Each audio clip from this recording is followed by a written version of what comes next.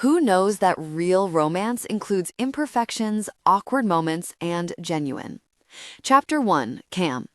In my opinion, there was almost nothing better than a good checklist. Crossing things off was probably the best feeling in the world. Today, my checklist was supposed to be easy, mindless, even because for the first time in who knows how long, there was only one thing on it: get married. I'd done everything else. I got the marriage license, showed up to the chapel, and wore the ball gown my mother picked out. It should have been simple: walk down the aisle, listen to the generic vows the officiant was told to use, and plant one on my fiancé. So why was I sitting in the diviest dive bar in all of Wyoming, wearing my wedding dress, drinking straight vodka? As with nearly every large project, getting married required more than one person, but group projects had never been my strong suit. I didn't like putting my fate in the hands of others, but today I thought I'd be fine. How much harm can one other person do to something so easy? A lot, actually, because if just one person doesn't show up, everything goes to shit. Well, my groom didn't show up, and everything went to shit. I thought about the note he'd left, noble of him, as I picked up my glass of vodka and took a healthy swig. Camille, I'm sorry. I couldn't do it. Graham. I ignored the eyes of the other Devil's Boot patrons that were burning into the back of my skull, wondering why poor Camille was sitting at the bar in her wedding dress when she was supposed to be getting married. I felt the alcohol burn all the way down my throat. I took another sip, and another. He couldn't do it? This whole thing was his idea. He was the one who said it was going to be okay, that we would be as happy as we could be. And then he didn't show up. He didn't even warn me, just left me the note on the dressing room table. As I was reading it, Amos Ryder knocked on the door. Amos was my daughter, Riley's, grandfather, but he was also the closest thing I had to a loving and steady father figure. I'd originally asked him to walk me down the aisle today, but my actual father wasn't very pleased with that and did what he normally did: threatened to cause a scene, take away my and my daughter's inheritance, revoke her trust fund, that sort of thing. So I gave in. I always give in. But when I needed someone, my dad was nowhere near the scene. Amos, however, was always there when it mattered. Ever since the day Gus, his son, told him I was pregnant, Amos has treated me like another daughter. He had spent the morning of the wedding with me because I asked him to. Amos was a good person to have around when you were worried that nerves might get the best of you. He was calm and strong and steady, like a river, Gus had always said. I always wished he could have sat next to me when I took the bar exam. No doubt I would have passed on the first try. "Come in," I croaked, and as soon as I saw his black and gray hair and soft green eyes, tears bubbled up in my own. I wasn't sad because Graham wasn't here and wasn't coming, but because I'd already given up so much of myself for this wedding, and now it wasn't going to happen. I was sad about the complete waste of time and effort. "Cam," had said as he closed the door behind him and rushed toward me, "what's wrong?" His eyes zeroed in on the note in my hand, and I watched his face fall. He knew. Instead of answering, I let out a shaky breath and hugged him. He hugged me back. Riley, who had followed her grandpa into the room, jumped in the hug too, even though she didn't know what was going on. That girl just loves a smendel. "Let's go see if your dad is here, sunshine," he said to her. She nodded excitedly and twirled in her flower girl dress. She was so damn excited to throw petals and walk down the aisle before me. My chest constricted. How could I even tell her what had happened? Can you send him back here?" I asked quietly. Amos brought Gus back less than a minute later. I told him Graham wasn't coming and that I needed him and his fiancée, Teddy, to take Riley. Since I'd had a second to compose myself, my voice was professional, unfeeling, even, but the look Gus was giving me was anything but.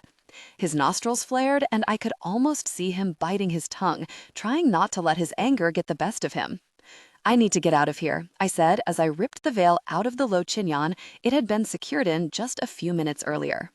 "Go," Gus and Amos said at the same time. "We'll take care of it," Gus followed up. I trusted them to do that. I ran out the back of the church, not in a runaway bride on her way to freedom sort of way, but in a jilted bride who needed to keep moving so she didn't crumble type of way. Well, that was depressing as hell. And now I was here, mainlining vodka at 3 in the afternoon. I was sufficiently buzzed, the tension in my neck and shoulders loosened by the alcohol. Maybe I'd stay here all day, listen to Hank Williams wax poetic about tears and beers from the jukebox until the sun went down. Then maybe I'd ride the mechanical bull in my wedding dress and give the town even more to talk about. I picked my drink up again and was deeply disappointed when the only thing that met my lips was ice. I wanted vodka and chocolate and jalapeno cheddar Cheetos. Right as the front door opened, my eyes locked on the bottle of vodka that was on the other side of the bar. I saw Gus, his brother Wes, and the man who owned that bottle of vodka, Luke Brooks, ramble through it. I knew they were looking for me, that they wanted to make sure I was okay, but I couldn't deal with it yet. I didn't want to know what happened at the church, or how my parents reacted, or what people were saying. So I pushed myself up and over the bar, grabbed the bottle of vodka, and slid out of my stool as quickly and quietly as possible. I headed for the bathroom, but I saw Wes notice me, and sure enough, "Cam," Gus called, but I kept moving. "Damn it, are you really stealing from my bar right now?" Brooks asked. "You look great, though," Wes followed up. I only had a few more steps to the bathroom. I could make it. "Cam," Gus said again, "let's talk." "I'm good," I called back without looking. "Is Riley okay?" I asked, even though I knew the answer. Gus wouldn't have come here before Riley was taken care of. He was a good dad, the best dad. "Yes," he said, right as I reached the bathroom door. I opened it. "Then we're good," I said as I stepped into the bathroom and shut the door behind me, making sure to lock it before I pressed my back against the old wood. I stared at the yellow tiles on the floor before I sank down to it, bottle in hand. There was a knock. "Cam?" It was Gus. "Come on, let's get you out of here and talk." I didn't want to talk. I wanted to drink and eat. "I'm fine here," I called through the door. I listened to him continue to try to cajole me out, but I didn't budge. I sat on the floor of the Devil's Boot bathroom, the place where, probably, half of Meadowlark's population had been conceived, and I didn't even care. My gaze was unfocused and my eyes heavy. I tried to cry, really I did, but nothing came out. I wanted to cry. I would have loved to feel something about the fact that my life just got turned upside down. Instead, I was numb, blissfully and comfortably numb. Maybe this was a good thing, that I didn't feel anything. My feelings had always gotten me in trouble. I don't know how long I stayed there, my wedding dress puddled around me, or how long Gus knocked at the door. He was persistent, but after a while, the knocking stopped. All I could hear was the music from the jukebox. It slid its way under the door, and I welcomed it into my fortress. It felt nice, being wrapped in it, music, arms, embraces, very often. I didn't register that the music was the only thing I could hear. No talking, no bar patrons or stools skating across the floor, until there was another knock at the bathroom door. It was softer this time, like the person doing it didn't want to disturb me or something. 3 taps. Who knows that real romance includes imperfections, awkward moments, and genuine? "They were on beat with the music, Ash," a voice said. I straightened my spine. I'd know that voice anywhere. If I had slipped into a coma, it would wake me up. If I was 6 feet under, I'd dig myself out of the grave just to be closer to it, which was dramatic and startling and tragic and stupid, but it was true. "It's just me out here," he said. The bars cleared out. "I'll love you until we're dust in the wind, Camille Ashwood. I'm here, Cam." For some reason, I reached up and unlocked the door. The click was unmistakable. "I'm going to open the door, okay?" he said, and I scooted away from it. When the door opened, my eyes found his without even trying. Dusty Tucker. His blonde and light brown hair fell just past his chin, and his face had only gotten sharper and more angular as he got older.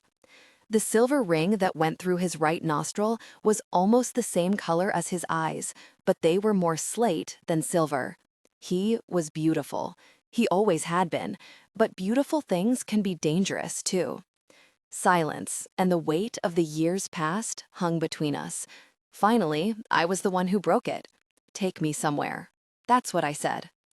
Dusty squatted in front of me so his gray eyes were level with my brown ones and stretched out a tattooed hand. I took it without thinking. Chapter 2. Dusty. I'm not normally a drown my sorrows type of guy. I don't really have a lot of sorrows. Honestly, I probably have one single sorrow, so I've never really had much to drown. But that one sorrow packed a hell of a punches, especially today, because today she was getting married. She had invited me. Well, she invited my mom. Aggie Tucker and family is what the invitation said. The "and family" probably meant my little sister, Greer, even though she didn't live around here anymore. It for damn sure didn't mean me, which was probably a good thing. I didn't think I could do it, sit in the church and watch her walk toward her future with another man. Actually, I knew I couldn't do it. So I was here, in the corner of the bar, drinking bourbon and drowning sorrows. It was dark in the Devil's Boot. There weren't any big windows, and most of the light came from the neon signs throughout the bar. I'd talked Joe, the bartender, into giving me my own bottle and a glass, so I wouldn't have to get up from my spot in the corner. It actually didn't take that much convincing.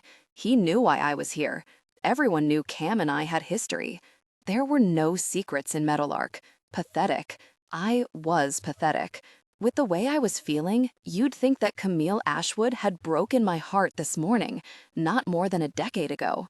Well, for the first time. She broke my heart a million times after that, too, and time never did what it was supposed to do, heal or whatever. Cam was an open wound, and time was salt. I lifted my glass to my lips and took a sip of my drink. It was only my second or third sip.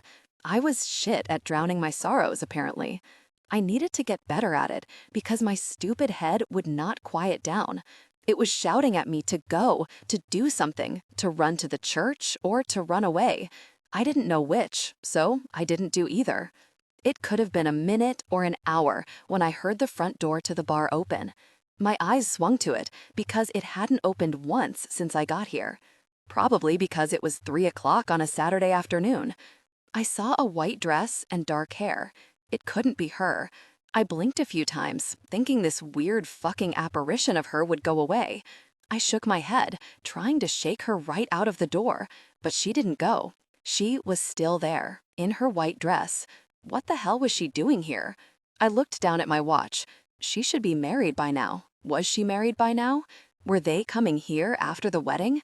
I couldn't imagine Rutherford and Lillian Ashwood would be too pleased about that. And if they were coming here, Teddy would have told me. She knew all about the Drowning Sorrows plan and where those plans were taking place. Cam looked beautiful, like she always did, but her curly hair was straightened, and the dress looked like it was drowning her. There were a lot of layers. The look on her face made me want to track down Greg or Graham or whatever the fuck his name was and kick the shit out of him. What the hell happened? I waited for her eyes to scan the bar and inevitably land on me, but they didn't. She went straight to the bar and sat down.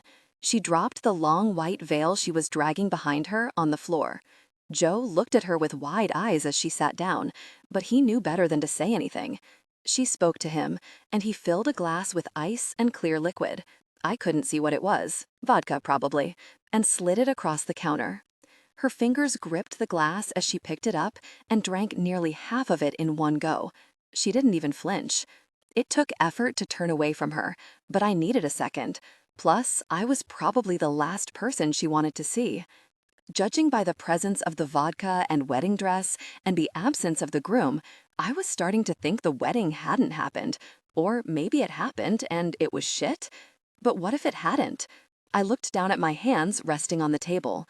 They started to shake, and I balled them into fists to make them stop.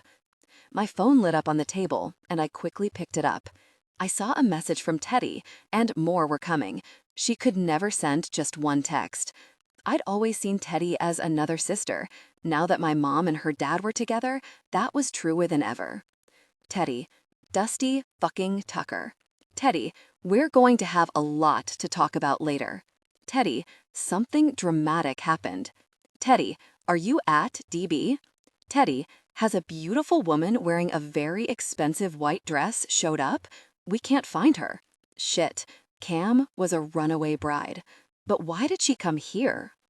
I typed out a quick response to Teddy. Dusty, she's here. Teddy, Gus is coming. Teddy, don't invade her space. She's had a rough day. Teddy, but I have so much to tell you. Dusty, haven't talked to her. She hasn't seen me. What would she do if she did? Run in the other direction? She'd been damn good at avoiding me for the past year since I came home, and in a town like Meadowlark, that took a lot of effort.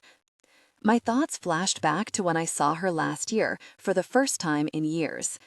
Emmy, Teddy, Ada, and Cam were having some girls' night. I walked in on it, and there she was. And she was wearing my Margaritaville t-shirt. I'd given it to her the summer after high school.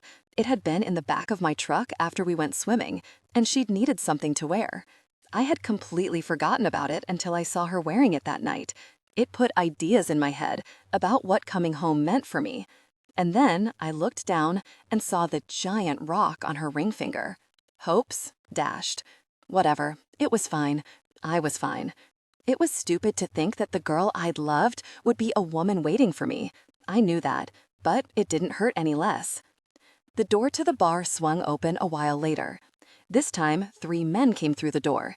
Gus and Wes Ryder and Luke Brooks. Gus called out for Cam, and her head shot up to him. She looked like she'd just been caught doing something she shouldn't have, which made more sense when I saw the bottle of vodka clutched in one of her hands. I smiled. She made her way through the bar while Gus tried to stop her.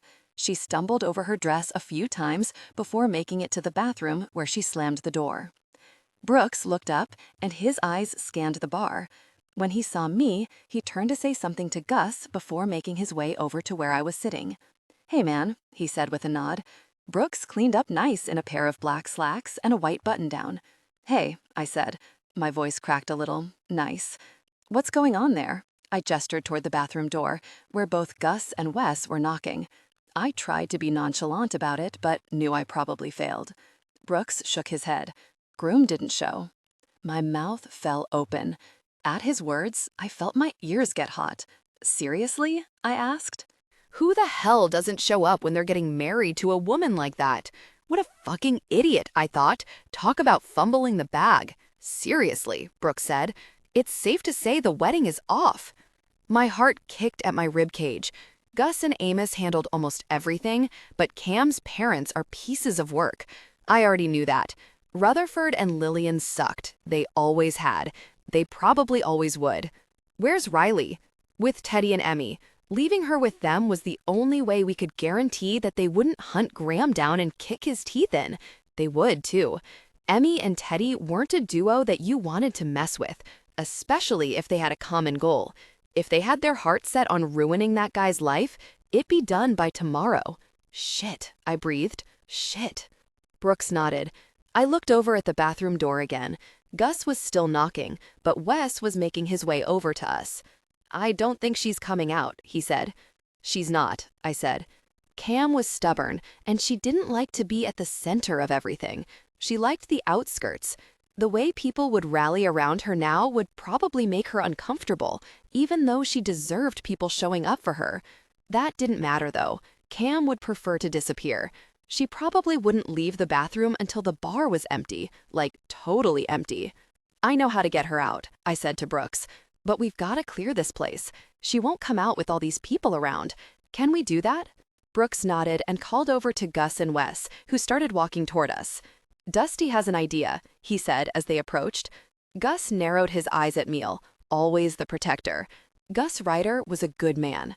I idolized him growing up and still looked up to him more than he knew. "What's your plan?" "She doesn't want to face any of these people here," I said. "And she definitely doesn't want to see any of you." Wes deflated a little bit at that. "But she'll want to see you?" Gus asked, folding his arms across his chest. "Probably not," I said. "But I'm the only one out of the 4 of us who wasn't at the, wedding." I stumbled out that word, but hoped they didn't notice.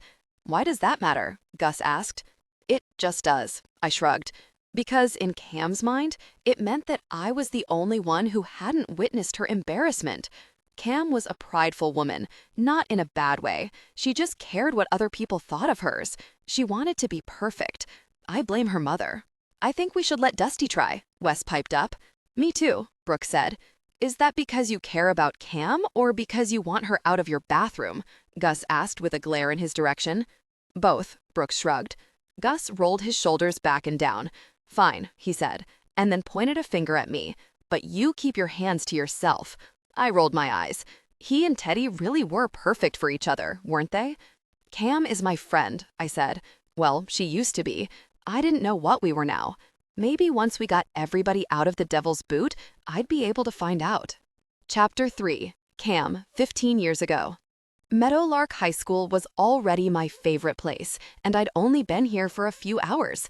It was my first day here, my first day of public school after years of private schools, and the first time I'd ever seen a boy with a nose ring. I could see it up close and personal because I'd run straight into him while leaving the main office. My books and class schedule were now scattered all over the floor. Great. Whoa there, he said. His hands were on my upper arms, which were covered by a navy blue cardigan. I'm sorry, I stammered out before looking up at the human wall I'd just hit.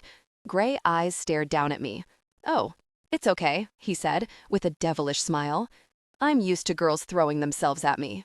A smile tugged at the corners of my mouth, but I didn't know how to respond to that, so I didn't. Instead, I looked down at the mess of my belongings. As I bent to pick them up, the boy with the gray eyes did too.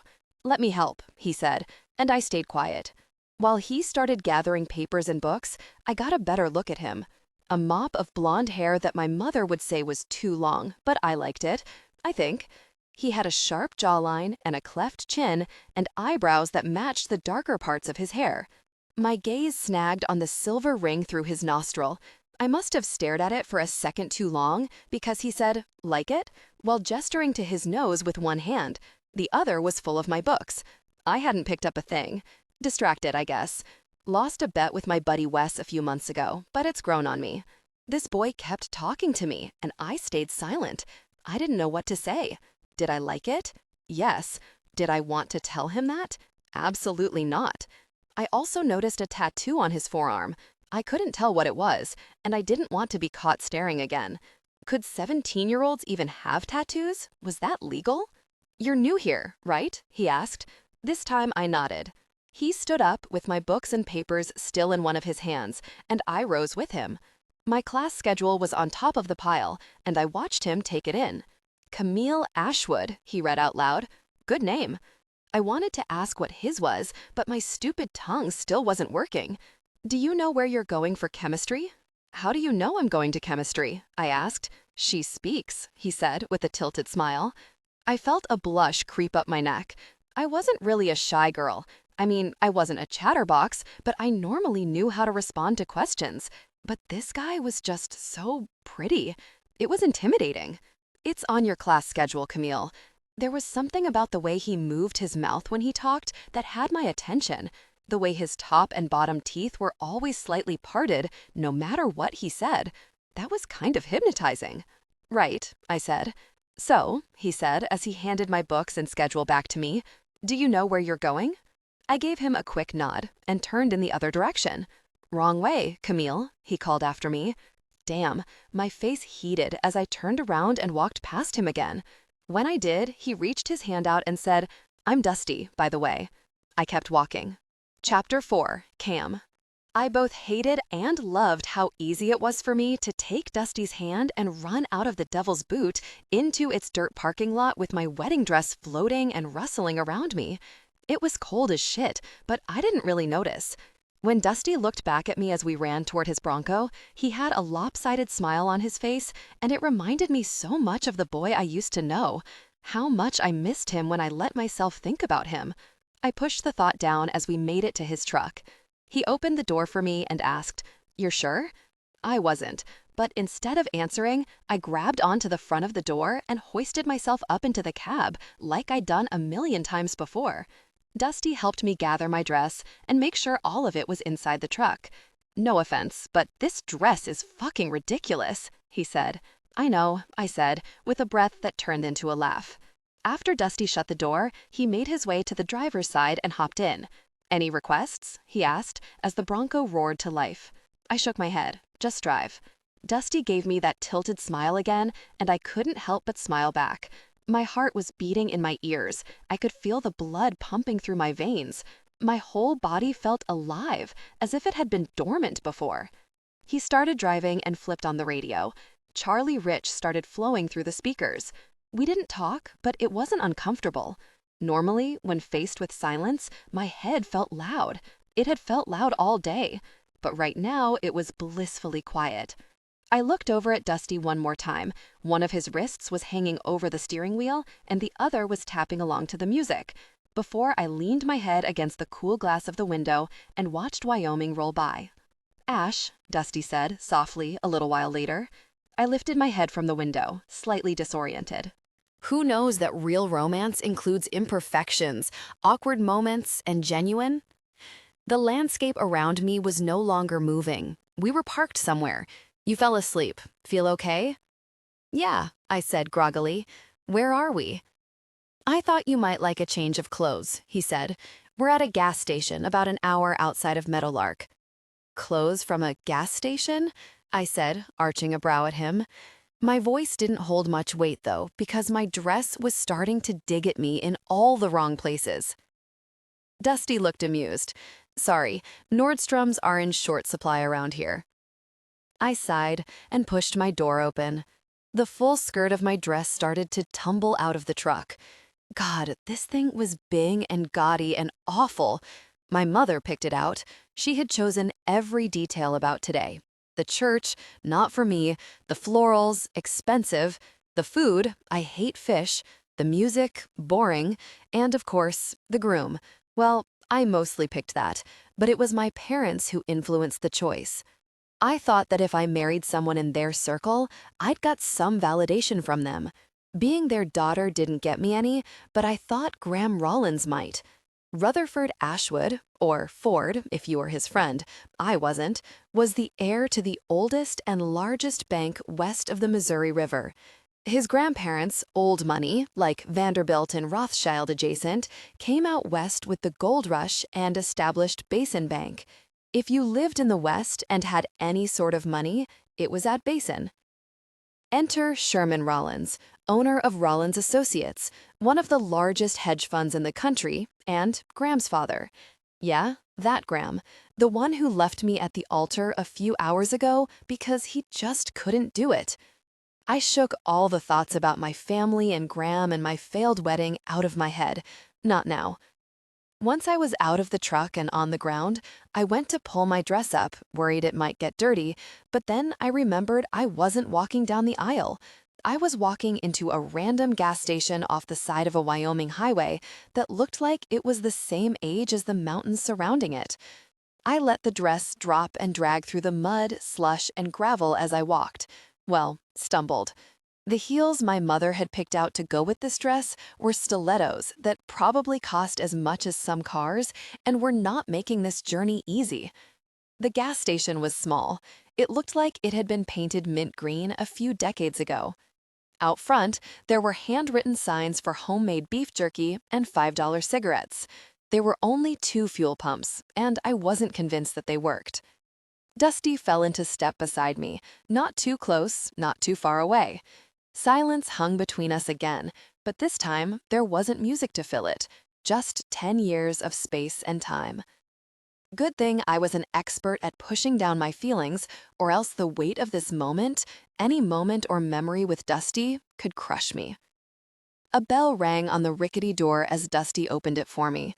The middle-aged man at the checkout counter did a double take at the two of us, me in my wedding dress and Dusty in his normal attire. Faded jeans, black t-shirt that was cropped a little, just enough to give me a glimpse of his abdomen every time he moved, black cowboy boots, black leather jacket. I looked over at him just as he pushed a hand through his blonde waves. I looked away immediately. "Hey, Stan," Dusty said. How did he know this guy? We were far out of town. "You got something to tell me, kid?" the presumed Stan responded. He was still eyeing me and my wedding dress. Dusty chuckled. "Nah, but do you still have t-shirts?" Stan nodded and jerked his chin. "In the back." "Thanks, man. If you have any new jerky flavors, leave them up here for me. Dusty said, as he put his hand on the small of my back and softly guided me farther inside. Don't think about it. As soon as we were headed in the right direction, his hand moved. I missed the comfort of it immediately, or maybe I just missed his hand on me, like I had for the past decade. Not thinking about it. At the back corner of the store, there were 2 clothing racks, one of them held together at the corner by duct tape, full of mismatched t-shirts. There were folded sweatpants and shorts on a cardboard box next to them. I started looking through the shirts on the racks. There were lots of wildlife options, a few generic Wyoming ones, one with a jackalope, and, "If you get this one," Dusty said, as he reached for the dark green shirt I was currently looking at and pulled it off the rack, "we can match." "Show me your Tetons?" I asked, reading the white text on the shirt, and a smile tugged at the corners of my mouth. Dusty grinned back at me. "Only if you show me yours." "In your dreams, Dusty Tucker," I said on an eye roll, trying to stifle a giggle.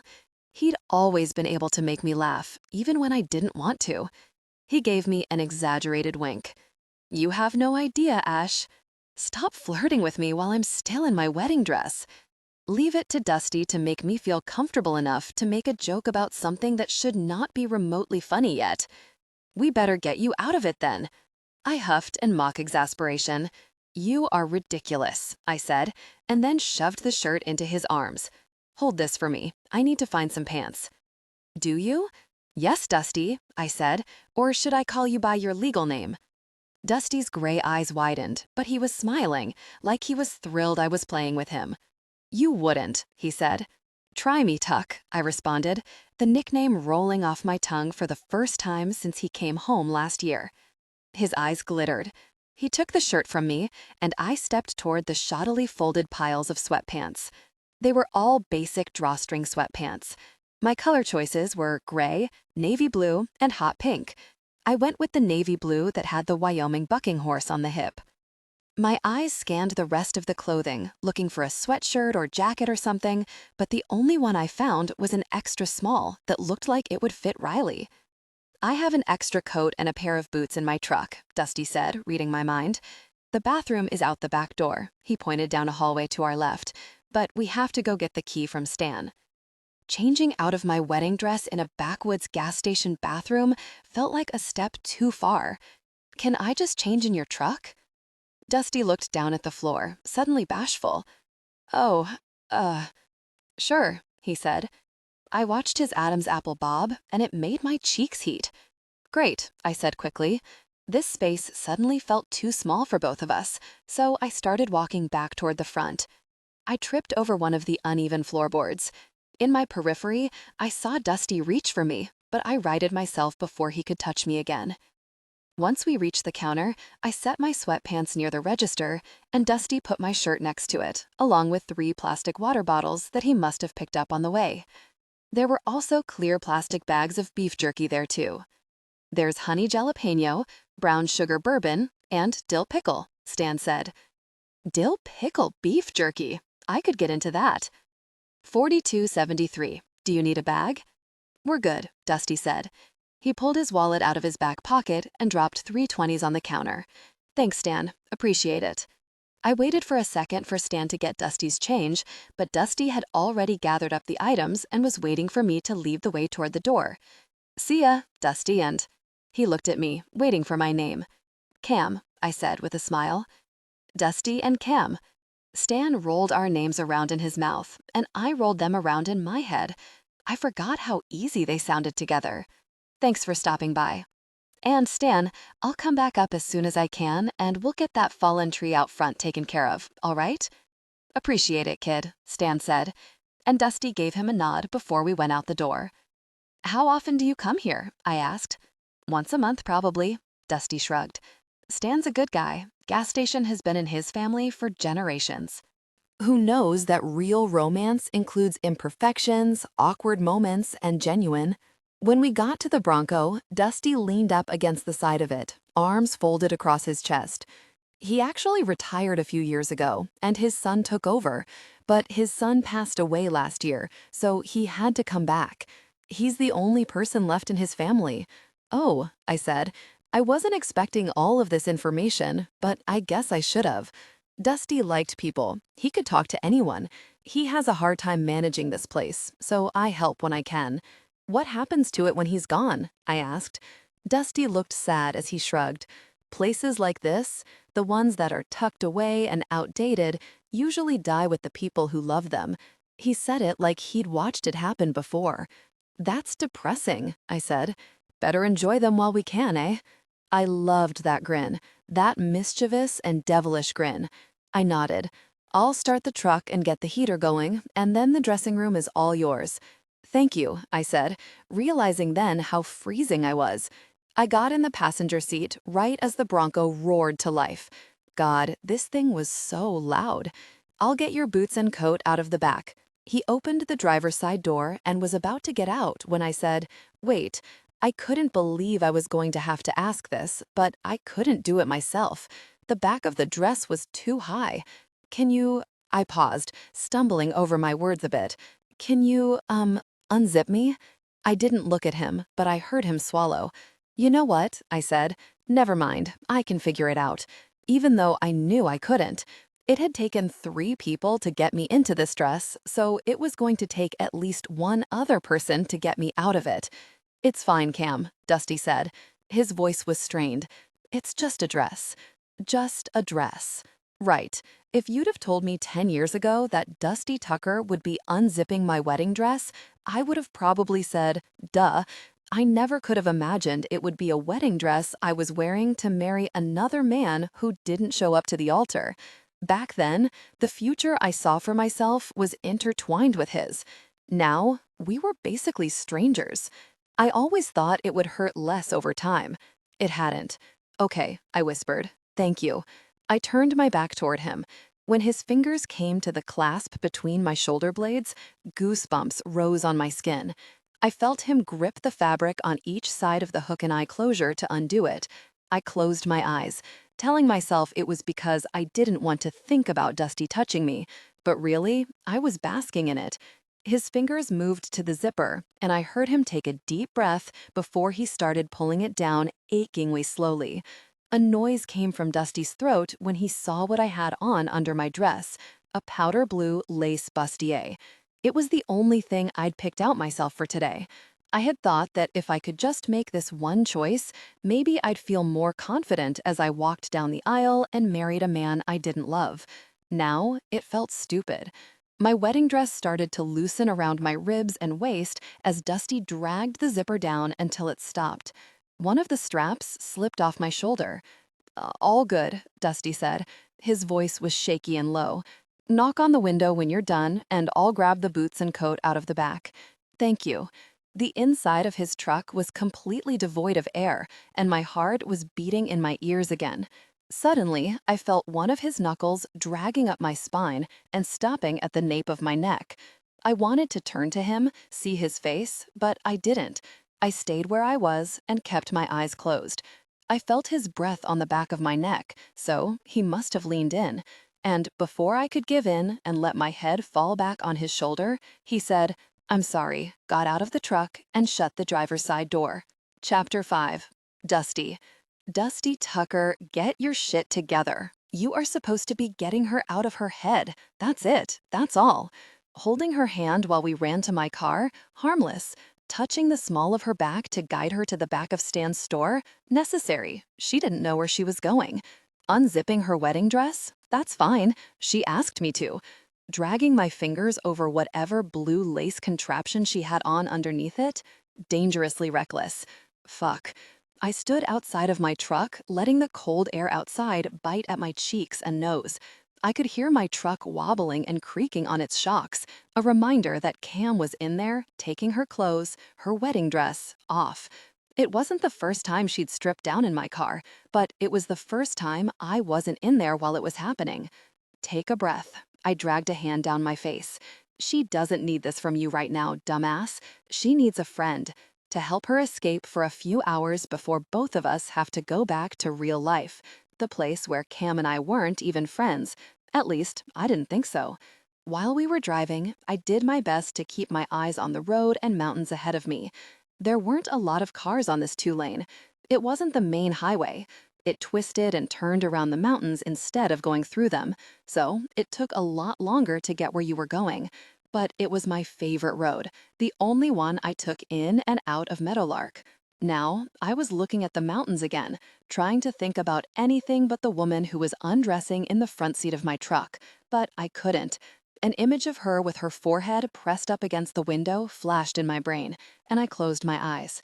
The fact that she felt comfortable enough to fall asleep in my passenger seat had my insides doing a full gymnastics routine, twists, flips, jumps, and all. After what felt like forever, I heard 2 knocks on the window. My jaw unclenched, and I felt my shoulders dropped slightly. I turned back to the truck and went straight to the back, opening the hatch to pull out a big Carhartt coat, a clean towel I'd just put in there, a pair of boots, and a pair of thick socks. I had to dig for those, but I was glad I found them. I always made sure I had supplies in my truck, especially in the winter. You never knew when a canyon would close due to snow, and you'd be stuck in your car for at least one night, sometimes more. Then I went to Cam's door and pulled it open.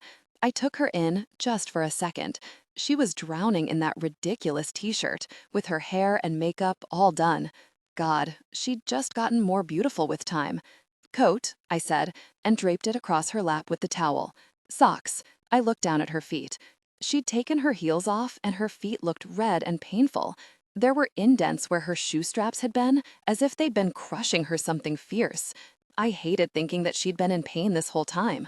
I set the socks on top of the coat and the boots on the ground next to me before gently grabbing one of her ankles.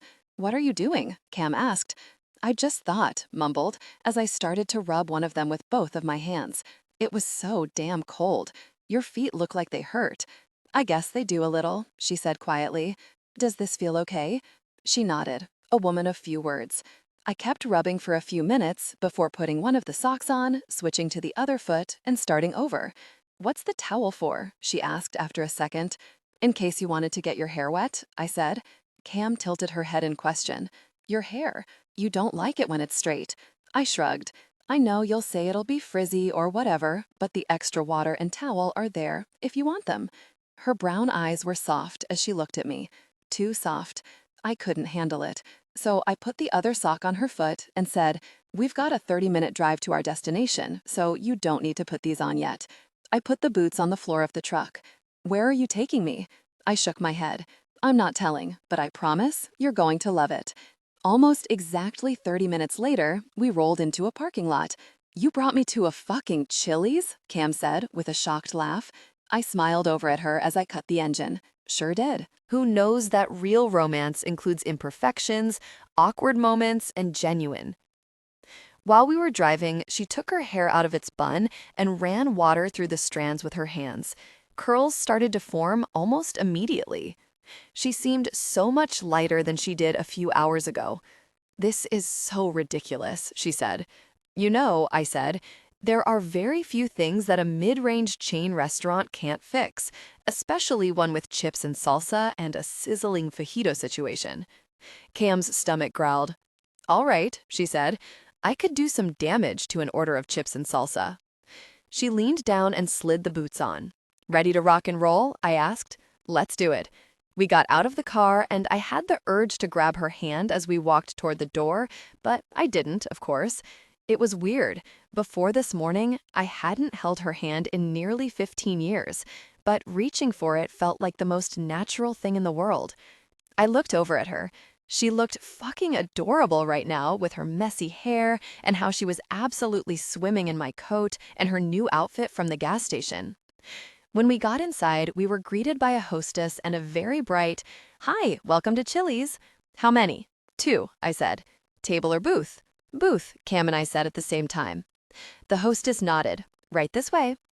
She led us to a 4-person booth near the back of the restaurant. I waited for Cam to sit before I did, then I slid into the bench across from her. When we sat down, I watched Cam's eyes latch onto the tattoo on my neck for a second, but when I caught her looking, she looked away quickly. "Here are some menus, and your server will be right with you." The hostess laid a menu in front of each of us. "Thank you," I said, and she nodded and walked away. Cam picked her menu up. I watched her eyes track back and forth as she read. I liked watching her. I had spent so long not seeing her or only seeing pictures, so now when I had the opportunity to look at her, which didn't come as often as I'd like, I did it. Her dark brown hair was longer now, and maybe darker too. When it was curly, it fell to the middle of her biceps. Her face was less round than it used to be, and she didn't tweeze her eyebrows as thin as she used to. They looked good on her face. She'd always been stunning. Now she was almost regal too. "Are you going to look at the menu, or?" Cam said without looking up. "Don't need to," I said. "Ultimate fajita platter." "Are you a Chili's regular?" She sounded amused. "I fucking love Chili's," I said. "Sometimes the craving strikes for that middle-class fancy shit, you know? Like Applebee's?" "Meh," I shrugged. "Not my favorite, but I like all the iterations of Applebee's." "What do you mean?" "Well," I said, "right now we're at Southwest Applebee's. Texas Roadhouse is like Cowboy Applebee's, and Olive Garden is Italian Applebee's. Red Lobster," Cam chimed in, "seafood Applebee's. We should go there next," I said. "I could fuck up a Cheddar Bay biscuit any day." She nodded, and I laughed. She was loosening up. Just then, our server came to the table. "Hi, y'all," she said, with a perfect customer service tone. "My name is Kara, and I'll be your server today. Can I start you with anything to drink?" I nodded at Cam, waiting for her to go first. I watched our server Kara take in her appearance. "I'll just have a water, please." The server nodded and looked at me. I didn't miss the smile she gave me. "Water, please, and also can we get a tiki beach party margarita?" I flashed Kara a smile and held up 2 fingers, with 2 straws. Kara's eyes flitted to Cam again as she wrote everything down, and then said, "Are you ready to order food, or do you need a minute?" She was only talking to me. I looked at Cam, waiting for her. "Margarita grilled chicken, please," she said, setting her menu down and looking over at me. I gave my order too, grabbed Cam's menu, and handed both to Kara. "Thank you," I said before she walked away. "The server is into you," Cam said. I shrugged. "She's probably wondering what the hell someone who looks like you is doing here with me." "Someone who looks like me?" I smirked. "What do I look like?" "You know exactly what you look like," Cam said pointedly. "You always have." "What if I want you to tell me, though?" I couldn't help playing with her. It came so easy. Too bad. Women who got left at the altar don't have to do anything they don't want to do for at least a few hours afterward. "Does that mean you're ready to talk about it then?" I asked. We had avoided the subject until now. Cam didn't like to be pushed, and I didn't like to be reminded that she was engaged to someone else, or at least she used to be, so it had been a win-win. She shifted her eyes away from mine and started drawing mindless circles on the table with her pointer finger. "There's not much to talk about," Cam said. That was a lie. There was everything to talk about. I showed up. He didn't. It's pretty cut and dried. It didn't sound cut and dried to me. It sounded messy, but Cam didn't like messy things. "Hey," I said, "look at me." She didn't. "Ash," I said more firmly. Her eyes flicked up to mine like they couldn't help it. "You didn't deserve that." Cam always thought everything was her fault. I knew the way she was probably talking to herself in her head, and it made my teeth clench. "I need to know that you know you didn't deserve that." "I think I did deserve it," she said quietly. I wanted to throw the table. I wanted to get it out of my way so I could hold her, but before I could even think about doing anything, Kara brought our waters and our drink. "Your food will be right out," she said again only to me, and walked away. I looked at Cam, whose face had gone blank. No more talking, I guess, at least about the wedding. I opened both of the straws and put them in the giant glass of blue margarita. "This is massive," she said, eyeing the glass. She was wearing a small smile now. "And looks disgusting." "It is both of those things," I said. "You're going to hate it, but you're also going to love it." "What does it even taste like?" she asked. I leaned over toward the middle of the table to take a sip. "Artificial blue," I said afterward. "Well," she sighed, "blue is my favorite color." I know. Chapter 6. Cam Gus. Gus called Dusty to check in while we were eating dinner. Dusty handed the phone to me. "Hello? You doing okay?" Gus's voice was low and concerned. "I'm fine," I said. "How's Riley?" "Good. She was wiped out from today." That made 2 of us.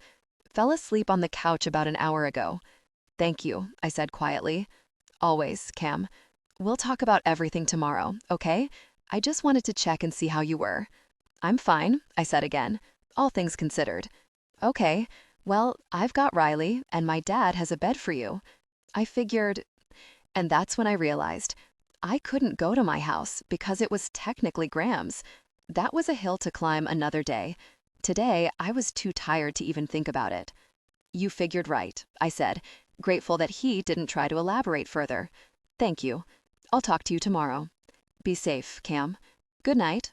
Night, I said, before hanging up and handing the phone back to Dusty. I didn't even know where my phone was. It was with my stuff in my dressing room last time I saw it. I wasn't ready to face the music yet, but that phone call from Gus was essentially the orchestra warming up. So, after dinner, Dusty and I drove back to Rebel Blue Ranch, the Ryder family's home and one of the largest cattle ranches in Wyoming, mostly in silence. Our day was coming to an end. My sense of self-preservation, which was always so fleeting around him, kicked in as we drove, and I retreated back into my head. He pulled up to the big house just after midnight. He didn't cut the engine when his Bronco came to a stop. It would be too loud to start up again at this time of night. It reminded me of all the times I would sneak out with him, and he'd have to park 3 streets away to pick me up and drop me off. Dusty's hands dropped from the steering wheel, and he looked over at me. He almost glowed in the moonlight. Who knows that real romance includes imperfections, awkward moments, and genuine? Are you going to be okay? He asked. I nodded once and swallowed. Today sucked, but it didn't really hurt, but I knew what I was about to say would. Thank you for being there for me, I said. I'm happy you were at the bar, that you got me out of there. Dusty tilted his head, waiting for me to keep going. I stumbled over my words when I met his gaze, so I looked away. I think today should just be today, and after tonight, we should just go back to how it had been before, with us. Dusty was quiet for a second. I kept my eyes focused on the dashboard. I didn't want to know what his expression was, didn't want it to threaten the resolve I'd spent the entire drive back to Meadowlark building. If that's what you want, he finally said. It is. I nodded. I have a lot to figure out, a lot of things to focus on. You don't have to explain yourself to me, Ash, he said. If you want to forget about it, well, forget about it, I told him. That's what I wanted, what I needed. So why did I feel disappointed in his response? Okay, I whispered. Okay, he responded. After a few more beats of silence, I pushed the passenger door open. I waited for him to say goodbye, but I was relieved when he didn't. We were never good at saying goodbyes. Ash, he called right before I was about to shut the door. I couldn't stop myself from looking at him. He ran one of his hands through his hair and then rubbed at the back of his neck. Sleep good. You too, I said, and then I shut the door. He didn't drive off right away, not until I was inside and had closed the front door behind me. The big house was dark. I slipped off Dusty's boots and hung his coat by the door. I'd have Gus give them back. He saw Dusty almost every day because he worked at Rebel Blue. The socks Dusty had given me made my steps almost silent, but I couldn't think about the socks because if I thought about the socks, I would think about my feet. And if I thought about my feet, I would think about how Dusty had noticed they were red and swollen, and his first instinct was to make me feel better, just like it had always been. When it came to Dusty, I understood what people meant when they said, the more things change, the more they stay the same. Or that old habits die hard. Dusty was a habit. Thinking about him, missing him, or at least the idea of him. It was a cycle that I'd always struggled to break, especially because I also found myself missing who I had been when he was in my life. I meant what I said. I was glad he had been at the bar today. Gus and everybody else would have treated me like I was covered in fragile stickers. Dusty acted like it was just another day, even though it wasn't. It was the first time we'd spent more than 5 minutes together in years. We talked, we laughed, we had fun, and now it was over. There was a soft glow coming from the living room, so I went that way. I hoped no one was waiting up for me. When I made it to the living room, I found Emmy and Ada asleep, their heads on opposite sides of the couch, with their feet tangled together in the middle under the same blanket. I took another step into the living room and hit a creaky floorboard. I froze. In the dead of night, it was the loudest sound in the world. Emmy's eyelids fluttered open. "Cam," she said on a yawn. "Hey," I said softly, "I didn't mean to wake you." She sat up and pushed the blanket off her. When she stood, I knew what she was coming for. The Riders were huggers, even Gus. I let Emmy wrap her arms around me, and I let myself hug her back. "I'm so sorry, Cam," she said. "Today must have really sucked." "It actually wasn't so bad," I said. "After, the whole groom disappearing thing, everything else was pretty good." Emmy pulled back and raised a brow at me. "So, everything with Dusty was okay?" "Yeah," I said honestly. I didn't have a reason to hide anything from Emmy. It was comforting, like going back in time, back to when I had less worries, and didn't just get left at the altar. I'm happy he was there. Then so am I. Emmy pulled me toward the other couch, and I sat down next to her.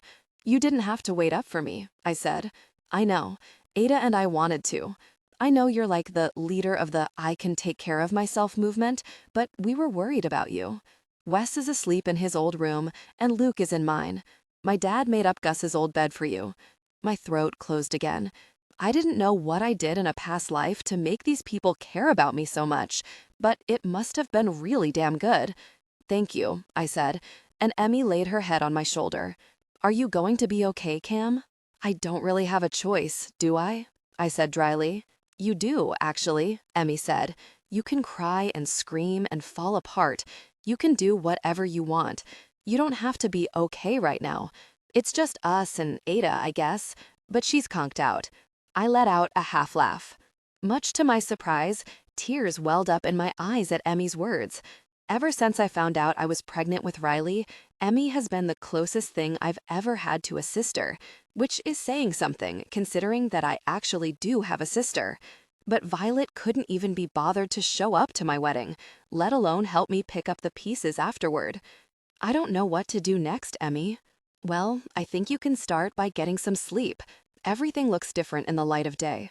And after that, you start over," Emmy said softly. "And you lean on the people around you who love you and your daughter. You let us help."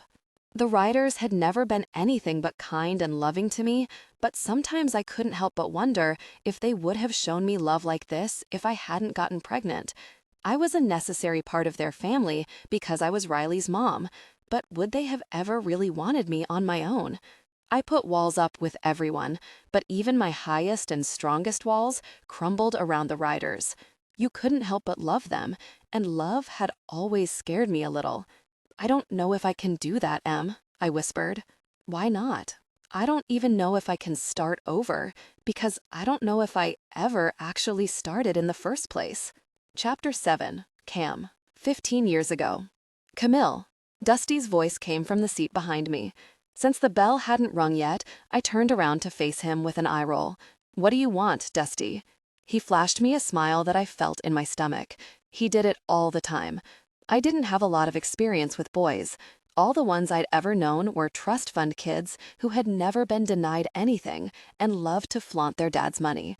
They didn't interest me, and I didn't interest them. But Dusty interested me, at least as a friend. I hadn't really made a lot of friends yet, just Wes Ryder, but he was nice to everyone. I knew some of the other girls on the soccer team, but I was a late addition, so the cliques had already formed. But since my first day, I could almost always count on Dusty stopping by my locker to say good morning, and he carried my books when we were going the same direction. It was nice.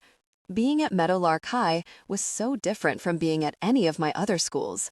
I knew it would be. That's why I wanted to come here. My dad bought a house here a few years ago, a house and a lot of land. There were rumors of oil in Meadowlark, and my dad had money to spare, so he tried to get ahead of it. The first time we came here, I was enamored by all of it, the way the main street felt, how everyone waved at one another without a second thought. It seemed welcoming, like anyone could find their place here, and I had never really felt like I had found a place anywhere. I wanted to feel that sort of connection, that sense of belonging. I wanted to immerse myself in every part of this town, including the high school. My parents said no at first. I knew they would. And usually I'd let it go, because I always did when it came to the things that I wanted that didn't mesh with their desires.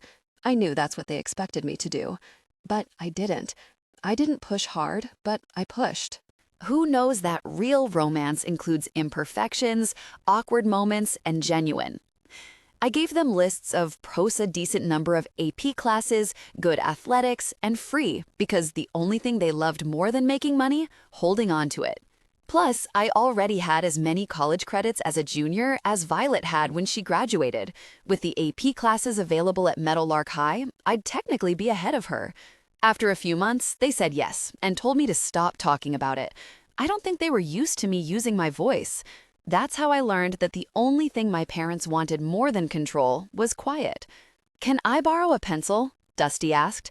"Do you need me to buy you some pencils?" I asked. He asked me to borrow one every time we had English or history together, so basically every day. "But then I couldn't borrow yours," he said with a wink. I sighed and pulled a pencil out of my pouch and handed it to him. "You better give that back," I said. "I just got those." I loved this new pack of mechanical pencils, and I had color-coordinated them to my notebooks for each class. "Cross my heart," Dusty said, dragging his pointer finger over his chest to draw an invisible X. "Can I have a piece of paper too?" "Oh my God, Dusty," I said with faux annoyance. "Do you even go to school here?" "Occasionally," he said. "But I promise, I just need the paper for today. After this, I'll only ever ask for pencils." I huffed and opened my notebook, carefully tore out a page along the perforated edges, and handed it back to him with more force than necessary. "Ooh, college-ruled," he remarked. "Fancy girl." Yeah, because wide-ruled paper sucked, and I was about to tell him as much when the bell rang, and Mr. Watson, our English teacher, walked to the front of the room and called for the class's attention, which I gave him immediately. I heard a pencil scratching on paper behind me, even though Mr. Watson had barely started teaching. We were just reviewing the general feedback on the papers we turned in last week before we got them back. What could Dusty possibly be writing back there? After Mr. Watson had returned all of our papers, I got an A and handed out a grammar worksheet on sentence structure, which was apparently something we all needed to work on. Dusty threw a folded piece of paper, the piece of paper I gave him, onto my desk. My heart fluttered, but I didn't want to get in trouble. I turned around slyly and gave him a questioning look. "Open it," he mouthed. I shook my head. He pouted a little before mouthing, "Please." My stomach flipped. I rolled my eyes and turned around. I kept the folded note under my grammar worksheet, but I couldn't stop thinking about it. So, after I finished my assignment, I finally unfolded it. "Camille, I feel like I need a nickname for you. I like Camille. It's pretty. You're pretty too, by the way. I just feel like Camille is too formal for our relationship, you know? Do people always call you Cam? If they do, I need to think of another one. I want mine to be special. Anyway, I have some questions for you. So if you could kindly write your answers below and return this back to me, I would appreciate it. What's your favorite color? What's your favorite food? What's the last TV show that made you laugh? Do you have any siblings? When is the soccer team's next home game? What's your jersey number? Do you like MHS so far? What's your favorite part about it? Me? When's your birthday? Favorite class? English or history? Just kidding, kind of. What do you like to do for fun? Do you like hiking? Because I know a good spot. That's a good start on the getting to know you questions. Plus, you'll have plenty of time to answer them because I know you'll finish this stupid worksheet way before the rest of us. Dusty. I was grinning like an idiot. I quickly looked around me to make sure no one noticed. Everyone was still working on the assignment or was on their phone under their desk. I picked my pencil up off my desk and started writing. Chapter 8. Dusty, Cam. Thanks again for today. Or yesterday. Dusty, anytime. I'd been staring at that text exchange for the past week. Every spare moment I had, in the middle of the night when I couldn't sleep, in the early morning while I was getting ready for work, I looked at those 2 lines. I hadn't heard anything from her since. I didn't really expect to. I'd been back in Meadowlark for a year, and before Saturday, the most I'd seen of her was the day I got home and accidentally intruded on girls' night. Occasionally, I'd get a text from her, but that had been happening for 10 years. First, when my dad died, then on my birthday, and a few times a year after that. They were always short and to the point, sometimes just pictures of Meadowlark or Rebel Blue or things she thought were funny. I responded most of the time, but not all of the time, because it hurt when she didn't keep the conversation going, which she never did. She had Gus give me back my boots and my coat, but she kept the socks. I liked that, but I couldn't exactly explain why. Cam's fancy Cara black Audi SUV was outside of Gus's when I rode past on Saturday morning. It had been there all week. I figured she had started staying there instead of at the big house. It was nice that she had people she could lean on. I wished I could be one of those people. Normally, I worked a lot on Saturdays, dropped hay by myself, checked cattle, which I usually used as an excuse for a nice long ride, and pulled pastures. But today, I had plans with my mom, so I only stayed at Rebel Blue for a few hours. I told myself that I had chosen to ride the trail that went by Gus's because it was the fastest way to cut through the middle of the ranch, which was true, but that didn't mean I wasn't hoping for at least a glimpse of Cam. But no luck. When I got back to my truck, I immediately put the heater on full blast and blew hot air into my hands. I pulled my phone out, a few texts from my mom making sure we were still on for today, a couple from ranch hands, and some other random notifications. I texted my mom and told her I was on my way and cleared the rest. I'd worry about everyone else later. Before I could set my phone down, it lit up with Greer's name and picture. I answered immediately. "Talk to me," I said. It was how my dad used to answer the phone, and without realizing it, Greer and I started using it, but only when we called each other. "Hey," she said, "are you on your way to Mom's?" "You are way too aware of my schedule for someone who lives in Alaska," I said. "I just got off the phone with her," Greer responded. "She told me that Cam's wedding didn't happen." "Of course she did. Have you ever thought about easing into a topic rather than throwing it all out there?" "Nope." So what? Does that mean you're staying in Meadowlark?" Greer understood the restlessness I felt, how easy it became to move from place to place, season to season. "Who wants to know?" I asked. "There's this cattle ranch like 100 miles from me that is looking for workers for summer, including like a ranch manager. Apparently, someone died." Greer was always a blunt person. Some of the guys were talking about it. I swallowed. Normally, this time of the year would be when I'd start looking for something new, prepping for the seasonal shift. This also wasn't the first job someone had put on my radar recently. "I don't know, G. I'll have to see how things shake out." "Right," Greer responded. I could hear her eye roll. "Things. Yeah, things," I said. "And I think Mom likes having one of us around. How would she feel if I ditched her to come hang out with you in Alaska?" I missed my sister, and it would be nice to be close to her, but I wasn't looking for something new, I didn't think. "Okay, cheap shot," Greer said. "But do you want me to send you the info, in case things shake the wrong way?" "Sure," I said. "I'll look at it. Coming your way. I'll call you later this week." "Sounds good," I said. "Love you. Love you." Greer hung up, and I continued my drive. The drive from Rebel Blue to my mom's house was about 25 minutes, maybe a little more since coming down from Rebel Blue was a little more precarious in the winter. The already skinny roads were even skinnier because they were lined with snow, and you had to watch for ice. Once you got to the bottom of the hill, though, it got better. Aggie Tucker lived on a 5-acre plot of land on the other side of town, only about 10 minutes from Hank, Teddy's dad. It was the same house I had grown up in, a small farmhouse with 3 bedrooms, one for my parents, one for Greer, and one for me, and 2 bathrooms, which meant that I shared a bathroom with my sister. I was still traumatized by it.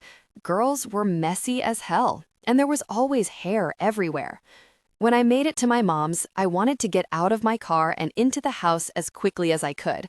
But first, I grabbed a small pile of firewood from the side of the house before opening the door.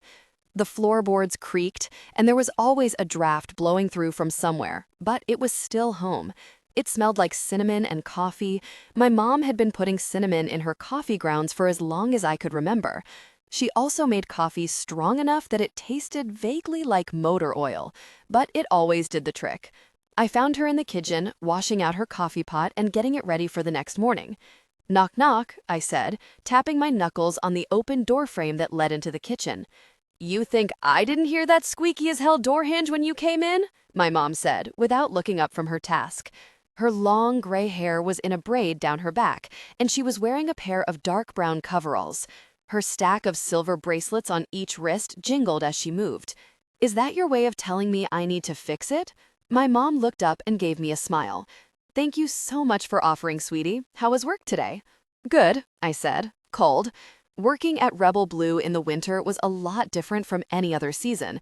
Most of the cattle were moved to a lower ground, winter pasture. But it was a good time for indoor and outdoor maintenance, which was what I was doing today. Winter was all about preparation, and Gus was a hard-ass for preparation. Well, a hard-ass in general, but he knew what he was doing. This was my first time in a long time working an actual winter in the mountains. Usually, after whatever job or ranch I was on in the summer, I would head to Arizona, New Mexico, or South America and work someplace warm. I was like a bird. I preferred to fly south for the winter. I was still getting used to staying put. "This winter hasn't been too bad," my mom said, as she poured water into the back of her coffee pot, which had seen better days. "Just as cold as usual, but not that much snow." "Should I buy you a new coffee pot?" I asked, nodding toward hers. "Don't you dare," my mom said. "I want to be buried with this one." "Morbid, Mom?" I murmured. "No," she shook her head. She was scooping in the ground coffee now. "What's morbid is knowing the only people at my funeral will be you and Greer. No grandkids." Again? She'd really been on this lately. "Mother," I said, enunciating and dragging out each syllable. "I'm just saying is all." My mom shrugged as she threw a dash of cinnamon in the ground coffee. "How's Cam?" My mom was as subtle as a gunshot. "That's where Greer got it from." "I thought we were building shit today," I said. "Having some good old-fashioned bonding time." "We are," she said. "Can we do it without the interrogation?" I asked. "Afraid not, kiddo," she said, "but we can wait until we get in the workshop." My mom handed me a thermos of coffee and picked up one for herself. She must have poured them from her batch of coffee this morning. She never made less than a full pot. I sighed and followed her out the back door toward the barn with my coffee and the firewood. When my mom and dad had bought the house, it had been a functional barn, but they quickly converted it to a workshop for her. She had been working out of it for as long as I could remember. She unlocked the door and slid it open. In the summer, she worked with the barn door open to let the mountain breezes in, but it was too cold now.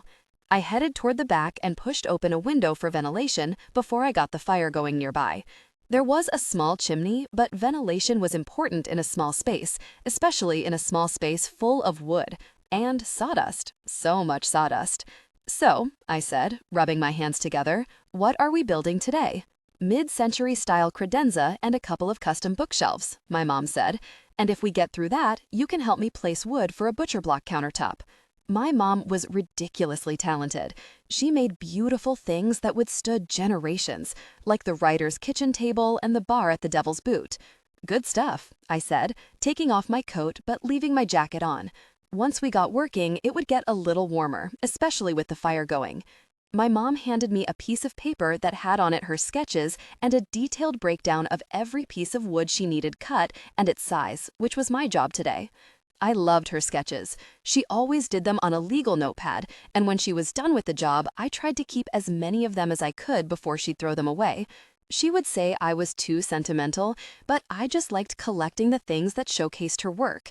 Some people got written recipes or sewing patterns from their moms. I got these. I started saving them after my dad died. I wished I had more from him. There was a stack of wood planks next to the saw, ready for cutting. "So," my mom said, "how is Cam?" "I don't know, Mom," I sighed. "It's not like we talk." "But you do play shotgun rider to her runaway bride after her non-wedding?" I rolled my eyes. Of course she knew about that. If I had to guess, that gossip Luke Brooks was probably to blame. Technically speaking, Cam was the shotgun rider, not me. "That was nothing," I said. "Just me helping out a friend." "So you two are friends?" "No." "Maybe?" I ran a hand through my hair, a little frustrated, not at my mom, but at the whole situation. I didn't like the questioning. "But you just said that you were helping out a friend." "Cam is my friend," I said, which was true, at least to me, but I don't know if I'm hers. That doesn't make any sense. I knew my mom was giving me a pointed look, but I didn't look up at her. "You're telling me," I muttered. "So what are you going to do?" she asked. "Nothing, Mom," I said. I know that you love Cam, and I know you think she's the reason I came home, but she isn't. Just because she's technically available now or whatever doesn't mean that anything is going to happen between us. I swallowed, trying to smother the hope ember that burned in my chest whenever I thought about Cam. I feel bad that she got hurt, and I wanted to help her feel better by being her friend. But you still feel something for her? My mom said. How could I not? I asked. But I don't even know her anymore. My feelings for Cam were like an earthquake and its aftershocks. When they started, they were big and overwhelming. And once the main event had passed, once we'd gone our separate ways, I'd learned to live with the way they still shook me up at unexpected times. And when I saw her now, I still felt that small tremor in my bones. But don't I know if the feelings are real or if they were the ghosts of something I hadn't felt in a long time? But isn't there an opportunity to get to know her again now? I don't know if I can, I said, even though I really wanted to. Without everything else getting in the way, Cam and I had baggage that I didn't know if I was ready to open. You drive your mother crazy. I cut my mom off immediately. All right, no need to bring the full name into this. You made your point. My mom gave me a smug smile. Who knows that real romance includes imperfections, awkward moments, and genuine? Think I could pull off blackmail? What if I take out an ad in the paper with your full name unless you ask Cam on a date once the appropriate waiting period after her wedding has passed, of course? I think you could, I said, but I don't think you would. My mom shook a finger at me. God damn the fact that I love you so much, Dusty. Let's build shit. Chapter 9. Cam. When I woke up on Saturday morning, I found Ada, Emmy, and Teddy waiting for me in Gus's kitchen. It smelled like they had made coffee and breakfast. "Morning," Emmy said cheerfully. She was holding a coffee cup with both hands, soaking in its warmth. Emmy was never this cheery in the morning, a legendary grumpy riser. "Are you hungry?" Teddy asked. She was at the stove piling a plate high with pancakes. Ada just smiled at me and went back to what she was doing on her iPad. "What's going on?" I asked suspiciously, taking a seat at the kitchen table. Emmy bit her lip and was quiet for a second. "It's time, Cam," she said. "You've been staying at your baby daddy's house for a week. We think it might be time to start thinking about what's next." Emmy's voice was soft, thoughtful. "I had only stayed at the big house with Amos for 2 nights before I migrated over here. I knew Gus had been worried about me. Not that we don't love having you," Teddy chimed in, as she slid a plate of pancakes toward me. "We'd all do anything for you, but it might be time to reestablish some routine here. Maybe some normal boundaries, you know?" Oh God, Teddy Anderson is telling me about routine and boundaries? She took the seat next to me and bumped my shoulder with hers. "I am a saint, but a week is where I have to draw the line," she said with a laugh. "I need to get laid." Ada snorted at that, and Emmy made a gagging noise. "Oh, grow up, Clementine," Teddy teased. "I'm just saying, things have taken a little bit of a hit in that department lately, but I don't want Cam to be subjected to all of the sounds coming from our bedroom across the hall when the dam finally breaks." Oh, God, Emmy put her hands over her ears. "Make it stop." "Understandable," I sighed. Both she and Gus had been so kind to me this week. Too kind, almost, especially for 2 people who were better known for their tough love. "But only if you're ready," Emmy said, and Teddy and Ada nodded in agreement. "It's understandable if you aren't," Ada said. "You can also come stay with me and Wes to give Gus and Teddy some alone time." "I can't just bounce between all of your houses for the foreseeable future," I sighed. "Teddy's right. It's time to get some routine back, for me and Riley." Teddy smiled. "I was hoping you'd say that. Not in a I want you out of my house way, but in a we have a plan way." "What did you have in mind?" I asked. "Well," Ada said from across the table, "I've put together a list of every home in Meadowlark that's for sale or for rent, which is not that many, but it's enough for us to work with." She slid her iPad across the table to me. "The ones highlighted in green are the ones that I think are the most promising based on size, cost, and location. I figured at least 3 bedrooms and at least close-ish to Rebel Blue." Ada's love of organization spoke to my soul. I slowly scrolled through her list, thankful that she'd included pictures. I got to a blue craftsman-style cottage and stopped. "Is this the Wilson house?" I asked, and looked up, even though I already knew the answer. Emmy nodded excitedly. "Just went up for rent yesterday." Ann Wilson was a kind, elderly woman who was as much a part of Meadowlark as the diner or the Devil's Boot. I met her when I was in high school. Dusty and I used to park at her house before we went hiking, and she would leave treats on her porch for when we were done. Like everyone I knew, Ann loved Dusty. I remember him weeding her yard in the summer and shoveling snow for her in the winter. But most of all, I remember him talking to her and listening to her stories. I thought back to the gas station and how Dusty was so at ease with Stan. He'd always had a knack for people and loved building and maintaining relationships. There were probably hundreds of Anns and Stans in the world now, since Dusty had been all around it. According to the clerk at the post office, Ada said, there's already been a lot of interest in it. My shoulders sagged a little. Of course there was. It was a beautiful home. But, Teddy said, holding a finger up, we have an advantage. How so? I asked. Well, you obviously get pity points because you got left at the altar, Teddy said with a wave of her hand. And the real estate agent in charge of vetting tenants is Ed Wyatt. I didn't know Ed. How does that give me an advantage? I asked. Because Ed's little brother still has a soft spot for his high school homecoming date. Teddy's gaze moved to Emmy, the one and only Clementine Ryder. Emmy rolled her eyes and held up her left hand and wiggled her ring finger, which was adorned with a simple diamond-encrusted gold band. I don't think that advantage applies anymore, Ted. Only one way to find out, Teddy said before looking back at me. Is this the house you want, Cam?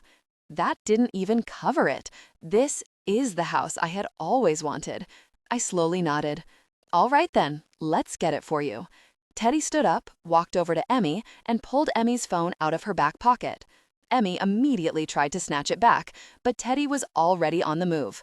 I can't believe your password is Brooks, she called back to Emmy as Emmy chased her around the table. You two are so predictable. Give me the phone, Teddy. Kenny Wyatt, where are you?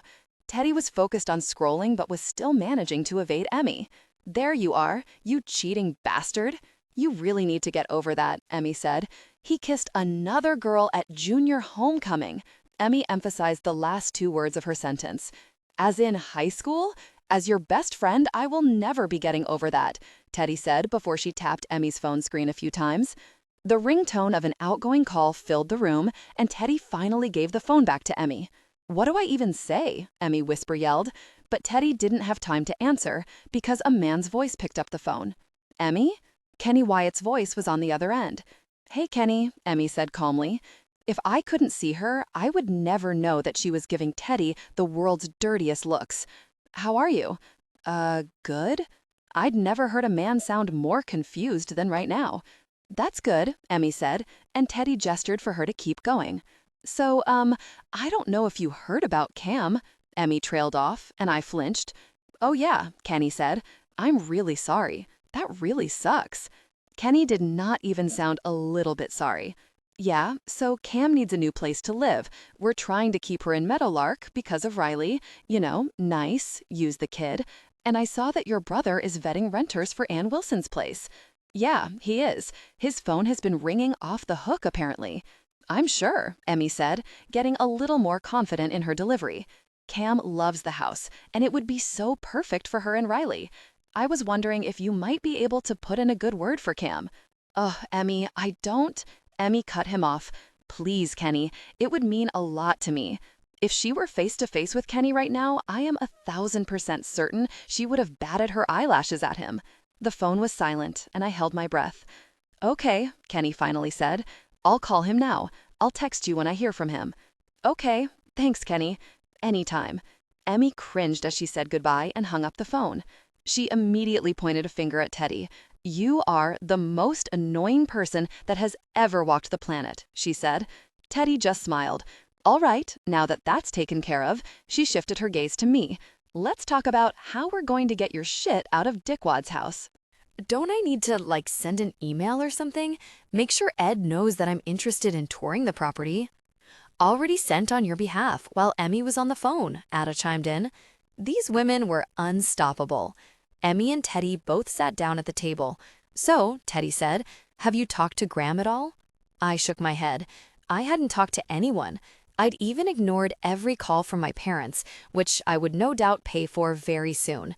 When I was here, at Rebel Blue, surrounded by my daughter's family, I felt braver than I normally did. Not brave enough to deal with Graham on my own, though. "Do you want one of us to do it?" Emmy asked thoughtfully. "I can," Ada said, and I nodded. I trusted Ada with this. I trusted Teddy and Emmy too, but I could depend on Ada to do this gently and quietly, and in a way that allowed me to get in and out with minimal damage. She would let me avoid what I wanted to avoid. I wasn't like Emmy or Teddy, who never backed down from a fight. I didn't have it in me to get mad at Graham or tell him all the ways in which what he did was wrong. Sometimes I wished I wasn't so comfortable with going quietly, but I would just rather things be easy. "Thank you," I said. "No problem," she said with a kind smile. I met Ada when she came to Meadowlark last year to help Wes renovate one of Rebel Blue's buildings into a guest ranch. I liked her immediately. She and I were similar. We were both a little quieter and tended to live inside of our own heads.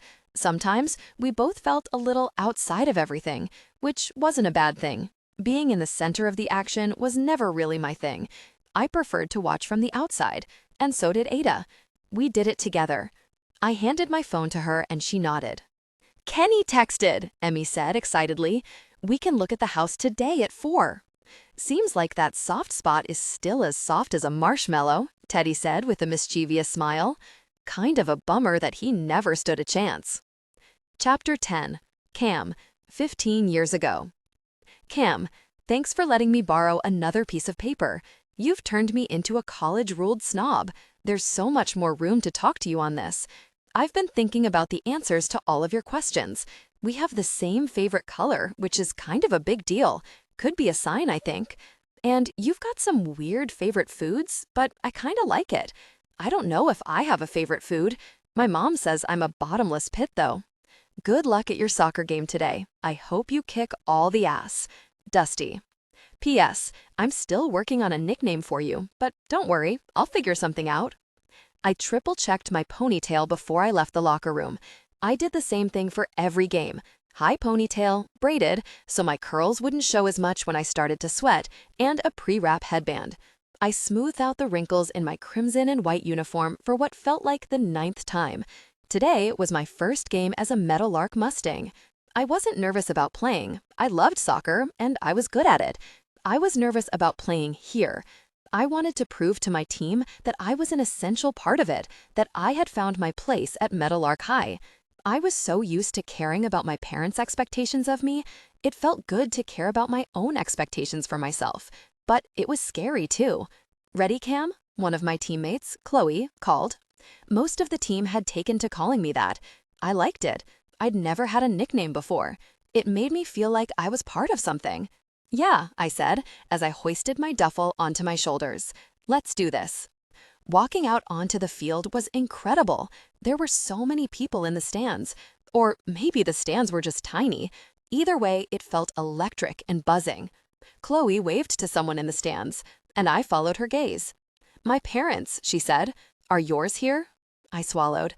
"Not this time," I said. "Not ever. My parents never come to my games. They never would. They would much rather I row or play field hockey or even tennis or some other sport that was rich people coded. They definitely wouldn't come for soccer. They wouldn't come for me. My parents weren't really the supportive kind, at least not in the being involved in the things I liked sort of way. They supported me in other ways, though, the material ways. I'd never really wanted for anything that could be bought, which I was grateful for. But I wanted plenty for the stuff that couldn't. I scanned the stands and spotted a familiar mop of blonde hair near the middle. Dusty. Did he usually come to soccer games? He was talking to a couple of cheerleaders. They didn't have to dress in their uniforms for girls' soccer because they weren't cheering, but they still wore their glittery scrunchies in their ponytails and matching t-shirts. One of the girls was gripping Dusty's face by his chin, and it looked like she was drawing on him. A knot formed in my stomach at the sight of them, and I felt my brows knit together. I didn't know what this feeling was, but I really didn't like it. So I did what I always do with my feelings. I ignored them and prepared to go out onto the field. After the game, Chloe pulled me into a side hug as we walked off the field. "Hell of a game, Cam," she said. I was awkward about it, didn't quite know what to do, but she didn't seem to notice. Thanks, Chloe, you too. But I didn't score 2 goals, she said with a smile. I felt my cheeks heat a little, and I tried not to smile. I did have a great game. Maybe it was because I was extra focused. I didn't want to look over at Dusty and the cheerleaders. Before I could respond to Chloe, a pair of arms wrapped around me, lifting me and whipping me around. Holy shit, Cam! Dusty's voice, Dusty's arms, Dusty's smell. You were incredible out there. A surprised laugh escaped me as he spun me around one more time before lowering me to the ground. His gray eyes met mine. They were bright and excited. They matched his smile. You were like a machine, he continued excitedly.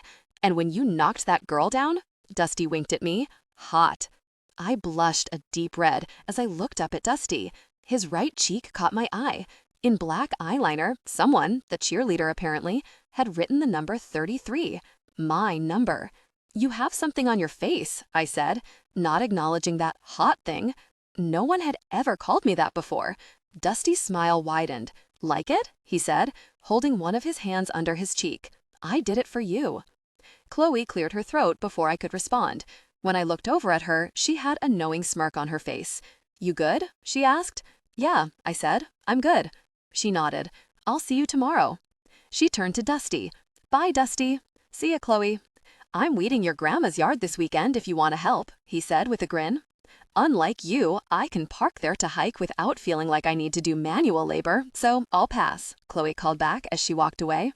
Dusty brought his attention back to me. So, he said, are your parents here or anything? I shook my head. They don't really come to my games, I said. My dad, works a lot, and my mom doesn't like soccer. Oh, Dusty said. He looked confused by that.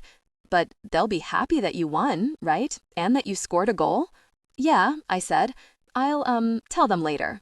So, if they're not here, can I give you a ride home? I said. I had a driver's license. I just didn't have a car. Usually, my parents, Matthew, drive me to and from school and everything else. I didn't know how they'd react to a boy dropping me off. Maybe they wouldn't notice? I pulled out my phone, flipped it open, and sent a quick text to Matthew, letting him know that I didn't need a ride home. Sure, I said. Yeah, just let me get my bag.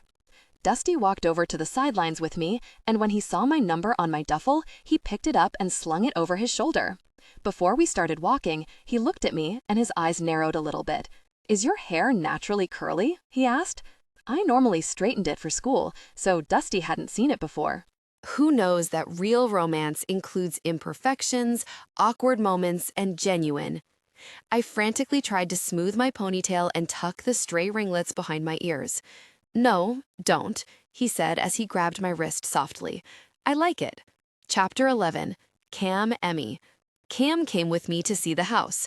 Gus had taken Riley on a snowy trail ride through Rebel Blue this morning and had planned for them to eat dinner with his dad, so I was officially off mom duty for the afternoon and evening. Though I guess finding a place to live for my child and me is still mom duty. I had been worried about how Riley would deal with the move and the absence of Graham, but so far it has been okay. I think going between my place and Gus' house throughout her life made her a little more adaptable. She was a curious kid and asked a lot of questions about why Graham wasn't coming with us or why I wasn't married when I said I was going to be. Both Gus and I went with the sometimes things don't work out explanation, which, thankfully, seemed to work. The Wilson house was only 10 minutes from the entrance of Rebel Blue. It was placed perfectly between there and town. It had neighbors, but not close ones. Also, if you walked through the trees in the backyard, you'd end up at one of Meadowlark's best trailheads that led to so many trail systems, you'd never run out of things to explore.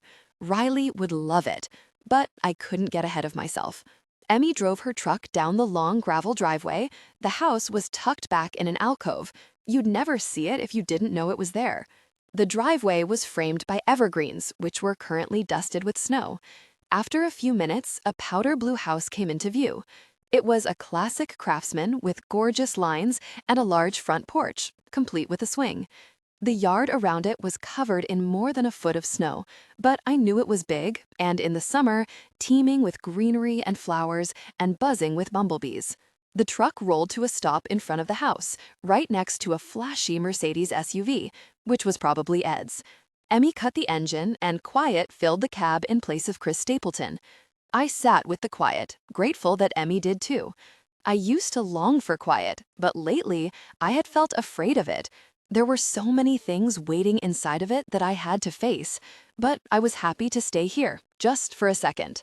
"Ready?" Emmy asked softly. Instead of answering, I pushed open the passenger door and let the cold bite at the exposed skin on my face, neck, and hands. I hated winter, but I loved the way that the air hit my lungs with a jolting refresh. I needed that right now.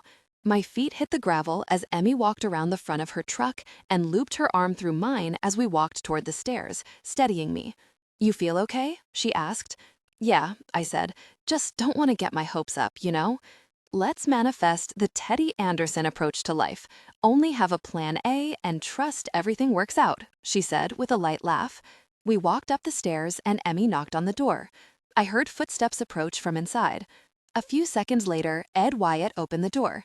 He had dark brown hair and was wearing a suit that didn't quite fit right. That was one skill being in Ashwood gave me. I could spot a bad suit from a mile away. "Ed, hi," Emmy said. "How are you?" "Good to see you, Emmy," he said with an outstretched hand, which Emmy took. He looked at me then and said, "You're Camille?" "That's me," I said, trying to keep my voice light. "Nice to meet you," he said as he moved his hand from Emmy's to mine. "Anne was excited to hear that you were interested in the house." "She was?" I asked, touched that Anne even remembered who I was. Ed nodded. "She said you spent a lot of time here in high school." A lot was generous, but this house and I were definitely familiar. She said not to even show it to anyone else unless you decide you don't want it. Emmy squeezed my arm. "Oh my God, that's great news," she exclaimed. "I didn't know you and Anne were that close, Cam." I laughed sheepishly. "Me either." "So let me walk you through," Ed said, turning to start walking deeper into the house. The house was built in 1929. Anne and her husband, Arnold, bought it in the 50s. They raised 3 children here, and it was well loved by their grandkids and their neighborhood, too. "Over here, we have the formal living room," Ed said. There were 2 cream-colored love seats and a pink velvet chair. Kind of a relic, but with bay windows like that, you'll definitely be spending some time in here, I'm sure. Formal dining is on the other side, but Anne currently has that set up as a library. "Is she hoping to rent the house furnished?" Emmy asked. "So only the common areas are furnished currently, and Anne is happy to leave them that way. The bedrooms, though, are a clean slate." That was good. Riley loved her canopy bed. "Partially furnished is great," I chimed in. The only furniture that I owned was Riley's. Graham had bought everything else for the house. It was all his. I'd have to figure out a bed and stuff for myself, but that didn't matter. "Great," Ed said. "Let's keep going." We walked down a short hallway toward an open space. Kitchen and living room. There is a fully functioning wood-burning fireplace there. Ed pointed at the north side of the room. The fireplace was outlined by gorgeous red brick and a dark wood mantel. Kitchen appliances were updated about 5 years ago. All stainless steel, and the stove is gas, Ed said. And a dishwasher was added, which wasn't there before. "It's beautiful," I said as I looked around. It was so close to how I remembered it. Warm and inviting, a mishmash of colors and styles, maybe one too many for me, but the way they came together made it feel unique and classic all at once. Plus, I thought Ada could help me with design to make it feel more cohesive, a little simpler, which was just the way I liked things. The primary bedroom is behind the living room, and the 2 other bedrooms are behind the kitchen, Ed said. I nodded. "Ensuite bath in the primary and a shared bathroom for the other bedrooms, right?" "That's right." "Laundry is in the basement. It's unfinished, so it's a little scary down there, but nothing too crazy." "This is great," I said. "Really great. I could see Riley and me here. We'd be close to her dad, to her family." "So you're feeling good about it then?" Ed asked. "Any questions?" "Loads," I said, "but I think we're going to want this no matter what." Ed clapped his hands together. "Perfect. There are a few housekeeping items that Anne wanted me to go over with you. Is that okay?" I nodded, waiting for him to continue. "Right now, she'll have you sign a 12-month lease. The lease can be renewed if, this part is a little bit of a bummer, sorry, Anne is still with us. If she passes on during the tenure of your lease, it's contracted that you'll be able to finish it out, but it's up to the new owner's discretion on whether or not you can renew. Christ, that was a downer. Okay, I said. Does she already know whose hands the house will fall into if that happens? She does, and they've agreed to these terms. That's fine with me, I said. A year was plenty of time to figure my shit out, I hoped. The other stuff is less intense. She asks that you don't make any structural changes to the home, but you're welcome to hang things and do renter-friendly projects. The fireplace requires a lot of care, so she asks that you only use it if the groundskeeper gets it going and has permission to put it out. Groundskeeper? I asked. That was new. Oh yeah, Ed said with a not a big deal hand motion. There's a smaller house on the edge of the property, basically a studio apartment, but in house form. It's about 200 square feet. Anne started renting it to a tenant last year. In exchange, he takes care of snow removal, yard work in the summer, and a lot of maintenance that Anne could no longer do. He's been a godsend to her. Who is it? I asked, still wrapping my head around the fact that there was someone else on this property. That could be a game changer. Maybe you know him, Ed said, pulling out his phone. Who knows that real romance includes imperfections, awkward moments, and genuine? His local It's Dusty Tucker. Chapter 12, Dusty Cam. I think I'm going to start writing you more notes. You kind of make me nervous, so it's easier to write things down. Don't tell anyone about the nervous thing, though. I have a reputation to uphold, you know. Can I give you a ride home from your soccer game again today? I'd like to make that a habit, I think. Also, my mom wants to know if you want to come to dinner sometime. Don't worry, she's nice, and so is my dad. My little sister will probably be kind of annoying, but just because she'll be obsessed with you, say yes. Please. Dusty, I walked through the automatic doors of the Meadowlark Assisted Living Facility with flowers in one hand and a small bag of groceries in the other. The bag only had two things in it: tapioca pudding and canned peaches, Anne's favorites. The assisted living facility in Meadowlark was small. It was less than a mile away from the hospital and had stunning views of the mountains out the back windows. Anne had been here for a few months, and I tried to come see her once a week to give her updates on what was going on at the house, as well as some company. She didn't have any kids or grandkids who had stayed in Meadowlark, and even though I don't think she was lonely, she made friends fast, I liked coming here. I found her in the sunroom with her e-reader. Anne had her reading glasses on, and the text on the screen was so large that only a paragraph fit on the screen at a time. I could read it from where I stood, but I didn't. I knew better than to read over a woman's shoulder. I had manners. She looked up before I said anything. I had a feeling that was you, she said with a smile. Anne's hair was short, white, and permed. She exclusively wore worn-out crew necks in the winter and gingham button-downs in the summer. How'd you know? I asked as I bent at the waist to hug her. You make a lot of noise, she said, all those rings and buckles clinking around. New flowers for your room? I said, handing over the small baby's breath bouquet. And some snacks. Just in time, Anne said with a soft smile. I just threw out the old flowers yesterday. Thank you. I nodded. How are you? I asked. Anne's blue eyes gleamed. I'm great, she said. Apparently, one of the nurses started dating the son of one of the residents a few weeks ago, and they just had a big blowout breakup because the son was flirting with one of the nursing assistants. I huffed a laugh and shook my head. As much as I appreciate the gossip, I asked how you were. So you don't want to hear about the fact that I'm pretty sure Donald has 2 girlfriends, but neither of them know about the other because they're in different activity groups? Donald was Anne's neighbor. I didn't say that, I said, smiling, but I always want to know about you first.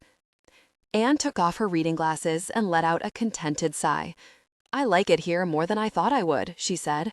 Sometimes I miss the house, but I don't miss feeling so isolated. She had a hard time getting around, and she didn't like to drive anymore. Her kids had been worried that her house was too secluded for her to get help if she needed it, so she didn't fight them when they brought up the move. It's nice being so close to people, and there's always something going on. It's like living at the post office, she said with a grin. It was well known that the Meadowlark post office was a gossip hotspot. I'm glad, I said. What did you do this week? Anne thought about it for a moment. The service dogs came, she said. And there was a painting class, too. I'm a shit painter. What did you paint? I asked on a chuckle. One of the service dogs, she said. I was going to give it to the owner next time they came, but I'm afraid they would think it's an insult. I shook my head on a laugh. How's the house? Anne asked after a second. Good, I said. I probably need to replace the HVAC system before next winter. The heat has gone out a few times, but so far it's been a quick fix every time. I should have Ed tell Cam about that, Anne said, looking back down at her e-reader. She's looking at the house today. I felt my eyes widen, but I tried to control my expression as I swallowed hard. I knew the house had been put up for rent, obviously. I knew Cam loved the house as much as I did, and I also knew that due to recent changes, Cam would be looking for a new place. But I'm not sure I ever could have really been prepared for the possibility that Cam and I could end up in such close proximity. That's good, I said. I tried not to sound ruffled by it, to stay cool, calm, and steady. Does she know you live on the property? Anne asked pointedly. I rubbed at the back of my neck. I don't know, I said, but I'm sure she will soon, if she doesn't already. It's a shame what happened to her. Poor girl, Anne said with a sigh. I hope she's able to find some happiness. She's always been a good egg. I nodded, not really sure what to say. Are you two still friends? Anne asked. Kind of, I said. We didn't really keep in touch while I was gone, but I've seen her a few times since I've been home. I was giving Anne the quick and easy version of events. Ah, Anne nodded. Sounds like there's a story there. I felt it then, the hope ember starting to burn and glow in my chest again. That motherfucker refused to be smothered, and it was nearly impossible to ignore.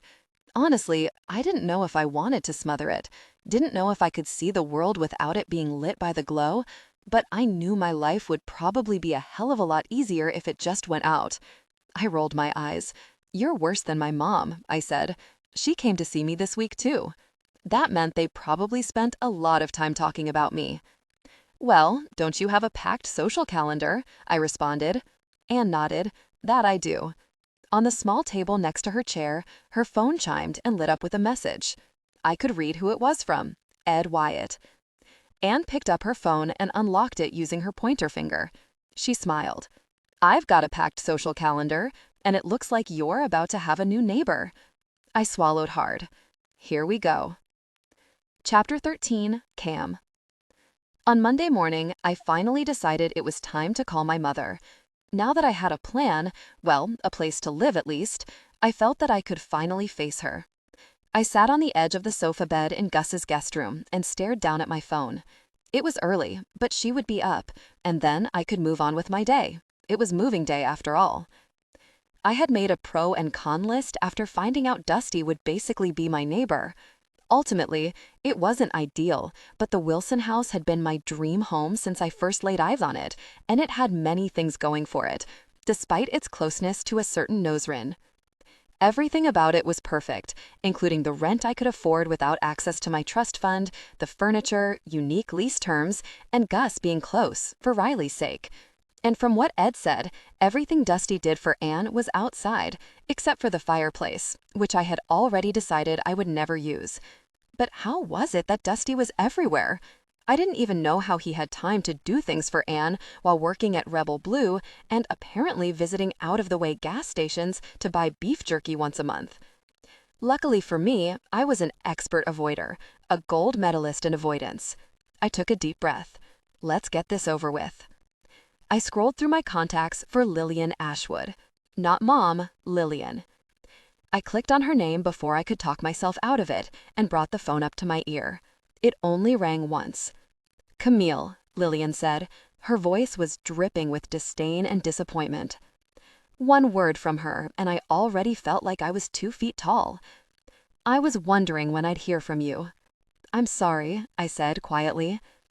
Do you know how embarrassing it was for your father and me to be told that you'd left your own wedding, that the groom didn't even show up?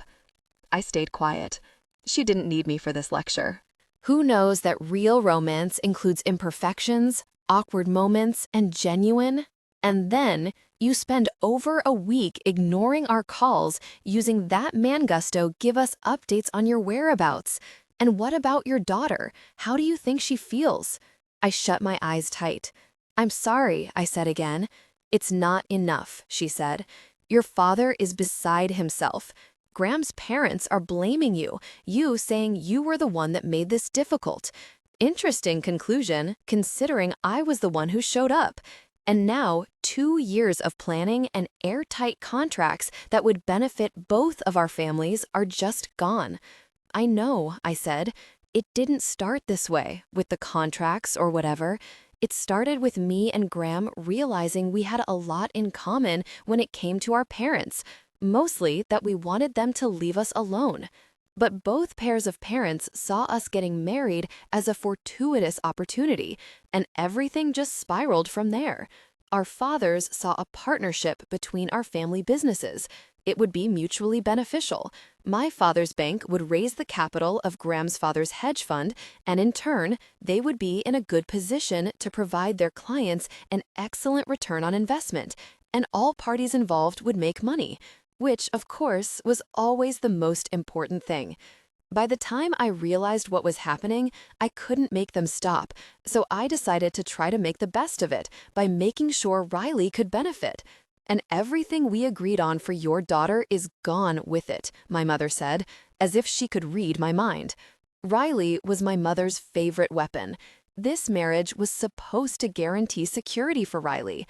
I had wanted to make sure she would never be forced to choose a specific degree or career, unlike me.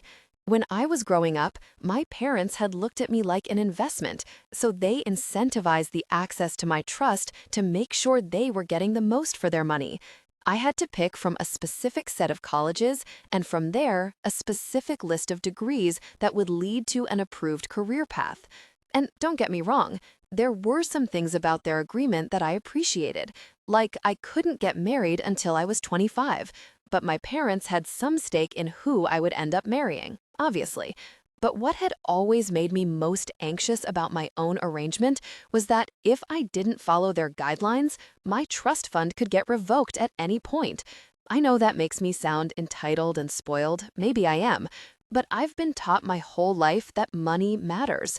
And yeah, I know that money doesn't solve every problem, but for most people, I think it would solve most of them. But I didn't want Riley to ever feel as if she was under anybody's thumb, not even mine. So I did what I'd watched my father do with his business my whole life. I seized the opportunity. I told my parents I wanted something out of this marriage too, something tangible and airtight. A substantial trust fund for her and her alone, and the cost of college covered to study wherever and whatever she wanted. When I came to them with my plans and a proposal for an agreement, I swear it was the first time my dad seemed proud of me. The contract was crafted carefully and meticulously by me and several senior attorneys at my firm in Jackson Hole. Once I got married, the trust would be put in Riley's name, and it couldn't be accessed by my parents or me. Amos would be the custodian. I trusted him. It was an irrevocable trust. There were no takebacks. And I spent every piece of capital I had with my parents to make it that way. Capital that I'd been working on since I was 18, after I dug myself into the world's deepest hole with them because of Dusty. But my marriage to Graham was the trigger, and it didn't happen. So everything I'd done for Riley, and for this money, and her future was for naught. Anger bubbled underneath my skin. Graham was the one who didn't hold up his end of the bargain, Mother, I said without thinking. Excuse me? Lillian sounded shocked that I would talk back to her. Never mind, I said. This was a good thing for you, Camille. Who knows if you'll ever get an opportunity like that again? You come with a lot of baggage. Did she just call Riley my baggage? I'm sorry, I said again through gritted teeth. Lillian was the reason I slept with a mouthguard. My mother continued to ignore my apology. I wasn't even sure what I was apologizing for. Your father and I need to do some damage control. I'll be in touch with updates about how we can possibly salvage your future. I expect you to answer your phone when I call.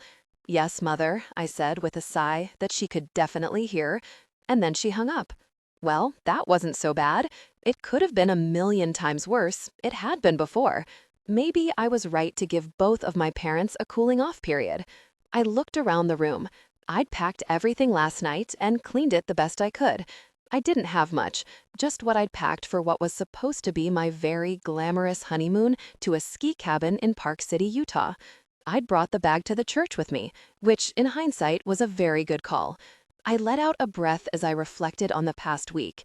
I thought about how weird it was that I was staying in my baby daddy's guest room, and yet how it didn't feel weird at all that he and his fiancée had been there for me. I knew since Gus and Teddy got together that she was good for my daughter, but it was a special thing to witness, how attentive Teddy was to Riley and her needs, how she brought out the best side of Gus, which he preferred to hide, and how, when he told her I was staying here for a little while, she didn't bat an eye. I knew why Gus offered up his guest room instead of letting me stay at the big house with Amos. It wasn't just that he was worried. He knew that it would take a lot longer for me to leave the big house than it would for me to leave his. I'd feel too safe, get too comfortable. I'd let Amos cook me breakfast and make me green smoothies for the rest of forever. But Gus knew that I'd start feeling weird if I stayed at his house for too long. It blurred the few boundaries that Gus and my co-parenting relationship was built on. We parented together, but we were also our own people with our own lives, no matter how much they overlapped. He knew that if I stayed here, I'd eventually realize that I had to get up and stand on my own 2 feet again. With one last look around the room, making sure I didn't forget anything, I wheeled my suitcase out to the kitchen, where Gus was drinking his coffee at the kitchen table. "Morning," I said as I got closer to him. "Morning," he said. "How are you feeling about today?" "Good," I said. "Ada should be here soon. We'll take my car to Graham's, take everything we can fit. Wes and Brooks will follow with a truck and do the heavy lifting of Riley's furniture." "Will Graham be there?" Gus asked. I nodded. "Just to make sure I get inside. Have you talked to him at all?" "No," I said. "Ada set this up. Plus, there's nothing for us to talk about. He went back on his word and on our agreement. He knew what that would cost me, and he didn't care. I didn't blame him, but I didn't need to talk to him about it." Gus' dark eyebrows furrowed. "I feel like there's probably a lot for you guys to talk about," he said. "There isn't," I shrugged. "Thank you for this week. You and Teddy have been incredible. I'm happy our daughter has you." My throat tightened. "I'm happy you're her dad, that she has a good one." "She has a good mom too, you know." "Does she?" I didn't feel that way, especially after my mother had just reminded me of everything that Riley had lost. I hoped she wouldn't miss something she never knew she was supposed to have. "And tell your dad thank you for watching her today," I said. "I'll come pick her up tomorrow, and we'll get back to our regularly scheduled programming." "Cam," Gus said, are you okay?" "Fine," I said with a shrug. "Always fine." "Ada and Wes are here," I said, looking down at my phone. "I'm just going to peek in Riley's room, and then I'm going to head out." Who knows that real romance includes imperfections, awkward moments, and genuine? Gus looked like he wanted to say more, but didn't. I walked past the table and headed up the stairs to Riley's room. Her door was open. Gus liked to peek in when he woke up. I didn't want to risk waking her, so I stood in the doorway. She moved so much when she slept. Her comforter and sheets were chaotic. The fitted sheet was even pulled off the mattress in the corner. Her curly hair was just as crazy. The legs of her pajama pants had ridden up and were bunched around her thighs. Her mouth was wide open as she slept. Every time I looked at my daughter, I got overwhelmed. I couldn't believe she existed and that she was mine. I couldn't believe something so smart and tenacious and clever came from me. And I wanted to make sure I could give her everything. I wanted to stand in this doorway and watch her forever, but I knew I had to get our new home ready. I blew her sleeping form a kiss and quietly descended back down the stairs. Gus wasn't at the table anymore, probably went to say goodbye to Teddy, so I grabbed my suitcase and walked out the front door, where I found Wes and Ada parked and making out in the cab of Wes's truck. Sometimes it was exhausting to be surrounded by people who were in love. I hit the hood of the truck with my palm, and the two of them jumped apart. Wes had the decency to blush and look embarrassed, but Ada looked pleased as hell as she got out of the truck and gave me a hug. "Disgusting," I said as she pulled me into a hug. "Shut up," she said. I told him to give us a 15-minute head start, and then he's going to pick up Brooks. That way we can make sure Graham is gone before he gets there. Wes is the world's sweetest man, but I'm scared he might punch Graham in the face if given the opportunity. And Brooks is a wild card, honestly. Good call, I said, sending Wes a wave. He got out of the truck and immediately came for my suitcase. I'll put this in your trunk for you, he said. Always the gentleman. Thank you, I said, and thank you for your help today. I appreciate it. Anywhere, anytime, he said with a smile. Do you want me to drive? Ada asked, and I nodded as I handed her the keys. I was grateful she offered. We got into my car and waved goodbye to Wes and started making our way out of Rebel Blue. So, Ada said, I've been thinking. Dangerous, I responded. Since I'm coming to your rescue today, I think it's time you tell me what went down with you and Dusty. I froze. That was not what I was expecting. What do you mean? I asked. I mean, I just think it's kind of weird that I've never really seen you guys interact, at least not if you can avoid it. Yet he was the one you chose to spend the day of your almost wedding with. You pretend like he doesn't exist. You don't talk about him at all, but you're okay with him living on the same property as you. I just want to know what the hell happened between you two that created this weird thing you guys have going on. We dated in high school, I said with a shrug. When I said that, it made it sound like that's all it was. Young love. It was more than that, but when you fall in love that young, a lot of people spend a lot of time trying to convince you that it isn't real, and there's no way it will last. I guess they were right about the latter part. Dusty was my first everything, but not in just a first love way. He was my first real friend. He was the first person who cared enough to get to know me, who peeled back the layers I had drawn around myself and liked what they saw. He made me want to like myself, too. Well, duh, Ada said. I know that, but everything about you two screams a whole lot more details than high school fling or sweethearts, especially in a town where those things are common. I shrugged. I don't really want to talk about it. Why? Because it hurts. Because I don't. Cam, Ada said firmly, I'm sorry, but you have to give me something. As your friend, I'm worried about you, and I'm worried about you being on the same slab of property as someone who obviously impacts you in a big way, and I can't tell if it's positive or negative. For someone who told me she didn't have a lot of friends before coming to Meadowlark, Ada was a good one. I let out a long sigh. Look, I said, you're right, Dusty impacts me, and it really isn't positive or negative, it just kind of is. Were you born being this cryptic, or is it something you learned along the way? Probably a little bit of both, I said. I appreciate that you're worried about me, but I don't think you have to worry about Dusty and me. Why not? I shrugged. Because he's a good person. It's not like he's living there to get closer to me. He's just doing his job. So you aren't even a little bit, apprehensive about this whole thing? Of course I am, I said.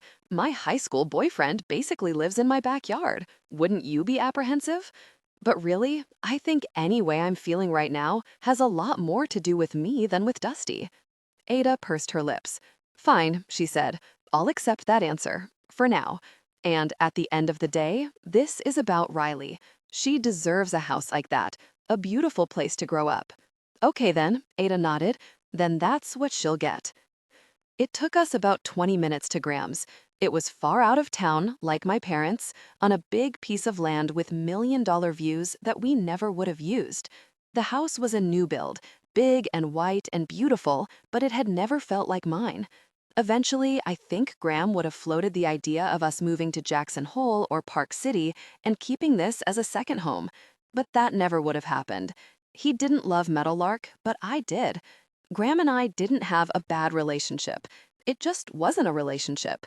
Both of us were aware that it was convenient, easy, and both of us benefited from it. I liked Graham. He was nice, and there were times when I thought he was my friend, but I wasn't in love with him, and I knew I never would be.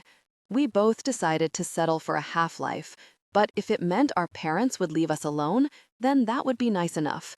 We would both get to exist in peace, which might not sound like a lot to some people, but it was a lot for me, and even more for Graham. Graham's parents were worse than mine, which is why I still couldn't figure out why he didn't show. What was worth more than the life we agreed to and wanted for each other? I was so tangled up in my own thoughts that I didn't realize that Ada had already turned off the car and gotten out. I scrambled out behind her. She walked, stomped actually, thanks to the platform docks she loves so much, up to the front door. Her shoulders were back and her head was held high. It reminded me to hold mine high too.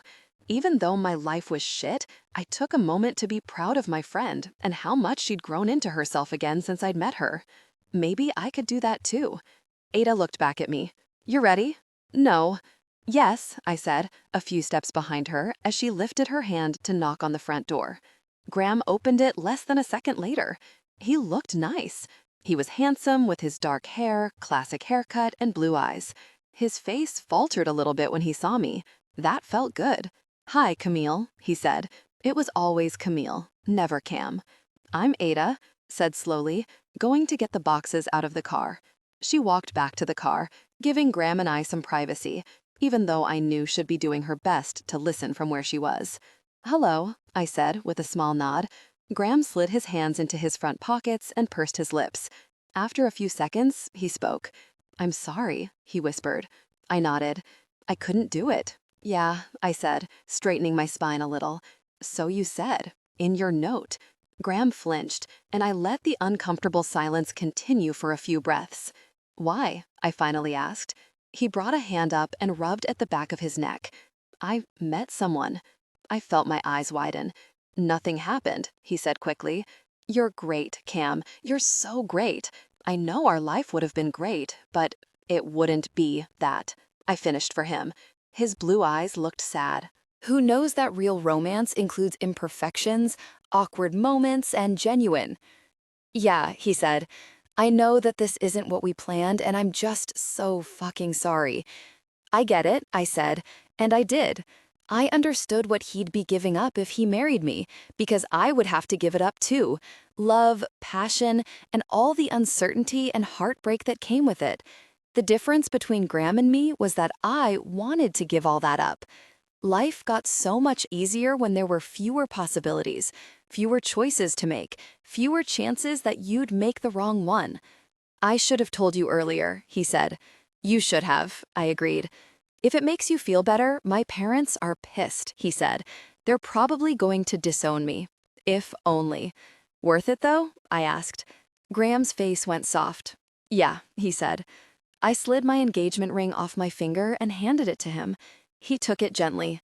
It was a family heirloom, passed down through generations, so I couldn't keep it or pawn it or throw it into a lake. "This is yours," I said. Graham nodded. "I'll let you get to it. Just leave your key under the mat when you're done. I'll be back in a few hours." I nodded, and Graham walked past me and to his car. He gave me one last look before he got in and backed out of the driveway. "So I feel like that went as well as it could go," Ada said, appearing next to me. "You have got to stop eavesdropping," I said with an exaggerated eye roll. I swear, it was her favorite hobby since she'd moved to Meadowlark. "I'll stop when I'm dead," she said, as she pushed the front door of the house open. "Wes and Brooks will be here soon. Let's get your shit." Chapter 14. Dusty. On Monday morning, I was tacking up Huey in the stables. I didn't have my own horse at Rebel Blue, which was normal for me, so I didn't mind. I liked riding all the different horses, depending on my mood or needs that day. Horses were like people. They each had their own distinct personalities, especially when they were working. Huey had become one of my favorite mounts, but he was also one of Emmy's, so we had this running thing going where whoever got to the stables first would take him so the other couldn't. Unfortunately for Emmy, I don't sleep well, and I get bored easily, so I always ended up at work way earlier than I needed to be. I was taking a quick picture of Huey tacked up to send to Emmy when Gus and Amos walked in. "Good morning," I said to both of them. "Getting an early start?" Amos smiled at me. It was impossible not to be at ease when he was around. Gus, on the other hand, brought a little less ease to the table, but I don't think it was intentional. "Yes, sir. I had to get to Huey before Emmy could," I said with a grin, and Amos let out a hearty laugh. "Ah," he said, eyes gleaming. "I'm surprised she's still playing by the rules. Clementine usually finds a way to get what she wants. Did you just admit she's spoiled? Gus asked. Amos shook his head. Not spoiled, loved. Right, Gus responded with an eye roll. His lip was twitching a little before he looked at me. I'm surprised you have time to get here early. I heard you've got a lot going on. That felt like a direct nod to the fact that I was the caretaker for what was about to become Cam's house. It's nice of you to help Anne out, Amos said, shooting Gus a look. That's what we wanted to talk to you about, actually. Cam? A job, Amos finished. I thought I already had one of those here, I said. You do, Amos said, and we appreciate you. You're great at managing the ranch hands and maintenance. You filled a gap that we didn't know we had. Right, August? Right, Gus said, before he took a deep breath. So, we've been working on trying to get a horse sanctuary up and running here over the past couple of years. That didn't surprise me. Amos basically ran a non-official one anyway. He was constantly bringing horses home, and even when the horses he already had couldn't work anymore, he kept them. They all got to live out retirement in the hills of Rebel Blue, cared for by Amos himself and his daughter, who loved horses the same way he did. It was the same way I did too. I nodded. This is a great place for a sanctuary. You have the room. And we can make more, Amos said, gesturing to the stables around us. The riders had 3 barns on the property, one for their horses, one for ranch hands to keep their horses if they had their own, and one that was currently empty. You've worked at other sanctuaries before, right? Yeah, I nodded. My favorite one was in Mexico. Most of the horses there had been found emaciated on the side of the road or had spent their lives tied to something. But in this safe haven, they got to join a gaggle of animals running free around the place. My favorites were Moha, a 3-legged dog who was a food thief, and Shoya, a goat that thought he was a dog. A few. They were a great place to work. So would you be interested in helping us get Rebel Blue's version of one off the ground? Not just off the ground, Gus said. We don't have the capacity to do this on our own. This would be long-term. And I know you like to bounce around. The look Gus gave me was pointed, and my chest felt cold. I didn't have any plans to leave Meadowlark, but that didn't mean I didn't feel the urge to every now and then, especially when Gus was looking at me like that's exactly what he expected me to do. But I was here, and I was staying, and if taking on some extra work was the way to prove that to everyone, then I'd take on some more work. Well, I said, I'm here for the long haul. Amos reached out and clapped me on the shoulder. Good man, he said. I'm not worried. When he said that, I swallowed. I didn't know that his approval or his faith in me meant so much. But when the steadiest man in the world tells you that he's confident in you, it does something to you. Ride out with me, Gus said, and we'll talk about all the details. Sure thing, I said. Thank you for the chance. Amos brushed it off and said, there's no question that you're the man for the job. But when I looked over at Gus, he didn't look so sure. I guess I'd just have to prove him wrong then. Chapter 15. Cam. 15 years ago. Dusty's arm was slung over my shoulder as we walked up to the front door of his house. It was my first time here. Even from the outside, the white farmhouse looked big and bright and warm. I have no idea what my mom is making for dinner, he said, as he opened the door. But if you don't like it, you don't have to eat it. She won't be offended, I promise. Yeah, right. Like I wasn't going to eat whatever she put in front of me, no matter what. I wanted Dusty's mom to like me. When we stepped into the house, I immediately felt like I'd been here before, even though I hadn't. It just felt that familiar. Unlike my house, which my parents paid people to keep so meticulously clean that it almost felt sterile, this one had signs of life everywhere.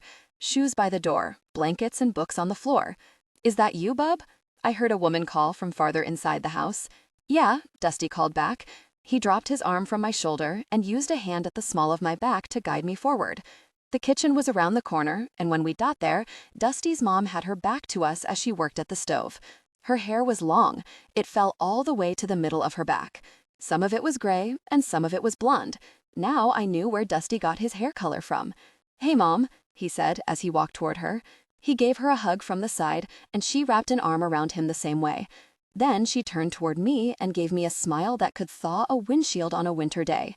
And you must be Camille, she said, as she put the wooden spoon on a spoon holder and walked toward me. I expected her to go for a handshake, but she didn't. Instead, she pulled me into a hug, a tight, warm hug. I stayed still for a moment, surprised, but I recovered enough to hug her back quickly before she pulled away. Dusty was grinning at me. "So nice to meet you, honey," she said. "We've heard so much about you. I'm Aggie." Aggie and Dusty looked very much alike. Who knows that real romance includes imperfections, awkward moments, and genuine? They had the same angular features and slim build. I wondered if he got anything from his dad. "It's so nice to meet you too," I said genuinely. "Thank you for having me." "Of course. We're just waiting on Dusty's dad to get home and then, well, dig in. Dusty, honey, will you set the table?" "Sure thing," he said. Aggie stayed by me. "Do you prefer Camille or Kem?" she asked. Dusty has used both. No one had ever asked me that before. "Cam," I said. "Cam it is then." Aggie grinned at me. Was it normal for people to be this nice to people they just met? Aggie and I chatted for a bit about school and soccer. She asked if she could come to a game, and I told her I would love if she did. When I heard the front door open again, I also heard 2 sets of feet come into the house. One of them ran toward the kitchen. When I saw the kid appear around the corner, I figured she was Greer, Dusty's little sister. "Who are you?" she asked, when she noticed an outsider in her kitchen. She and Dusty had the same eyes, but her hair was almost black and as long as her mom's. "Greer," Aggie chastised. "I'm Cam," I said. "It's nice to meet you." Greer looked me up and down. "You're pretty," she said. Then a man came around the corner. Dusty's dad. He put his hands on Greer's shoulders. "She comes off a little strong," he said to me, "but she means well." Dusty's dad, Rennie, was tall. His hair looked like it used to be dark, but now it was mostly gray. He was clean-shaven and wearing jeans and a t-shirt from the grocery store, along with his name tag. Both of his arms were full of faded tattoos. "You must be Cam," he said to me. His eyes were bright. "We've heard a lot about you." "All good things, I hope," I said, reaching out to shake Rennie's hand. "Good would be the understatement of the century," Rennie said as he took my outstretched hand. When I looked over at Dusty, he looked like he might be blushing. "Welcome. We're happy you're here," Rennie said, before moving past me to his wife. He gave Aggie a kiss on her temple and then her lips, and I realized I'd never seen my parents kiss.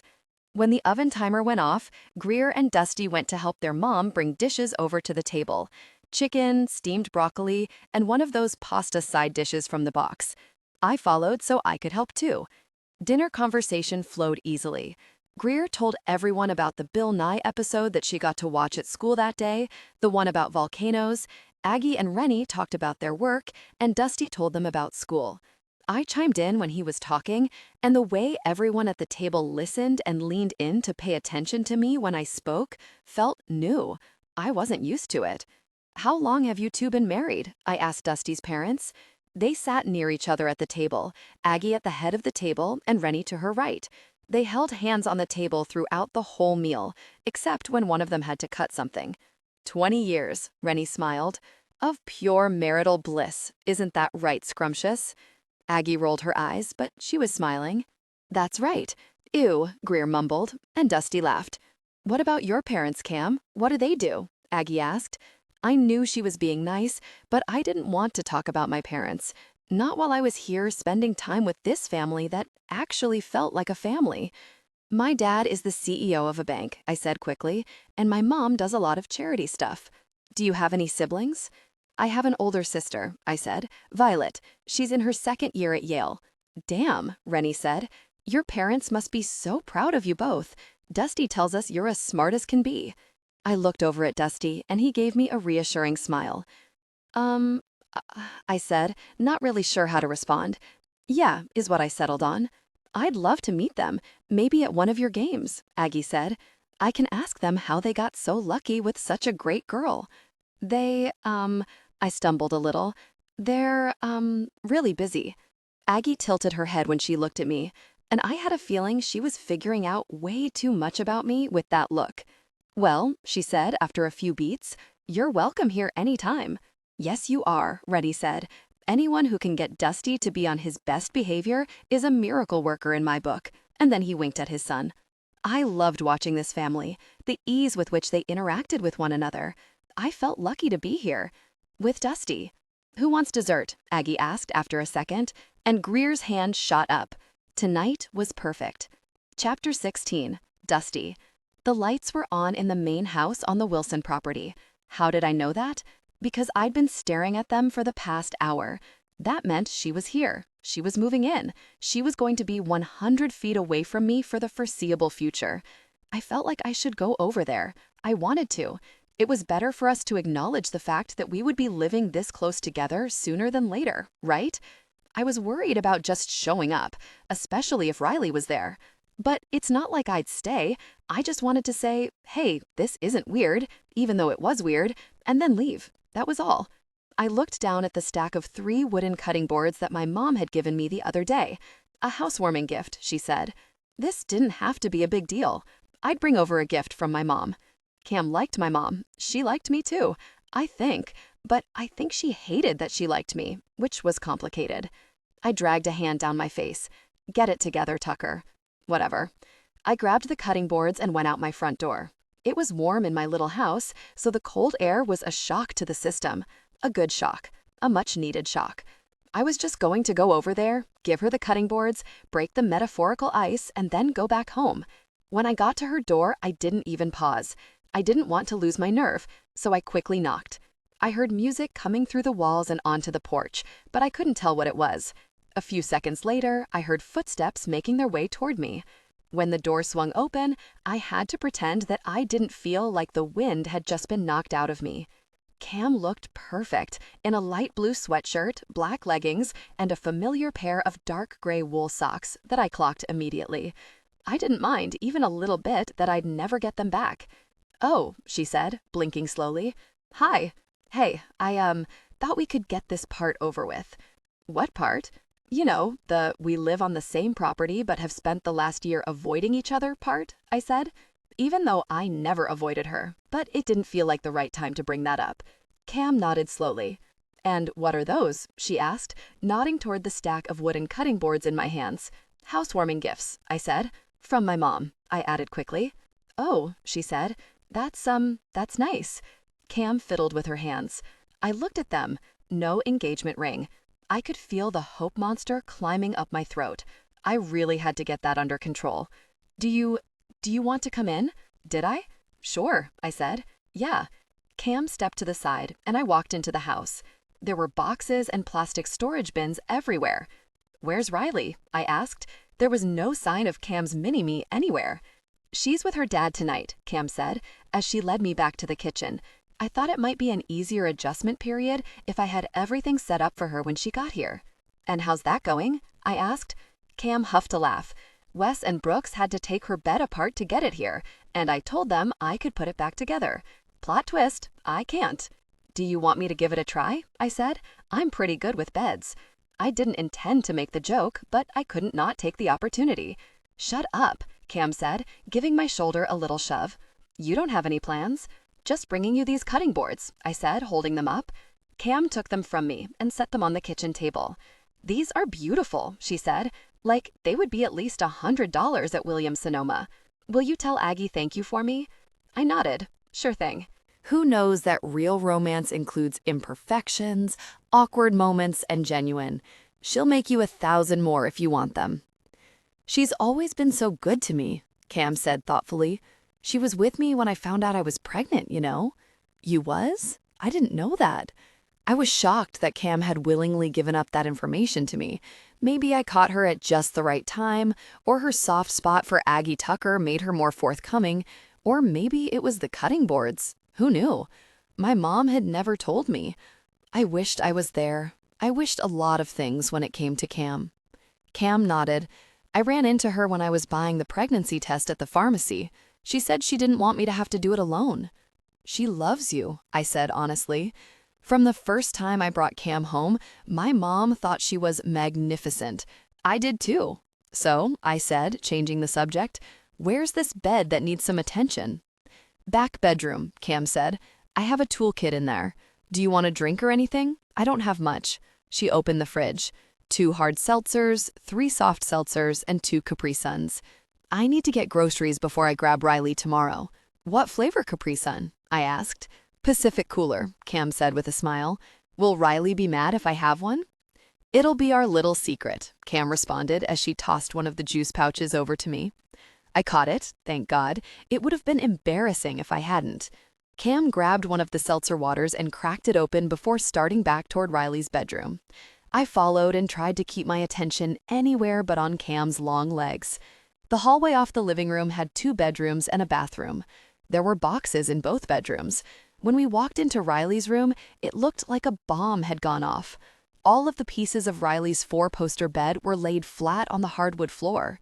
It was a light wood, probably walnut. It matched the tall dresser, nightstand, and desk.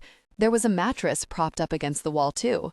I could hear a refrain playing from a speaker in here, "You Have Stolen My Heart" by Dashboard Confessional. And for a second, I wasn't in this bedroom. I was in the passenger seat of my Bronco. The windows were down and Cam was driving us down a back road. She'd convinced me to let her drive, and I loved looking at her while she did. We were singing at the top of our lungs to a mix CD that she had made, the first of many. I literally cannot figure out where things go. Cam's voice pulled me back to the present. I should have kept the instruction manual. This bag has all of the hardware and stuff in it, she said, handing me a bag. All right, I'll take care of this part, I said with a smile. When I made eye contact with Cam, her eyes dropped to my neck, the right side of my neck specifically, just like they did when we were at Chili's, like she couldn't believe I still had it. I wondered if she still had hers. How can I help? She asked. Let me get the lay of the land and we'll go from there, I said. So you're okay if I unpack some of her clothes and stuff? Cam asked, and I nodded. She walked to the other side of the room and we both got started on our respective tasks. As far as the bed went, it looked pretty easy to assemble.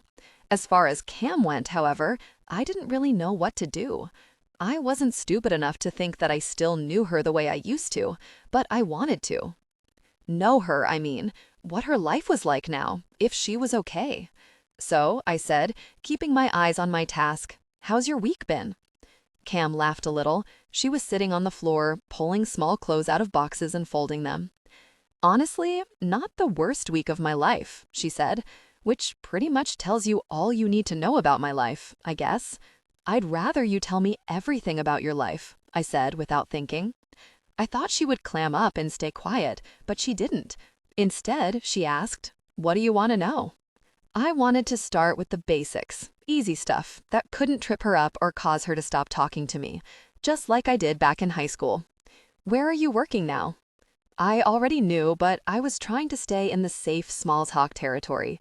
I'm a lawyer, she said, one of the Ashwood's approved career paths. Doctor, banker, accountant, lawyer.